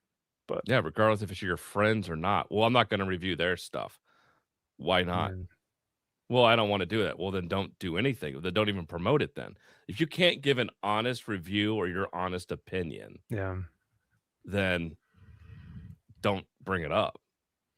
Be like, hey, you can come on the channel all you want. We're not fucking slinging your shit though, because one, I fucking hate it, and two, I can't be disingenuous to my audience, because then where's your credibility? yeah. Now, for someone like Gary, he's already built up so much like faith and credibility and relationship and fellowship with so many people that I still trust his judgment. For someone like me, like I don't really have any credibility, if you could say. I'm just a guy, like now if I was doing reviews on the weekly, then I would build up credibility or whatever. Calm down, Gwen Stefani. Jesus Christ. I'm just a girl. Yeah. Hey, No Doubt is I'm doing just a their guy. tour in Vegas right now. You will. Okay, carry on. Yeah. Anyway, I review stuff like, and I've told Sean, it's like, oh yeah, he's like, he has fucking exclusives out all the time, and I'm like, well, that book sucks. That book's dog shit. Fucking buy that. It's like, don't care that you have an exclusive out. This is number 4 in my top 10 because the cover. Yep. Yeah. It's like, or that, because it's a key. It's a key. Jangle the keys. So never happened. But no. What was I gonna say? Credibility is. That's what I was gonna say. So way back in like 2021, when I first started the channel, I had a few guys on, and we did like a live stream, and they were all like kind of indie, brand new comic book creators that were just getting into the space. I hadn't read a single page of any of their work, but I was like, hey, I want to do a live stream where I promote small creators. So I came on there and I was just like, can you guys tell me about your books? And can you tell the audience like what you guys are promoting? And we'll talk about it like through Kickstarter and Indiegogo, blah, blah. So their books could have been awful, and I would have never even known it. Now, I would probably never do a live stream like that before reading the book, but I do think, like, for my friends, I have no problem promoting their stuff, because, like, why wouldn't I? Like, Yeah, I'll It's- promote my friend's stuff. yeah, But I don't here's care. the thing: if you ask me to review it, you're gonna That's- get an honest review. mhm, that's when it So- becomes, yeah. Don't bitch when I tell you it's a piece of shit. Mm-hmm. Yeah. So, Wow. Kyle, when we I read your do. book and we get back to you, and Oh, that'll I hope- never happen. But I hope you're ready don't for the waste your time. storm. But that's something that dealing with Sean and the weekly stuff, and then him going on Beyond Wednesdays and Brian McClay's channel. It's that whole thing of you don't want to shill, but if you're gonna bring everybody on and constantly have everybody putting on here, it's like at some point when you get big enough, like that's you, like you're representing yourself. Like you can't just be like, oh no, this is great, this is great, this is great, this is great, this is great. It's like not everything can be great. Yes. Yeah. gotta have Well- some stuff that doesn't. I'm also a firm believer that if you become big enough, you can't then get overtaken by your quote unquote brand. Yeah. And I do think Gary's getting bad about that in some ways. But It- and yeah. I'll just say case in point. What was that Daredevil episode most recently that was like the flashback episode that had Foggy? Oh yeah. A great It was- fucking it was episode. And he in the was like, middle of the "Oh, season, it's still a shitty show." And I'm like, dude, that was a legit, like, if you can't look at that and go, that was a good episode. Yeah. mm, It's like, stop. Come I on now. Yeah. I even listened to Mauler and I think it was another and Little Platoon, and even they were like, that was not a good episode. So Bullshit. I can tell you right now, that episode was probably top 25% of even the Netflix episodes. Wow. Oh my goodness. What It was I, just, I mean, it's a fucking great episode. I think their biggest gripe was that Kingpin was kind of cucked again. There was He wasn't in that episode. Yeah, You he got wasn't. 100% like Netflix Kingpin in that episode. was he there was- crying? Was he crying at the end though? I think they were No. saying that he was crying or something. No? Okay. Not in that one. The ones Um, before, I think, maybe. Okay. They were, I think another criticism that I heard them have was that there wasn't as much Matt. That it was more so the secondary and tertiary characters. Not in that episode. Okay. That entire episode was about the opposites of Matt and Bullseye. And Matt finding Um, his faith and having mercy, even when he does not want to. Okay. So yeah, I was thinking of a different episode then. But Yeah. yeah, I've the criticisms that I have heard were a lot of just it's not there isn't a lot of Matt, and it's a lot of side characters, and it's a Yeah. lot of like, just back to Born Again and not necessarily back to Netflix. So It is very much a yeah. I mean, like, it's one of those things, like, you don't get a lot of Matt. Some of that's by design because he's supposed to be in hiding. Like, I get it. And then they move so fast with the plots that you don't get time to sit in them. So where you got to spend time with Foggy and Karen so that they became interesting, you don't get those moments with characters like Cherry and whatever. yeah. So yeah, it just seems like, all right, we've got all these new people to replace the old people, and this is stupid. I'm not saying BB. I'm not. Oh, fuck BB. I'm not saying that the show itself was good. There's Yeah. there's so many problems there. Yeah. But that episode that was the flashback episode that brought Foggy back, that was a great episode. Okay. And I nice. remember, I just remember Gary's comment was like, "Oh, it's still Daredevil's bored again or whatever." I'm like, bro, if you right. can't watch this and say that was you got to be able to say, even if you hate something, right? If you're Yeah. like, this book or series or whatever sucks, if you can't read a good issue and still say this is a good issue or this is a good episode, then maybe you've just been, too much of like, oh, I've got this brand of needing to hate something now or Correct. love something now. It goes both My ways, whether audience. you're That's shilling right. or hating. So, Great. It's kind of like Kyle's been reading the Absolute Superman book, and then he finally got to that point where Brainiac's there. Well, you Yeah. guys both have been reading it, and he was finally like, "Hey, Teth Adam gets here, and it's pretty cool." So, whereas I would probably be on the side of the book still sucks, but this thing was cool, but like I still don't like the book, so I'd be a little bit more I pessimistic. think you got to call balls and strikes. You got to be able Yeah. to be objectively looking at it and say, no, this is right. They did this right. You have to give them You- props. You may hate Well- Marvel. You may hate this. You may hate whatever the fuck you want. That's fine. But that's not to say the whole thing is great. It's not to say I give it all a pass. But okay, they did well here. Congratulations. Okay. I think you can call balls and strikes. You have to be objective. You have to be able to stay consistent too with your critiques. However, I don't have to give them 1 ounce of good faith, or not good faith, good favor. Like if they have just been producing like 12 issues of just crap, and then 1 issue is like, oh, this was kind of good. I can objectively say this was a better issue, but I can still say I don't like any of these creators or this book at all because like they just haven't given me anything good to talk about. But yeah. Yeah. No, and I've said Um, James Tynion, I fucking hate that piece of shit. yeah. I think he's a terrible writer. He's over fucking rated. But Yep. occasionally he can write something that's good. Yeah. Congratulations. Yeah. Okay, great. I still hate you. Dennis Yeah. Camp. I fucking hate that piece of shit too. Yeah. Dennis Camp is the worst. Okay. You can maybe still write something that I could be like, okay, that's objectively good. Congratulations. Still if you get hit by a fucking bus, but hey, you know what? That's great. So Hey, you can't say that. I did. Why?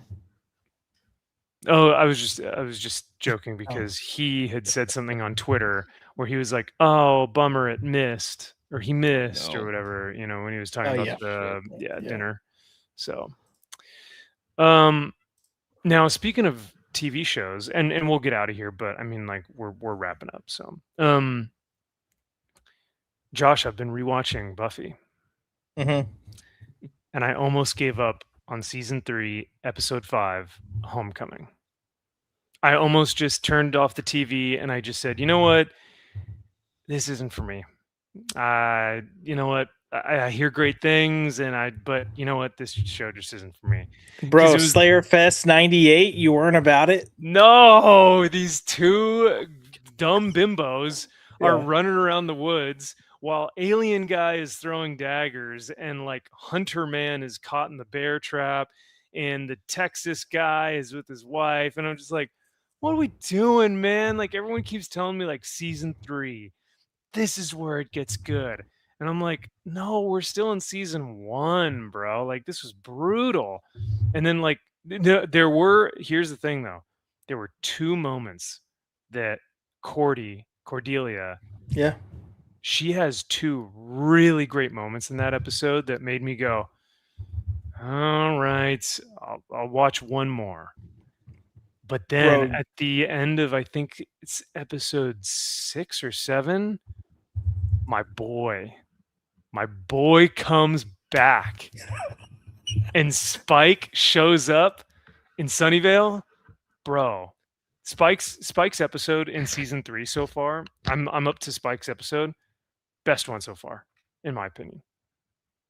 Cordy gets impaled. The Scoobies break up. Spike is such a good character, and he's mourning, but he's also an asshole.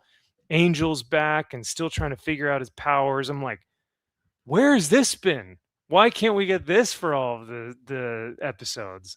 So I don't know. I'm just I've been holding this in for a while, so I hope you don't mind me, Yeah, no, I mean, yeah.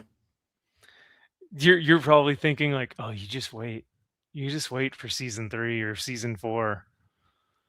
Mahler's favorite season is season 6. What? Or no, sorry. Really? Oh no, I mean, there is it season 6 or is it? I think he said season 6 of Buffy, season 5 of Angel. Season 5 of Angel's really good. Season 6 of Buffy is interesting because it's got some of the best character moments, but is by far the worst fucking plot. Okay, because I think he said it's very controversial, but Yeah. I'm not sure. But I was listening to him and Gary talk about it on their live stream, and it's season 6 was like they go into so many dark themes from a personal standpoint that to keep it from being so like dour, the like overarching villain for the season are 3 nerds. Oh, okay, that's lame. Yeah, but I mean, you get some great shit in there. I'm not gonna say what happens, but like Willow does something. 1, 2, 3.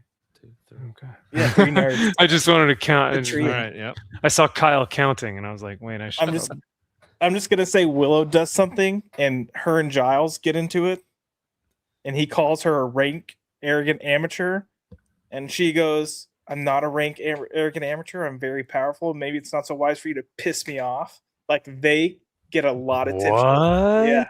Yeah. I'm telling you, like it's got some dark shit in there. Now, I will say, Willow is not my favorite character. I think she's fine. I really like Cordelia. and I really what? You're barely scratching the surface of Cordelia. Okay. And Giles has been my main man since day one. Even in season 1, Giles is great. I was like, bro, Ripper? Why Yeah. can't we get a Ripper show? You know? So They were gonna do one at one point. that's what they were saying. They wanted to Yeah. do a Ripper, a Spike, because they did Angel, so they wanted to do these other ones. But so They wanted Ripper, Spike, and Faith, and then none of them ever happened. The closest one was Faith. They were gonna do a Faith show, wow. and then Eliza Dushku went with True Calling instead of doing Faith.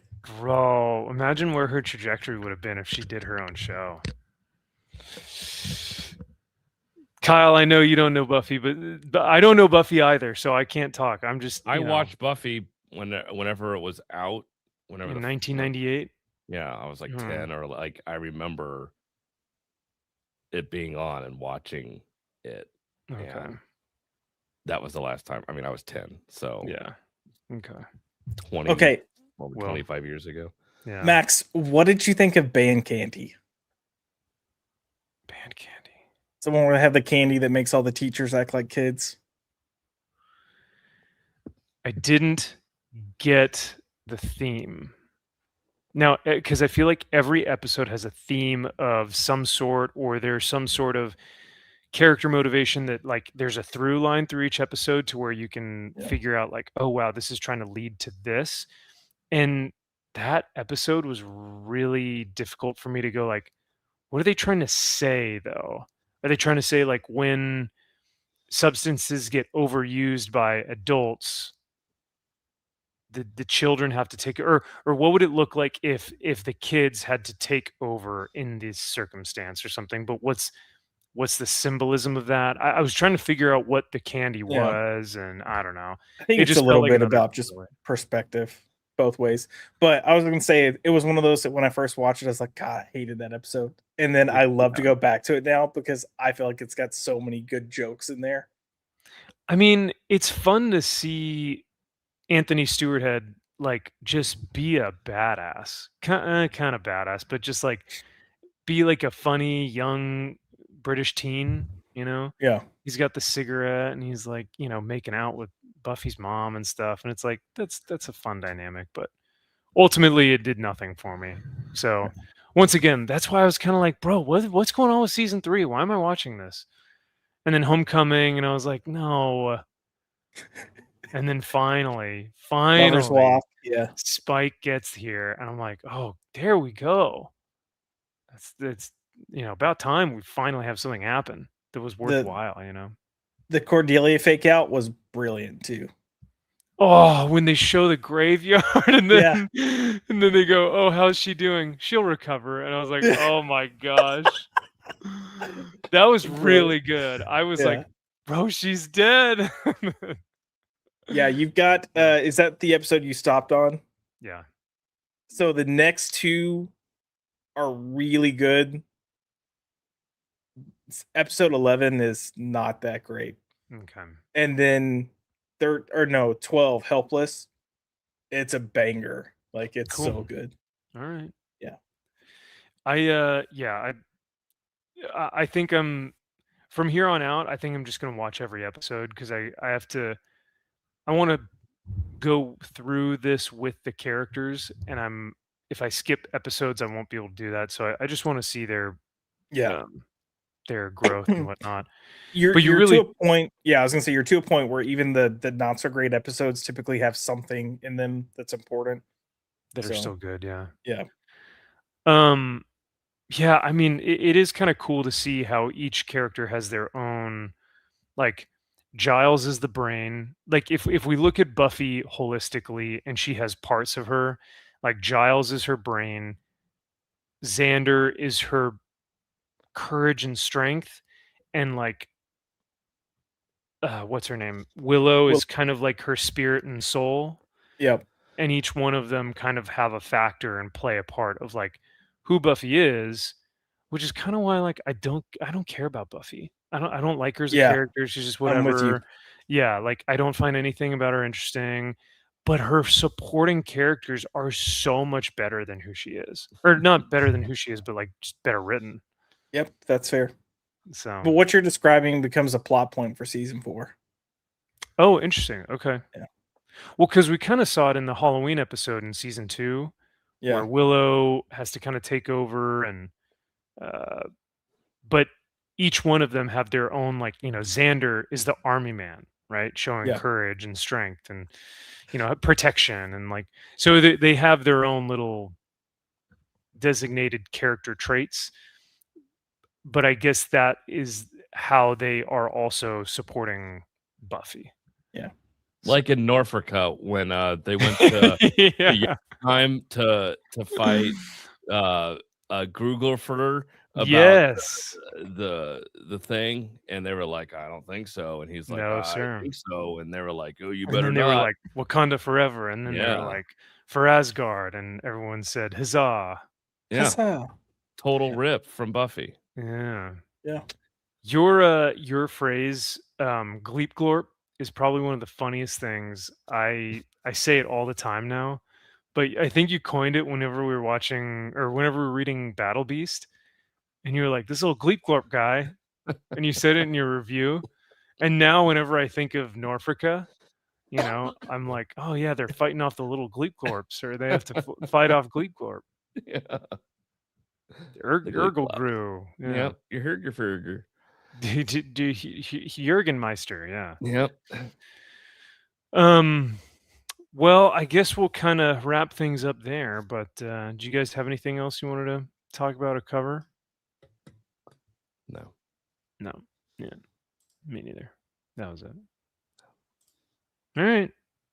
Well, that'll be it. I forget how to do this. I guess we just end the stream now. But yeah, it was fun to be back. So chat, if you guys were here tonight with us, like, thank you guys so much for hanging out. This was super fun. And we got super chats. That's crazy. What? I didn't expect that at all. He's going live every day now. All right. Back at it, boys. Hey guys, I'm back in the saddle again. Let's go. Get like 2 viewers. With this $20, I can almost get a gallon of gas here in California. There you go. Honestly, in LA, it was up to like 9. Holy Lord. Freaking A. How does anyone? Wow. Yeah, unbelievable. Who's driving? I might just walk to work. So, but yeah, with all that being said, we probably most likely won't be doing this every single week like we used to, but I just wanted to do this for fun because we haven't done it in forever, and I just thought it'd be a good time. So, but yeah, hope everyone has a wonderful Memorial Day weekend.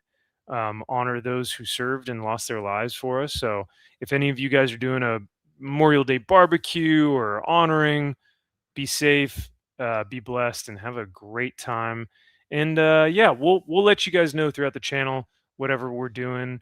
But you can find Kyle over at Comics Elite, and you can find Josh at Pop by Culture, and they are putting out stuff pretty much every week now. So, but Hell yeah. Point of personal privilege, pro tip. If anyone has a pro tip before we leave, stay off the internet. Is what Eric July is saying. All right, buddy. I'm going to stream 3 times today. I'm not going to make any more videos. But before, I'm going to make a video on a pro tip saying how much you should probably be, honest on the internet. I'll see you all tomorrow. Yeah. Where I don't talk about my comic book.